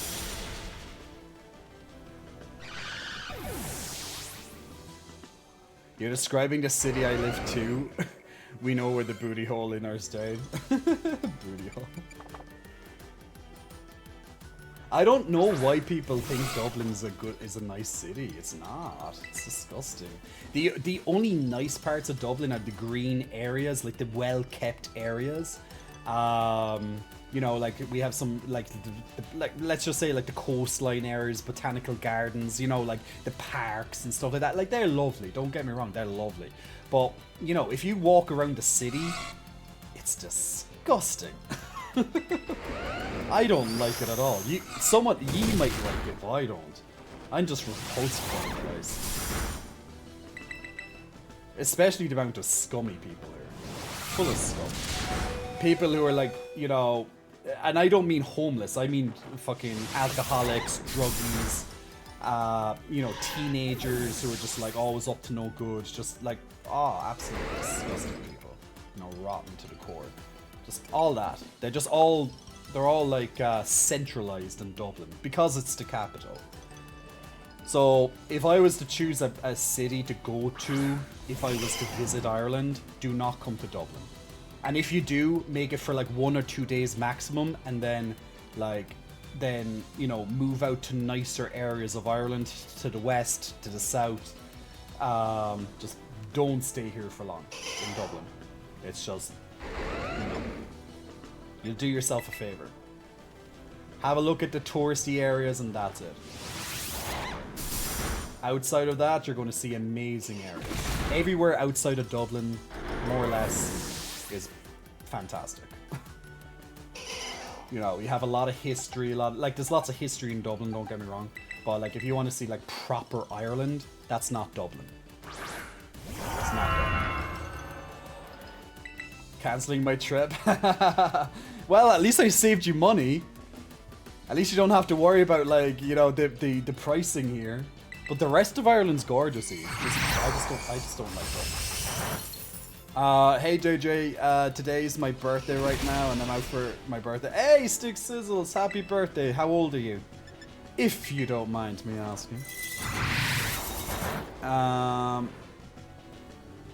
In the USA, the landlords are using a network that shows them how much higher and higher prices people are willing to pay. Things that were $900 in the past are now triple. What? Really? That's awful. Yeah, I couldn't think of a fun name for Nosepass because there's nothing fun about that Pokemon. Lol. So comparing Dublin to Cork, which is worse? Dublin. God, I don't visit Jay. I know I'm probably making it sound worse than what it is, but I'm literally giving you like an account by someone who lives here. Like, do you know how like a tourist might visit your city and they might be like, "Wow, this is a gorgeous city. This is amazing," and then you look at them as if they have like 5 heads, and you're like, really? Because when we live somewhere, we might get so used to it that we might not appreciate the great things about it.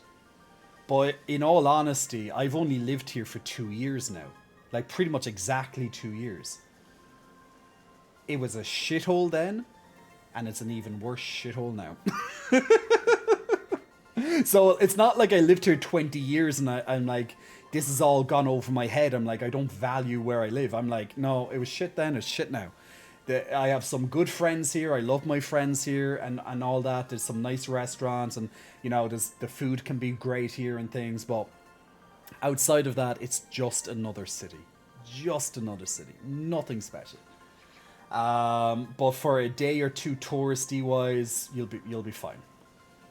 You'll be fine. Fen, sleep well, man. Sleep well.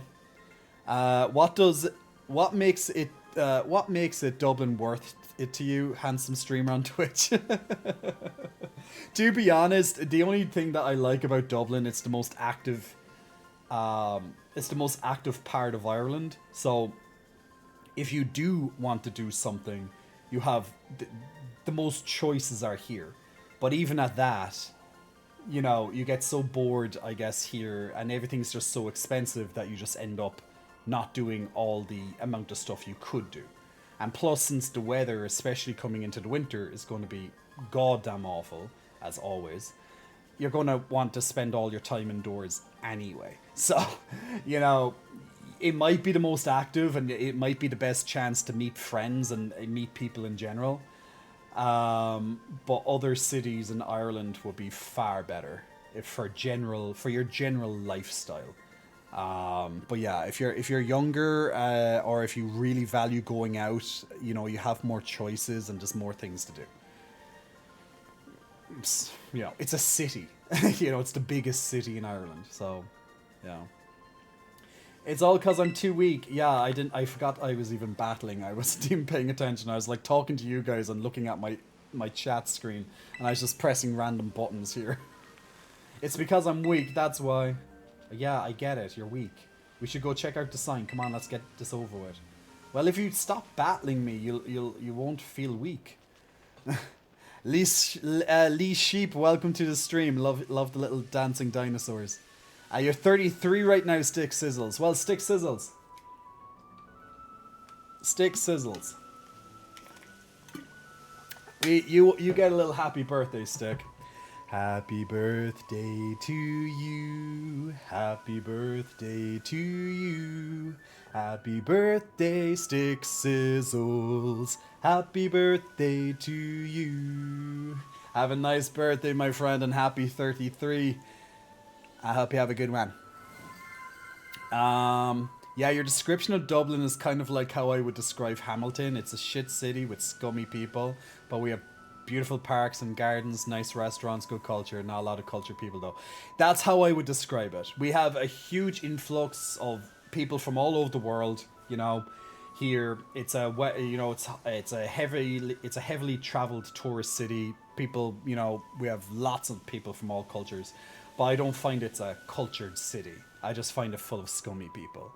The parks here can be lovely. The food here is lovely. Lots of great restaurants, buildings and stuff. But it's the scumminess and the weather and shit that just turns you off. It's just dirty. It's dirty because of the scumbags, you know. And plus, every street you walk down, it's full of homeless, you know. And you know, and I'm not saying that homeless are scummy people. Usually, the homeless are the fine ones. It's the scummy people that just cause trouble and break things and just, you know, they just dirty the city. That's it, you know. Walking down Dublin just makes you sad. That's what it is for me. I just feel sad. I feel pity for here because you know, people are living in poverty. Like, that's how I feel. If you don't have a decent job, you're poor. It's simple as that. You're just getting by barely. Your lifestyle is shit. You can barely afford anything. So everyone is just angry or bitter or whatever. But with the Irish mentality, the mentality that a lot of people assume we have, we try to let that shine through. Especially, you know, and look on the brighter side of life. A lot of us do that. But the scumbags, nah, they're just pure filth. No matter which way you split it, they're just filth. But at least the let's say non-scumbag Irish, like the good Irish, the Irish that lots of people would, you know, the kind of typical people you think of when you think of nice, friendly Irish. It's like, you know, in Canada, Dub, because you are, you know, you live there. It's like, you know how the world has an impression of Canada, like Canadians are so friendly and stuff, and that's what they say about Irish people. We're so friendly, and we know we're friendly, but we also know there's a hell of a lot of scumbags. And I'm sure you're probably the same with Canada. It's like, yeah, there's lots of friendly people here, but there's also a hell of a lot of scumbags. So, but Irish people in general, we are very friendly. We're very welcoming. We love interacting with people not from our country as well. As I said, like we are the land of 1,000 welcomes. Céad míle fáilte rót, as we would say. So we have that, and it's built into our culture, and I love those aspects of Irish and Irish lifestyle, but it's just ruined by Dublin. Dublin is a plague on Irish society because it's full of scumbags. Go to other parts of Ireland and it's so much nicer. The people in Dublin are assholes. The people down in South and the West are lovely people. The friendliest people you'll ever meet in your life, and I'll fight someone over that. Lovely people, just not Dublin. So just stay out of Dublin, and you'll have a lovely time in Ireland. I guarantee you. The perception that you have of Irish people is everywhere outside of Dublin. Living in villages, knowing everybody. You know, having the crack, staying up till the late hours, partying on. You know, having our Irish music, our folk and traditional dancing and all that. There's your Ireland right there. It still happens to this day. Just stay out of Dublin. Happy Virgo season. Are there any hot guys in Dublin, Jay? I can make that work. Well, of course there's hot people in every city, right? You just have to look for them. Yeah. You're welcome, Stick. You're welcome. No problem at all. Kuzama, sorry. Jay, what are your thoughts on the two new characters introduced in this DLC so far? Meh and bigger meh.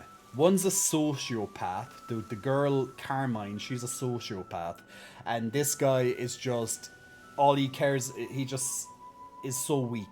He's just a weak character. He's a weak as a character, and he's a weak character.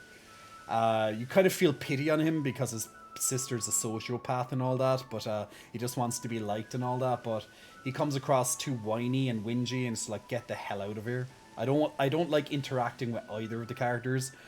They're two extremes. He is too whiny and too much of a baby, and then she is just, well, she's a sociopath. So there's your two DLC characters. Completely night and day. Melvy Johnson, big muscle flexing, welcome to you. Thanks for pressing the follow button. Also to Santa Navin, big muscle flexing, welcome to you as well. Thanks for pressing the follow button. And Shermice as well, big muscle flexing, welcome to you. Hey Omega Hug, hope all is well. I was just going to say, still sounds like you're describing Canada and Hamilton. Do so on whether the shadow is a man or monster, you will pass each other by as a fellow mask wearers. Can we battle? No. And the reason why I say that, Santa, is because literally I'm getting through the main storyline, so I don't have to play the rest of this shit DLC. Simple as that. The sooner I get this DLC done, the happier I'll be. I just want to get it done and put this game down and move on to the next game. So no Dublin, scratching off the list. If you come to Dublin, stay here for 1 or 2 days maximum. That's all you'll be able to afford anyway, because it's ridiculous. And move to other parts of Ireland. If you come to Ireland, please do not stay in Dublin for more than 1 or 2 days. Go out and visit the real Ireland. There's lots of history in Dublin, but it's just another city. You're not going to get any great value of Ireland by living in visiting Dublin. Staying in Dublin. Visit, yeah, but don't stay too long. Just curious, is immigration a problem? Yeah, we have a lot. We have, yeah, yeah, just yeah. Short answer, yeah. Long answer, yeah. If you should meet the shadow when you have no mask in hand, then pray that is only a man. If it is, you will live to see another day, and you will remember to never forget your mask again. But if it is the ogre, you will meet your end, as do all humans who face are seen by it. That's false. This is propaganda against the ogre. Poor ogre. Once it sees your face, your soul will be forfeit, and you shall never return to the village. Propaganda. Belfast. Well, Belfast is Northern Ireland. We don't associate with those people. Not only joking, but Belfast is in the UK, so completely it is very different. I know we're on the same island, but it's completely different people up there. Worth looking at, absolutely, and there's some beautiful areas up in the north, but we're very different people. In the old days, everyone carried masks wherever they went, and the one who made those masks. Like, yeah, Ireland, I think Ireland is like trying to make up for something in the past, so they just invite everybody to stay here, and then we complain that there's no, like, housing and stuff, because our government just doesn't know when to stop, to close its borders, basically. They're just muppets, as we call them. The current government here, we all hate them. No one voted for them in. That's the problem. Those unionist traitors! Yeah. I don't even think a United Ireland would work, to be honest. It would be way too much work to get a United Ireland working at this stage. The only way it would work is to kick those who are loyal to the UK out and just leave the people who want to be in Ireland, and then we can occupy and we'll have a lot more houses up around the place. That'd be great, actually. So, basically, you take back Ireland, the UK gives us back Ireland, all the UK loyalists can fuck off back over to the UK where they belong, and then those who want to stay in Ireland can stay where they are, and everyone will be happy. They go to the UK and kiss their ass, and then the unionist people can stay in the union. Simple as that. But unfortunately, it doesn't work that way. So I don't know if Ireland would ever be united, to be honest. But yeah. Like, you don't want to force people to stay in a country they don't want to stay in, right? His sister, Nimona, but on the extreme end of things. She's, yeah, the sister is just a Nimona part 2. Just, she's a bad impression of Pneumonia. Actually, great, oh, whatever. His dialogue, yeah, that's amazing, cool. His dialogue is so bad. I mean, I don't think any of that stuff about the ogre stealing souls is true, but is it true that our family used to make masks? Our family has a long line of mask makers, even my gramps can make them. I even heard that the reason we hold the Festival of Masks is because our ancestors came up with the idea, but I don't really like that they wrote what they wrote on this sign here. Just because the ogre seemed sort of scary, everyone got all afraid and drove it away from the village. But I'm pretty sure the ogre must have been lonely on its own. Left all alone like that, treated like some kind of outcast. I'll just say sorry. For what? Want to take that last photo? Look, he's so moody. So moody. I just don't understand, like, his hair is so strange. Look at me being all cheerful, then the other guy's like, yeah, I'm goth. I'm emo kid, you know? Yeah, they should dress him up in black. It would actually, it would suit his character so much better. Well, we're all done with our assignment now, but I've got to get stronger with my Pokemon. I'm going to head home. Well, they're not going to get stronger by just going home. They have to stay out here and battle and stuff. And feed them rare candies and things. Eh! Weird nose Pokemon back there. Ew.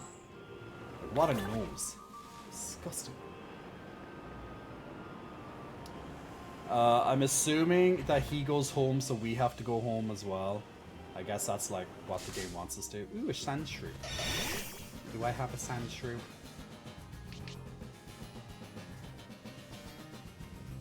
Ooh, I don't have a sand shrew. Perfect.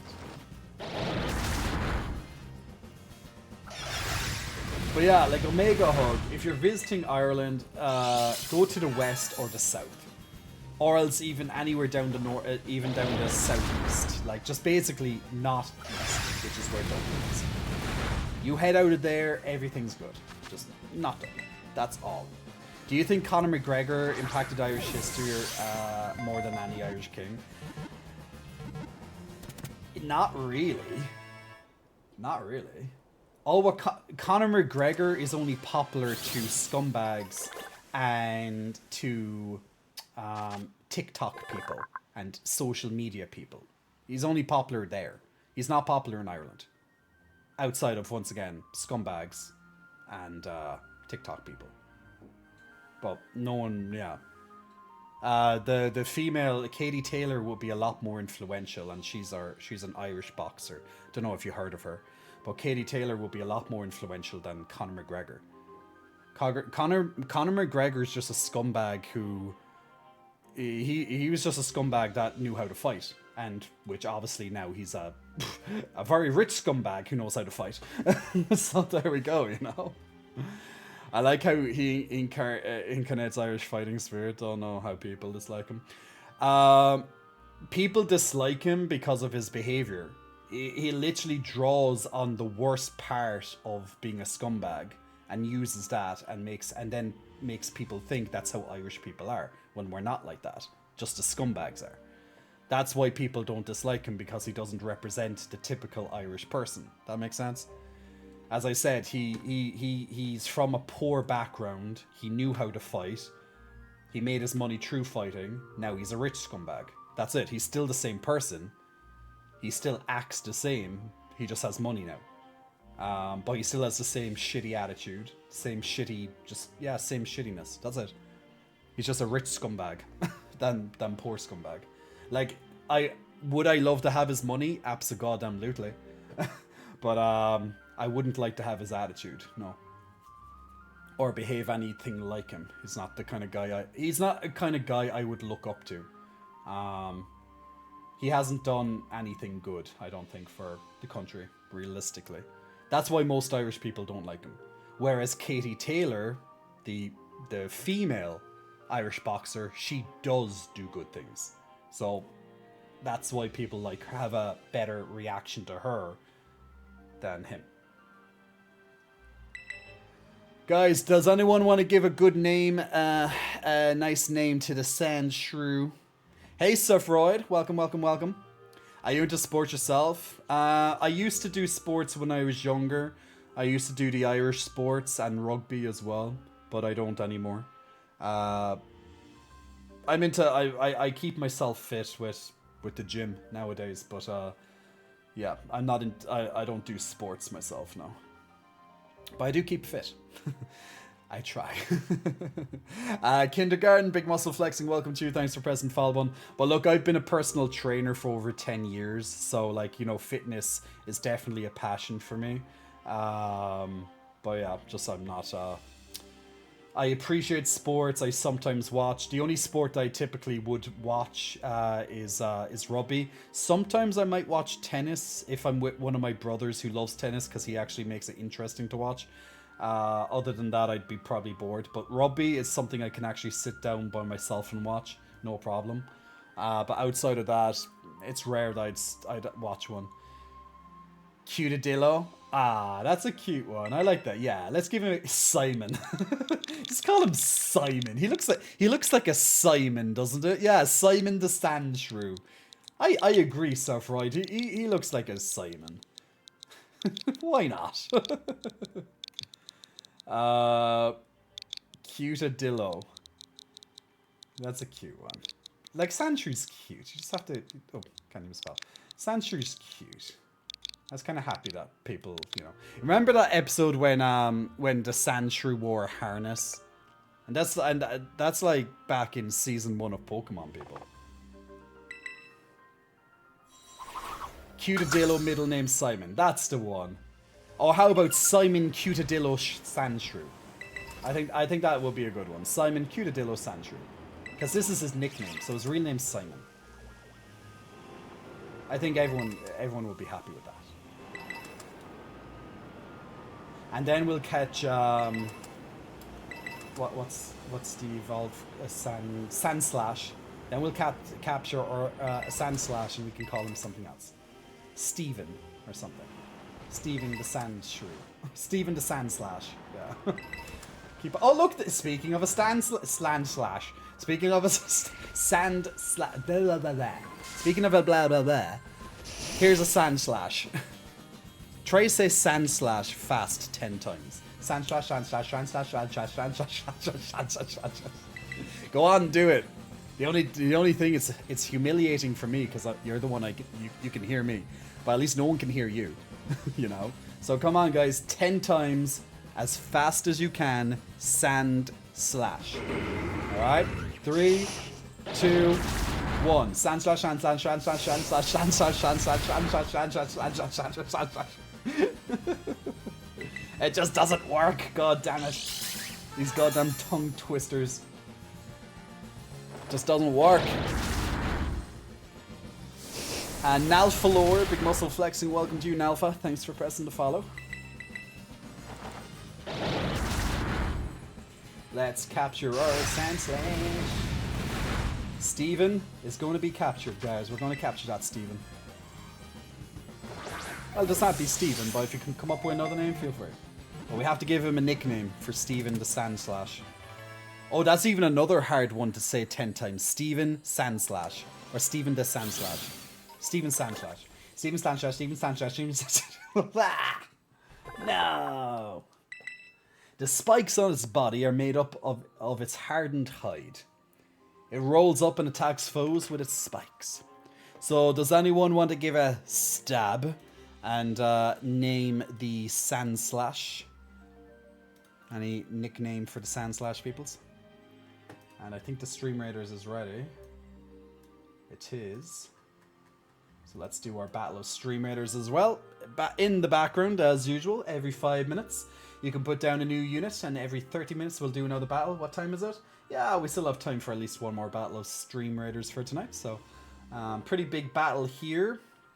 We're doing very well. We do have there. Ooh, we have some Ragnarok Slayers, very nasty guys coming in. They took over the Thor, so that means that they get a lot of blessings, so they get an extra 30% damage. Now, luckily we have a couple of tanks that might be able to defend us here. Our range might be able to take them out before they start pummeling. They took down a couple of guys there, but we're still fine. Once they took out a good number of us there, so hopefully we're still okay. But all of these enemies now have an extra 30% damage, so it's very nasty. But hopefully we'll be able to hang on just long enough.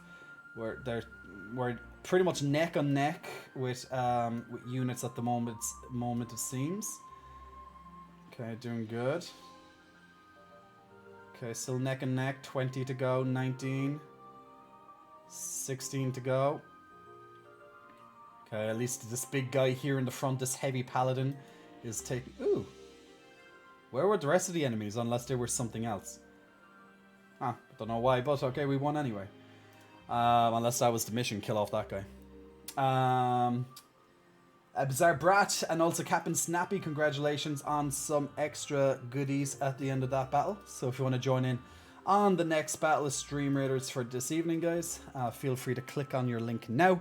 And once again, every 5 minutes you can put down a new unit. So if you want to join in on our community-driven Battlefield game, we play this every single stream, no matter what game we're playing in the background, or if we're just chit-chatting during the evening. We'll continue to play this. Sometimes we are slightly behind with starting a battle, but it's usually every 30 or so minutes anyway. But every 5 minutes while the countdown is on, you can put down a new unit. And you can join in. I'm going to put down for my quest, I'm going to need a paladin. Become a paladin. Okay, I'm going to put down my paladin. Perfect. Alright, so if you want to join in, feel free. Now is the time. Yori. Yore. Oh, Yori. Ah, yes. Porridge.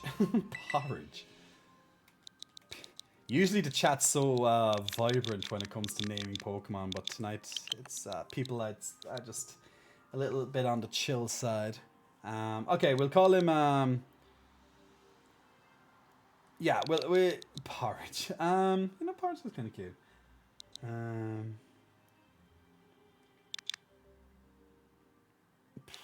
We'll go. Yeah, we'll go for Yori. Yori the Sandslash. Because you're a Sandslash. You get it? Yeah. I'll go for Yori. There you go, Sandslash. Into your new home, into the book, and you're never going to be seen again. Poor Sandslash will never get seen again. We got some points on this thing. Yay! We got 120 volumes. We got a love ball. You know, the prizes for catching Pokemon in this game are pretty bad. Like, you think that the prizes will be a little bit more worth it. Like, oh, you got one love ball. One. Just one ball. That's all you get. Catch 120 Pokemon, you get one ball. Like, what's even the point of including it? It's just so stingily... I just don't even know why they even included it. You know?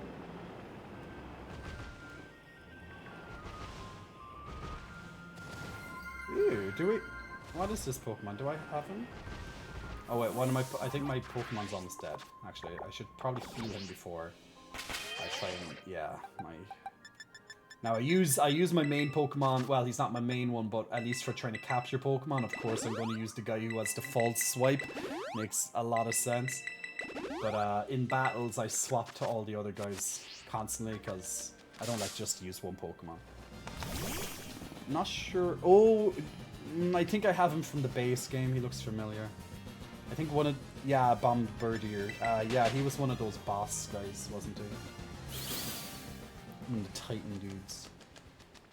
Another name immortalized, indeed. Another immortalized name. He'll be forever in our Pokemons. Do I have an Oathworm? I probably do, but I just... Oh. I had to sneak up in these ones because they kept trying to disappear. Yeah, I have them. Mr. Sherlock, big muscle flexing, welcome to you. Thanks for pressing the follow button. Okay, I think that's everything here, so let's check the map and let's see where I have to go. Probably back to the village. Yeah, a town. So let's go back. We can heal our Pokemon too.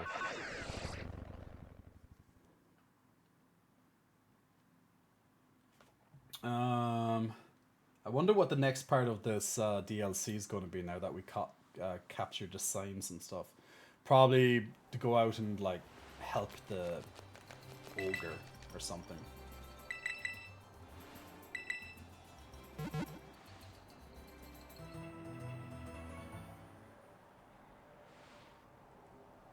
You know, I really wish I had this device in real life and I could just use it on myself.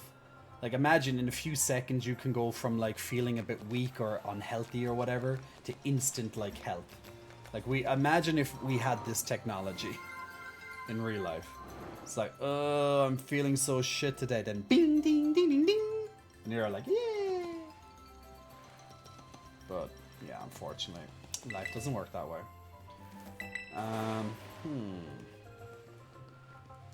Do I have to go to sleep or something? Ready to call it a night, I guess. King Grizzu, big muscle flexing, welcome to you. Thanks for pressing the follow button. The next day.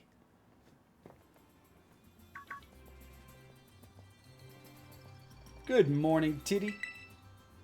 Carmine wanted me to tell you that she's waiting at her place. She said, you'd better get a move on, don't keep me waiting. Oh my god, she's such a bitch. I don't think, like, you know, when they're writing these characters, like, how do they think that anyone's going to, like them? And I guess they're not meant to be liked or whatever, but, like, they're just so, I don't know, they're just, yeah, they're just annoying. Like, these DLC characters are literally some of the worst characters I've seen in these games, you know? They're so bad. They're just copy and paste. Like, this one might as well be Pneumonia, but with much worse attitude. Like, literally so many anger issues. Like, look at her. You took your sweet time, and she's literally blood boiling all the time. Like, she needs to calm the fuck down, you know? Am I natty? I am natty. But she needs to calm down. Setya and Big Muscle Flexing, welcome to you. Thanks for pressing the follow button. We wanted to talk to you before Kiki wakes up. I wanted to fix dear Ogapon's mask, but I'll need one more material if I want to do a proper job of it. Yeah. According to Grandpa, we need to get a crystal cluster from the bottom of the crystal pool. I mean, we could just return the mask as it is, but I think it would make Ogapon real happy if we fix it up first. Yeah, cool. Especially now that I've heard the real story. I'm sure Ogapon will be pleased to know and care for it so much. Right. Morning, Grandpa. Wait for her to blow her. Yeah, there she goes. Kiki, you better go kill time somewhere. Yeah, do whatever you want, sis. Excuse me? I don't need that kind of attitude from you. She is such a fucking ball drainer, man. Such an awful, unlikable bitch. What's his problem? He's been all bent out of shape since yesterday. Because you're a raging cunt. I don't know. He spent the evening in his room without being, without so much as a bite of dinner. Must be teen angst or something. It happens. It would have been hard to get stuff done with Kiki clinging to you, Tiddy. Guess things worked out in our favor.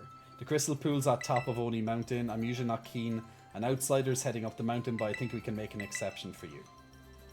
What say you? And I go for a hike to find ourselves the crystal cluster. Oh god, she has to come with us. Man, she is so unlikable. It's not even funny. She's such a badly written character. She's just like so unpleasant to be around. Just like, yeah, I don't know why she's even here. Yeah, she's pure teen ants. How much do I bench? Oh man, I hate that question. I hate that question. It's just so derivative. Basically, it depends. It depends on what phase I'm on, what I'm doing currently in my workout program. It's not as simple as what do you bench. Right now I'm benching like 120, 130. What's my max? Probably about 170, 180. Is that what I bench all the time? No, but I usually stick to less. It depends on what phase I'm on. Am I in a strength phase? Am I in a muscle phase? Am I in a weight loss stage? There's so much to it. The question, what do you bench, is the most derivative, boring, stupid fucking question to ask someone who benches. I hope I helped with that question. It's such an awful question to ask someone. Sick of that question. It makes sense why people ask it. Like, it's literally like people who don't go to the gym ask that question. Because they don't know how to talk, you know, what other questions to ask or something. And I'm not making fun of you, please don't think that. I'm just saying it's such a shit question. It's like, what do you leg press? What do you squat? It's the same answer. It's like, oh, but what if this? What is this? What is this? Da da da da da da da da. It's just, it's never like, oh, yeah, it's this answer and that's it. Everyone knows it's not just that answer. If you're into fitness. And then it's like, okay, what do I bench? What do I bench in a decline bench? Is it with when I have a bar? Is it when I have dumbbells? Is it with a machine? Okay, is it an incline? What another angle of the bench am I doing? It's like, it's such a stupid question. It doesn't give you much information about the person, just, oh yeah, at one point or another they lifted this item. It's black.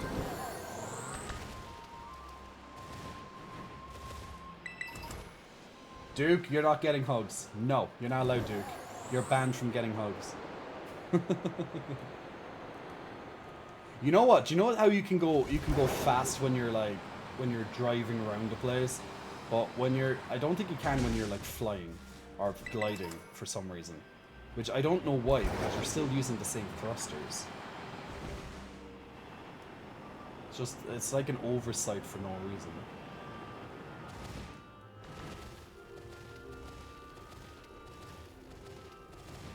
I'm just trying to like think of the easiest possible way I can get up this goddamn mountain without having to run around in circles. I don't know if they're going to let me just go up this way, to be honest. Let's focus on the Pokemon, not bench. Oh yeah, I know. I am focused on Pokemon, but I think it's just such a bad question to ask someone, because it reveals very little about anything, really. At least when it comes to fitness, I just don't see. You know, if you're a power lifter and you're going for like the heaviest you can lift, okay, you can learn some information, but if you don't know anything else about the person, it's just like, okay, no, it's just like, it's just such a derivative question. Oh, there's a Slagma or something. It's like a weird Magmar type thing, just a Slagma thing. Different characters. Slugma, that's the one. Slagma, Slugma. I can't believe I'm saying this, but I miss Pneumonia. How can you miss Pneumonia? At least she didn't treat all just like trash. Never thought I'd say anything positive about her. Ah, man, yeah, true. In Pneumonia's defense, she didn't treat she didn't treat other people like shit. That's very true. I will give her that much. She was a pain in the ass, always wanting to battle. You, me, friends, yes. You, me, friends, yes. But outside of that, I guess she, you know, at least she wasn't a terrible person. This one is just like, you know, on her period or something 24/7. That must be what it is. Guys, any name for the Slugma? Jay, in terms of global warming, what are your thoughts on the further on the further of fitness and health? Oh, you mean future of fitness and health in the new challenging facing society? Well, that's a question. Lava sperm. I'm actually going with that. I like that. Yeah, we're going to go with that one. He does look like a lava sperm. That's a trust. That's a hard one. I think, you know, no matter what, I think fitness in general is good for someone, because, you know, it fights off a lot of illnesses and things. Like, it's been proven time and time again, the more active you are, or even just moving a certain amount per day can like lower down certain you know, I can't use sperm. We'll try jizz. It you know, cuts down on certain like cardiovascular diseases and things. No, lava jizz also can't be used. Just basically jizz or sperm, I just can't be used. How about cum? I doubt it. Well, they might notice it because it's all together. Yes! Lava cum. See, lava cum summary. Hot goop. Sperm. But yeah, so like I think fitness in general is just good regardless of, you know, global warming or not. But I guess if the fitter you are, the less you're probably eating. And I mean fitness, not being a big muscle bull type thing. But the less you're eating, so therefore the less carbon dioxide that you're putting out into the atmosphere while you're consuming, right? So I guess it's just better. But even at that, since as a fit person you're probably consuming less than a non-fit person in general. So the world's natural resources will probably stay around longer than, let's say, if you are overweight, which you just, you know, nom. You know, you're grazing, whereas generally speaking, fit people, unless once again you're trying to be this big muscle bull or something, right? You know, they don't eat as much. So yeah, so I think there's lots of benefits, of course, to people just being fit, whether it's global warming or not. But I can't really say, like, you know, everyone being fit would that change global warming, right? to be fair though, depending on where you live in the world, if let's say your work or or where you do food shopping or whatever it is, if you're close enough to it, you might be willing to cycle to work or the food or wherever, you know, instead of getting a car. You know, if you're lazy or and fat, for example, you most likely will get the car. If you know, even if it's in, you know, very easily walkable or even a cycle distance.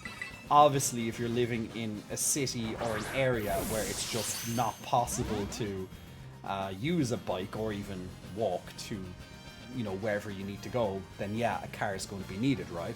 So if you're fitter, you're less likely to be lazy. So you might not rely so heavily on cars. Just as an example. So I guess as an indirect effect, that could probably help global warming. You know? And there's probably lots of other practices that fit people do that could potentially help global warming too. I don't know, they fart less, I don't know.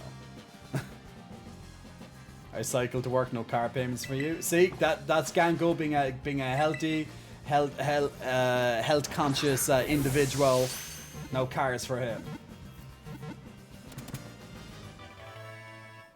Pino, hey Pino, it's been fun. It's been a good stream. Can't wait until we play some Lies of P.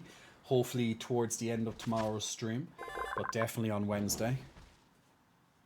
Chimeco, what do you want to name this little? I don't even know what it is. It's like a lantern of some sort. Its cries echo inside its hollow body to emerge as a beautiful notes for startling and repelling foes.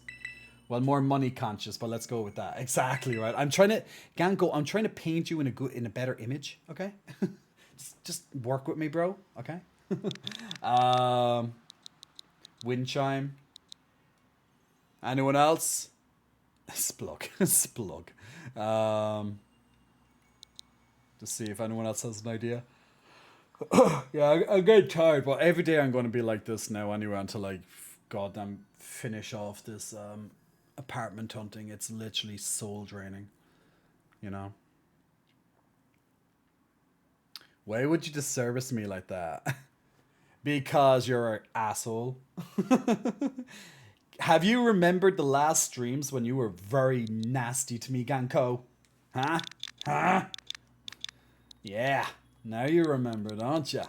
See, I wasn't going to disservice you, unlike you do to me all the time. Uh-huh. Asshole Ganko.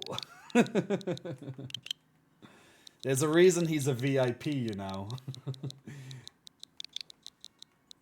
Someone has to be a very important asshole someday, you know. We love Ganko. We love Ganko. He's our little Digimon. He's our local resident Digimon. He comes here to be his Digimon self. And then mock Jay and call me Seamel. And call me a himbo.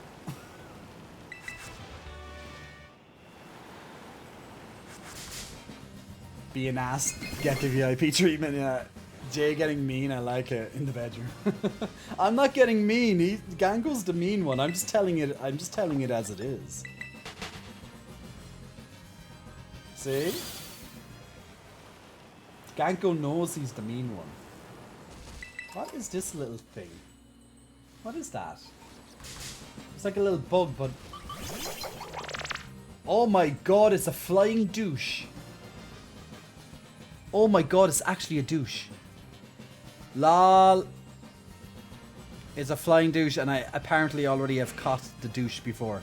Without a doubt, we have named this guy a douche. Without a doubt. I have to find this. I need to find this Pokemon in my bags and find out what we named it. There's nothing else we could have called it but a flying douche. Or some sort of douche. There's no way my stream would have not noticed this. No way. I have to find this. I need to do some investigative work on this Pokemon.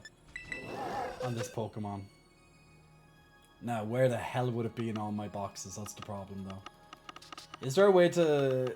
Wait, there is a way to... search for it, maybe, with the...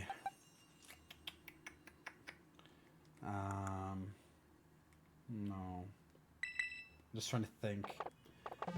Deja vu all over again.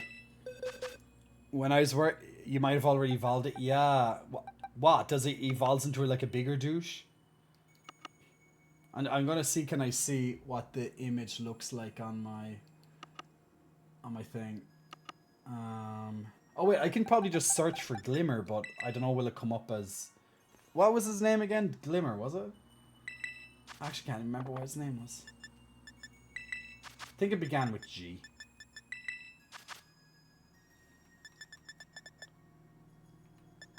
Glimmet. That's the one. Close to Glimmer. Very close. Okay, so he's in here. There he is. There's the little bastard. What did we call him? Douche. I knew it. I know you can't see it because of my graphic up here, but you can see the D. You can see the D-O-U-C-H. We just have a E with a. We have an E with an accent on it, like a douche. Just so we can get away with it. But yeah, douche, we called it. When I was working reservations for a hotel, we would add VAP to irritate customers' accounts to warn everyone they were an asshole, stood for very annoying person. Ah, I see. That's a clever little way to disguise that. Okay, okay, it's not letting me go back for some reason now. Hello, game. Leave me out of my menu, please. Okay. Why isn't it like... Okay, it won't go back. It won't let me do anything. Why? No, I don't want to get out of the selection. Back. What the hell? Okay, like it... Okay, I'm trying to like back from this, all this stuff, and it won't let me. Okay, yeah. Is it stopping now? Okay. Back. No. I'm not trying to move anything. It's just like annoying me. It won't let me do anything. It won't let me cancel this or whatever. Oh my god. Literally, I'm stuck. It won't even let me go out of the game. What the fuck's going on?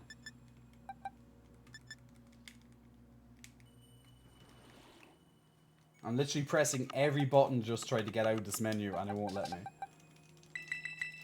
Like literally everything. Back, like the back won't even work. Back button. I don't know what's going on. Like it's trying to select everything or whatever and I'm just like backing out of that. Okay. No. Now back. Okay, no, let me do it. X. Won't let me do it. Like literally every button I'm pressing it won't let me get out of the menu. I have no idea why. Oh my god. Is this like a bug or what? I wouldn't be surprised because this game. Literally any button I press, it won't let me get out of the menu. I can't even exit the game. Oh, I can take a photo though. Yeah. Like I'm trying to get, I'm constantly pressing B to get back. Like back. All box. Like I can't even click on. Like I can't even select search or all boxes or anything. I can't press. I can't disable anything. I'm pressing every single button. Nothing's working. Instead of left or right in the boxes. If I press this, it just does this. But like literally, I'm literally pressing every single button and it's just not exiting out of anything. I don't know. My game's like broken or something. Time for a good old turn off, turn on.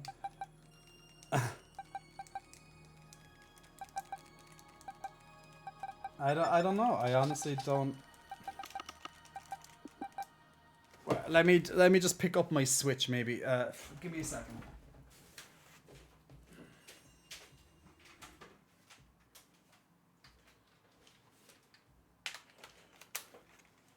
Just gonna see if I maybe put the controllers back into Switch. Maybe we'll like. Okay, now it works. Like seriously, like that's a bug or something. Now I'm back to normal.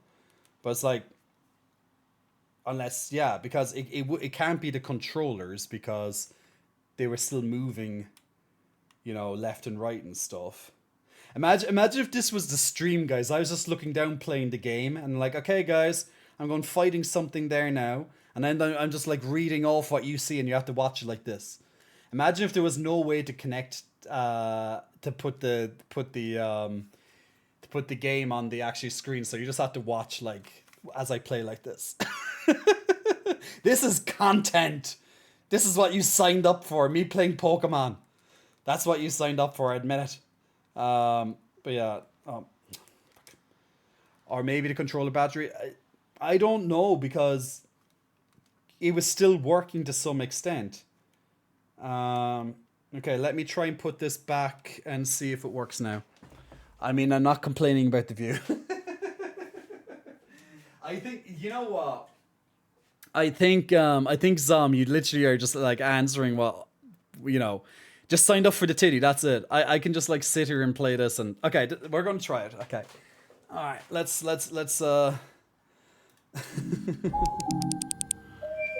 pulls out a magnifying. Oh, nice move. Yeah. Okay, guys. Let's play some Pokemon. You looking at my screen? Yeah. Just zoom in there now, Duke. You see what I'm doing? So I'm just going to false swipe on the Chingling. I don't have a Chingling. Okay, you see that? So okay. Well, the Chingling just used an upward right there. Okay, but it's fine. I'm going to attack again with a false swipe to attack the Chingling. And okay, he's uproaring again. And now I'm going to use my Ultra Ball to try and capture the Chingling. So I threw my Ultra Ball now. And okay, I caught the Chingling, guys. I caught the Chingling. Lower the left arm, please. Okay, guys, what do you want me to call my Chingling? What do you want me to call Chingling? This is how we're going playing the game now. Okay. Jay used bulk up, it was super effective, yeah. I know people for the first time being like, have they seriously been watching this guy play like this for a few hours? No, just roll with it. But yeah, we need a name for Chingling, guys, so give me a Chingling name. We need Chingling names. So give me a Chingling. Chingling! Chingaling. Literally the same thing, just pecker, softball. Chamu-san, big muscle flexing, welcome to you, thanks for pressing the follow button. Also the unicycle as well, big muscle flexing, welcome to you, thanks for pressing the follow. Best view ever. Content is a plus.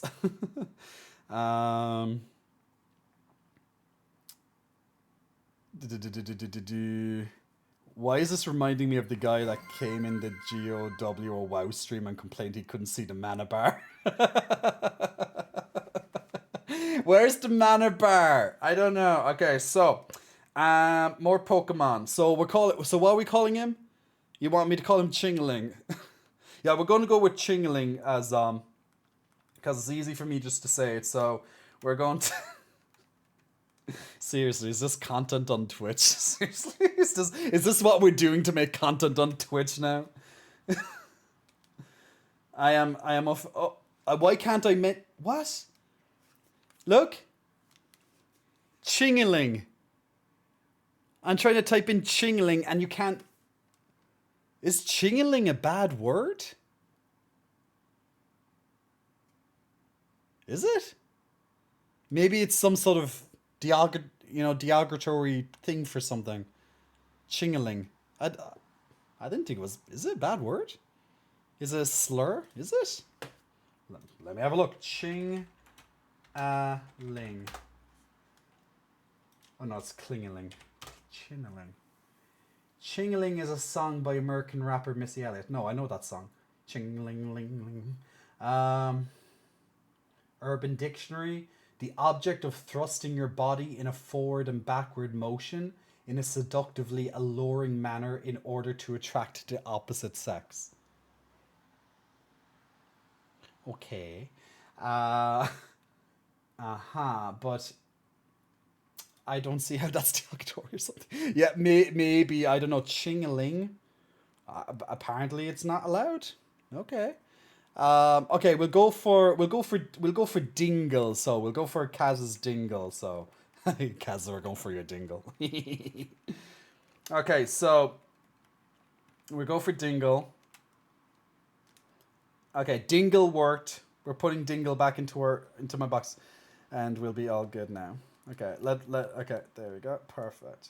So we're going to continue on now, and we're going to. Yeah, okay. I'm. This bit's getting old. Okay, I'm going to try put this back onto the dock. See if that works.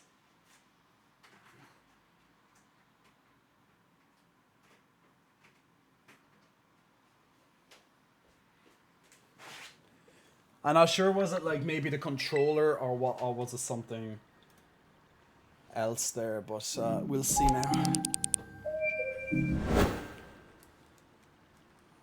Oh wait, now I have to reset the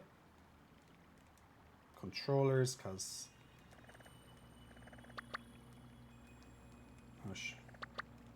Okay, one. Okay, that one is. It's okay. It's not finding this one for some reason.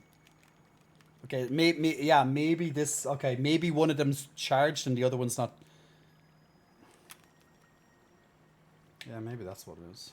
Yeah, because this one's moving, the other one's not.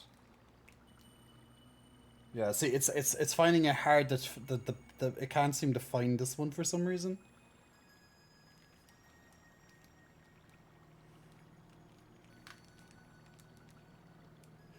It was working all fine. Yeah, like I say, I don't want to get it. I don't want to get like a Nintendo Pro controller because, like, knowing that the Nintendo 2 could come out like next year or something is kind of a waste of money, I suppose. Well, unless you can use the controller on the next Switch, Switch 2. Yeah, I think maybe this controller, maybe the battery's gone or something, but it's not finding it right now. Whereas this one is fine, so maybe. No, I left when I went home to visit my parents. I brought the Switch with me, and I left the holder at home. So like I don't mind playing like this personally. I don't care at all. But yeah, it looks like oh wait, oh no, that one's yeah. I think the battery might be dead on this one. I don't know how, since they were both, they were both in charging the whole time. Like the Switch hasn't been played in a couple of days, and it would have been charged the whole time. So let me try and see. Maybe it's finding it hard. Maybe it's just finding it hard to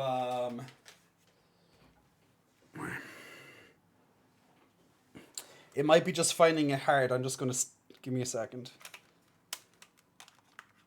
It might be just finding it hard to pick up the signal or something. So give me a second.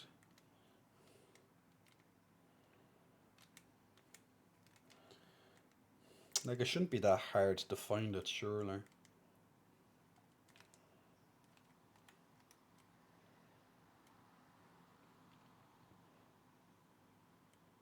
Well, I saved my progress just in case, so I'm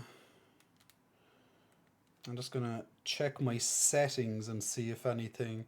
Yeah, controllers, grips, search for controllers, pairing new controllers. Yeah, the controllers, like, if you can see here, like, all the battery seems to be fine. Like, the battery here seems to be full battery. So it just seems to be, or at least that's what it looks like here on my screen. So I don't see why one of them's not working. Maybe I'll just turn it off and turn it back on. Press the same button 3 times. Okay, now I can't. Okay. Okay, now it's not.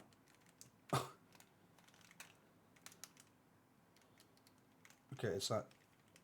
Yeah, okay. Yeah, there's something strange with this side, and I'm not sure. Okay, now I think it's better. Okay, I think I found it. So let me just take it out. And just see, will it find?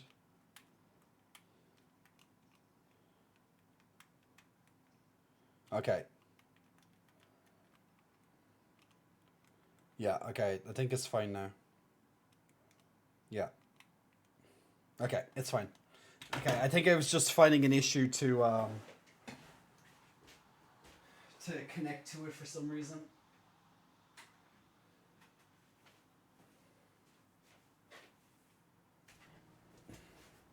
So that should be fine. There's only 15 minutes, so maybe it's a sign. Yeah, shame on you. Shame on you. Don't bump me. It's not my fault. Wilfer, big muscle flexing. Welcome to you. Thanks for pressing the follow button. Just like that, for studying purposes. I swear the Joy-Cons are one of my least favorite things because of how much they mess up. Where's Sketch Artist? He needs this for future works. We can stay like this for the rest of the stream. It's only 13 minutes left. I'm not complaining. Jay making troubleshooting look sexy. Technical difficulty, Unicorn. How may we help you? I see, sir. And you are Himbo? I am not Himbo. I know Himbo. Me no Himbo. Mi osako arigato. Kawaii.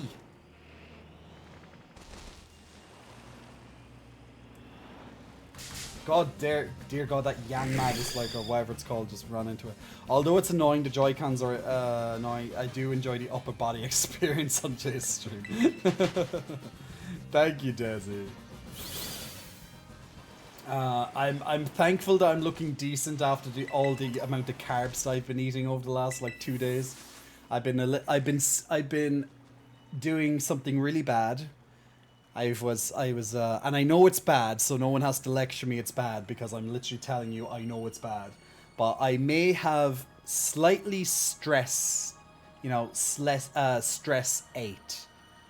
So I did a little bit of stress eating the past couple of days, unfortunately. And I kind of gave into a little bit more carbs than I normally would. So, what's that? Should we add Himbo to Jay's streamer tags? Well, yes and no. You're all evil. Well, no, not all. Just can't go. Stream Raiders is ready. Ooh, I love the Grim Reaper on the Death Barbarian. Ooh, I love that skin. That's a pretty cool skin. I like that. Yeah, well, the stress will get way better once I finish apartment hunting. It's like, Desi, most likely you've done it a few times in your life that you've house hunted or apartment hunted or anything like that. Yeah, nah, it's a bit of a stressful time. So that's pretty much just what I'm going through. Okay, Ganko, we'll do your poll since you have requested it while we're doing the Stream Raiders. Yes, no. Okay, you have 2 minutes to vote on Ganko's poll, guys. Check your Twitch chat right now. If we should add Himbo to Jay's Himbo to Jay's tags. Gustav also asking for our tongues out. Get that tongue out. Get that tongue out. Get the tongues out. Alterclus is asking for a pec flex. I'll get that done. Set asking for a bing, a smile. Once the stream is over, do a low lighting flex, says Duke.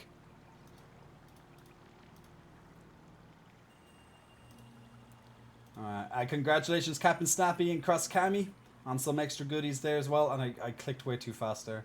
That's the last Stream Raiders for tonight, guys. So thanks very much for joining in on that. Moving in general is super stressful. It's, I don't know, Jay, adding Himbo might get them viewers. I can act like a Himbo, no problem. Himbo might get them viewers. Okay, sorry, I'm loading up my channel so I can see the yes and no. So guys, on your stream chat right now, Ganko is asking, should we add Himbo to Jay's streamer tags? Yes or no? So check the top of your Twitch chat and it should be there. You have about 30 seconds left to vote, so feel free. Just a little bit of fun, of course. It's all good. We should get the macro camera redeem. Change the camera POV to make Jay look giant. Eye emoji.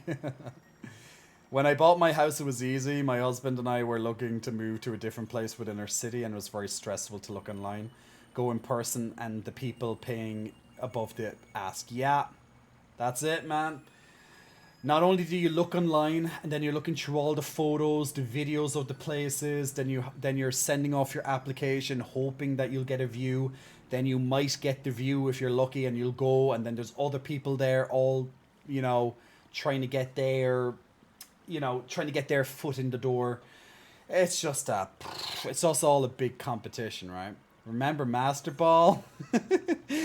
Member? You member? It's like the member berries. We member Master Ball, we member.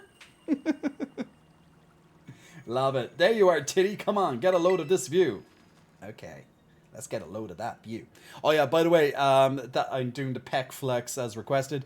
100% of you, 100% of my stream who have voted in the poll have said add himbo to Jay's tags.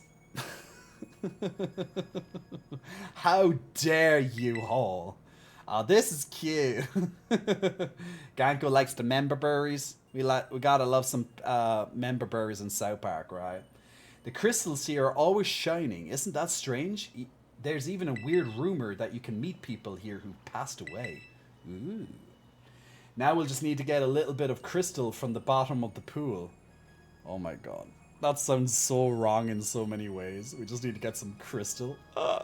Unanimous himbo! Now I'm reminded of Mrs. Garrison in our lovely infamous episode. You know, this is Lebo. You know, this is Lesbos. This is himbo. You know, that's literally what I'm thinking of right now. This is himbos. Now we just need to get a little bit of crystal, fix the mask properly. And that's where you come in, Tiddy. Go in then. Jump in. Don't be scared. Wait, you want me to jump in? Well, yeah, I can't swim. And besides, my clothes would get soaked if I did. But what about my clothes? You've got a real nifty Pokemon to ride on, right? You'll be fine. Rumble, rumble. Did it really have to go rumble, rumble? Okay. What in the... An earthquake? Himbo titties. You member? Oh, I member. Me la la la la la la la.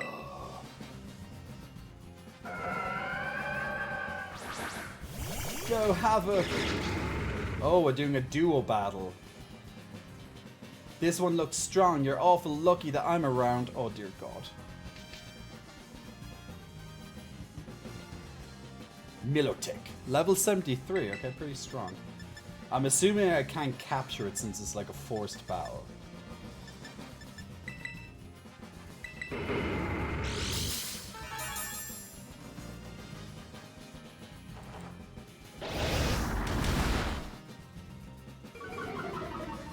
Milotech's attack fell.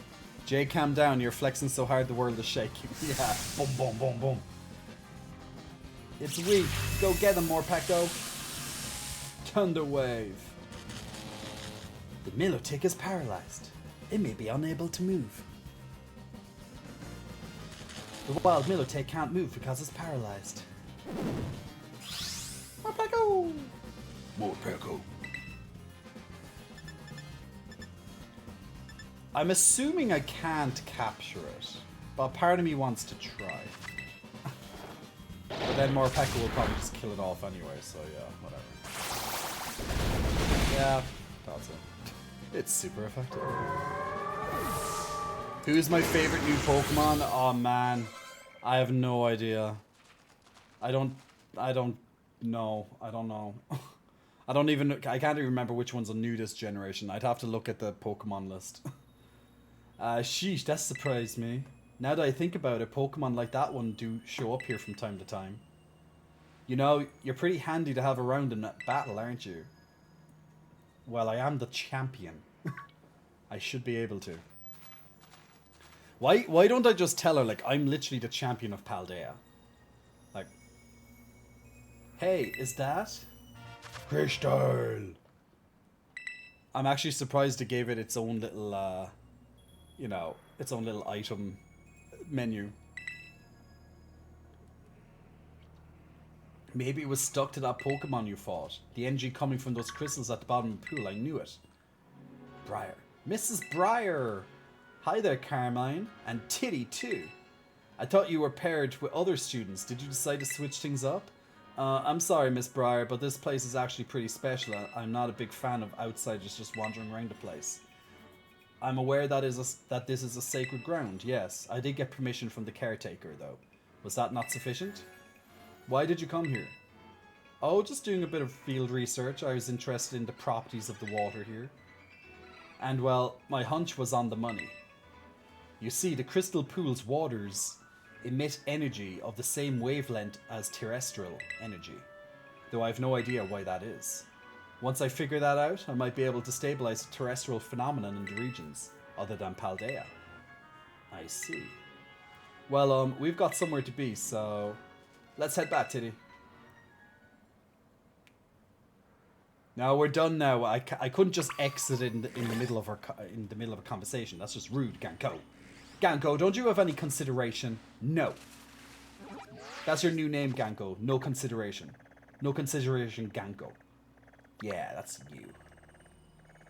So, just parking my ass back in town.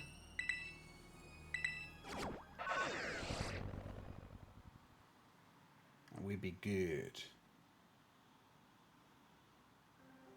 And there we have it. So, it looks like we'll be able to finish this off tomorrow evening, I guess. Well, you know, before Liza P. Seems too long, but I'll take it.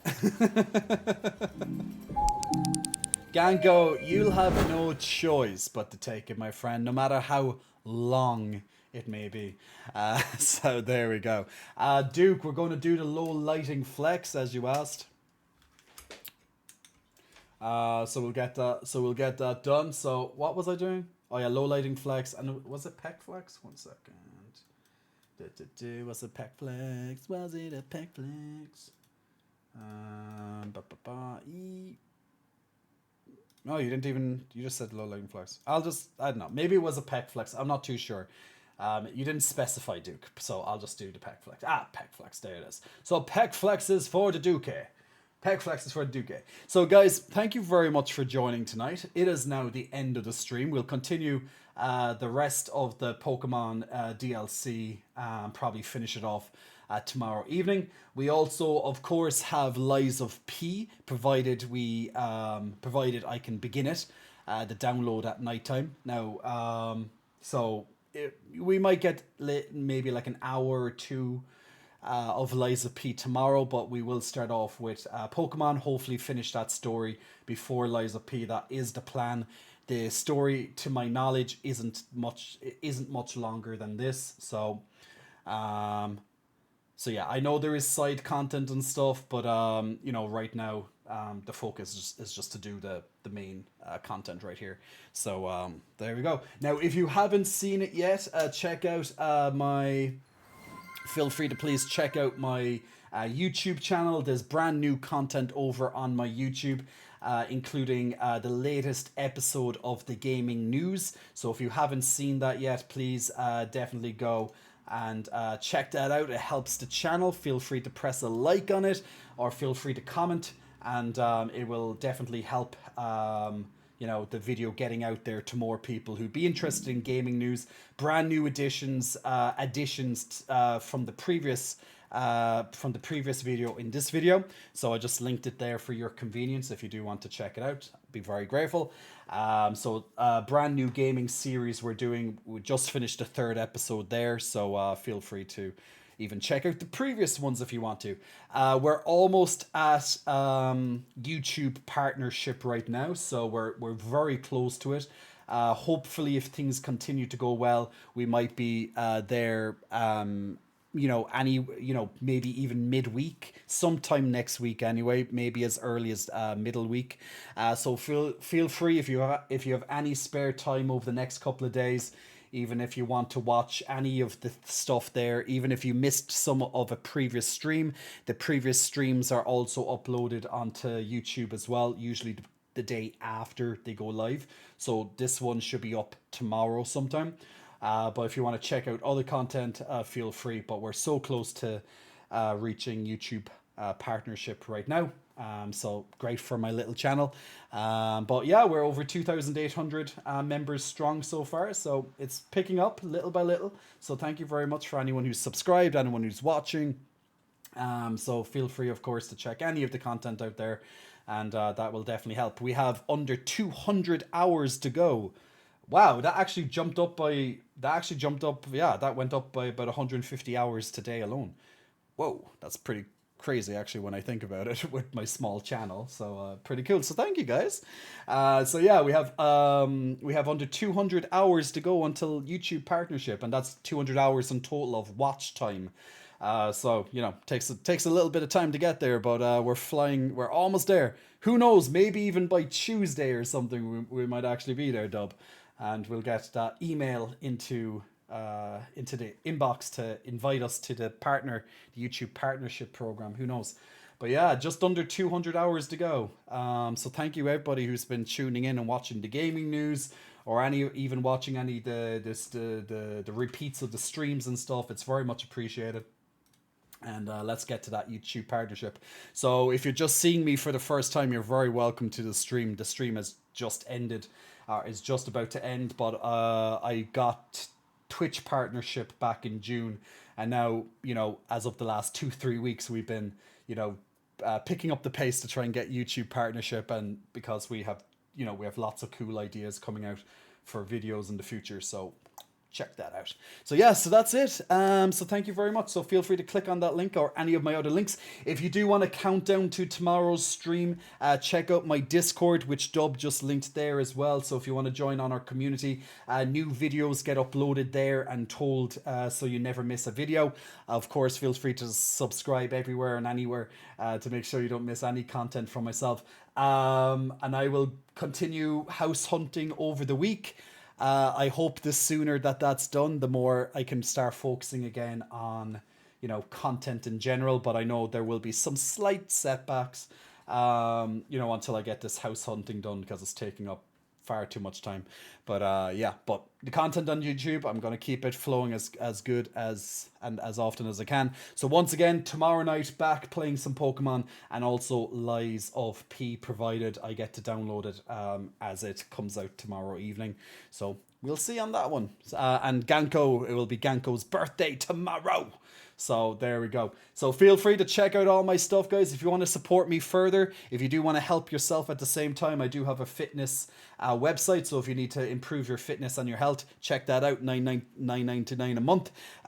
We also have J for Pay, where there's new videos coming out there, usually twice a week on that. And if you want a different type of content of generally a more fleshy nature, or getting to know me a bit more personally, check that out.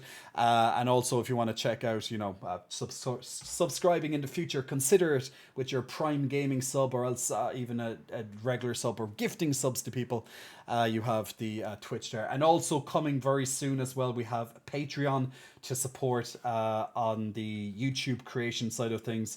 That helps support myself and the team for bringing out the new content. So you can support there for as little as $1.50, €1 per month, and you'll get your names. You'll get invited to a special Patreon title and a community channel on my Discord, and also you get your name featured on the next videos that come out for that month. So nice little things that you see on Patreon that you see on lots of other people's Patreons, but that's something that's coming up soon. So yeah, feel free to check all that lovely stuff out. But other than that, guys, thank you very much for joining tonight, and I am off to rest my voice, have a cup of tea to rest my voice, and get some sleep after maybe 20 more minutes of searching for apartments or something like that. Maybe I can apply to one more before I go to sleep, before they wake up tomorrow, the estate agents, and maybe get some emails sent back to me. Hopefully, we'll see. But yeah, it never rests. Why having sex only at night? Big muscle flexing. Welcome to you. Thanks for pressing the follow button as well. But other than that, guys, that's enough promotion, self-promotion for myself. I know it can be annoying to hear, but gotta promote myself. It's the only way to do it. Oh, you're very welcome for the birthday video, Duke. You're very, very welcome. And Sweet Jade, hello. I'm not ignoring you, Sweet Jade, just in case you were thinking I was doing that. But hi to you, Sweet Jade. And also good night to you as well. And a type pigeon, Big muscle flexing, welcome to you. Anyway, guys, that's enough from me. Feel free once again to check out the brand new videos out on YouTube, including the latest one, which I just linked there. If you like gaming news, or if you want to find out what's coming out next week in the world of gaming, and if you want some of the latest drama that's in the gaming industry, such as the Unity engine, the evil bastards, greedy bastards, check that out as well. So brand new content, and I will see you all very, very soon. Shlán lach, guys, shlán awalya, agus cuddla, gus sov enish. Shlán.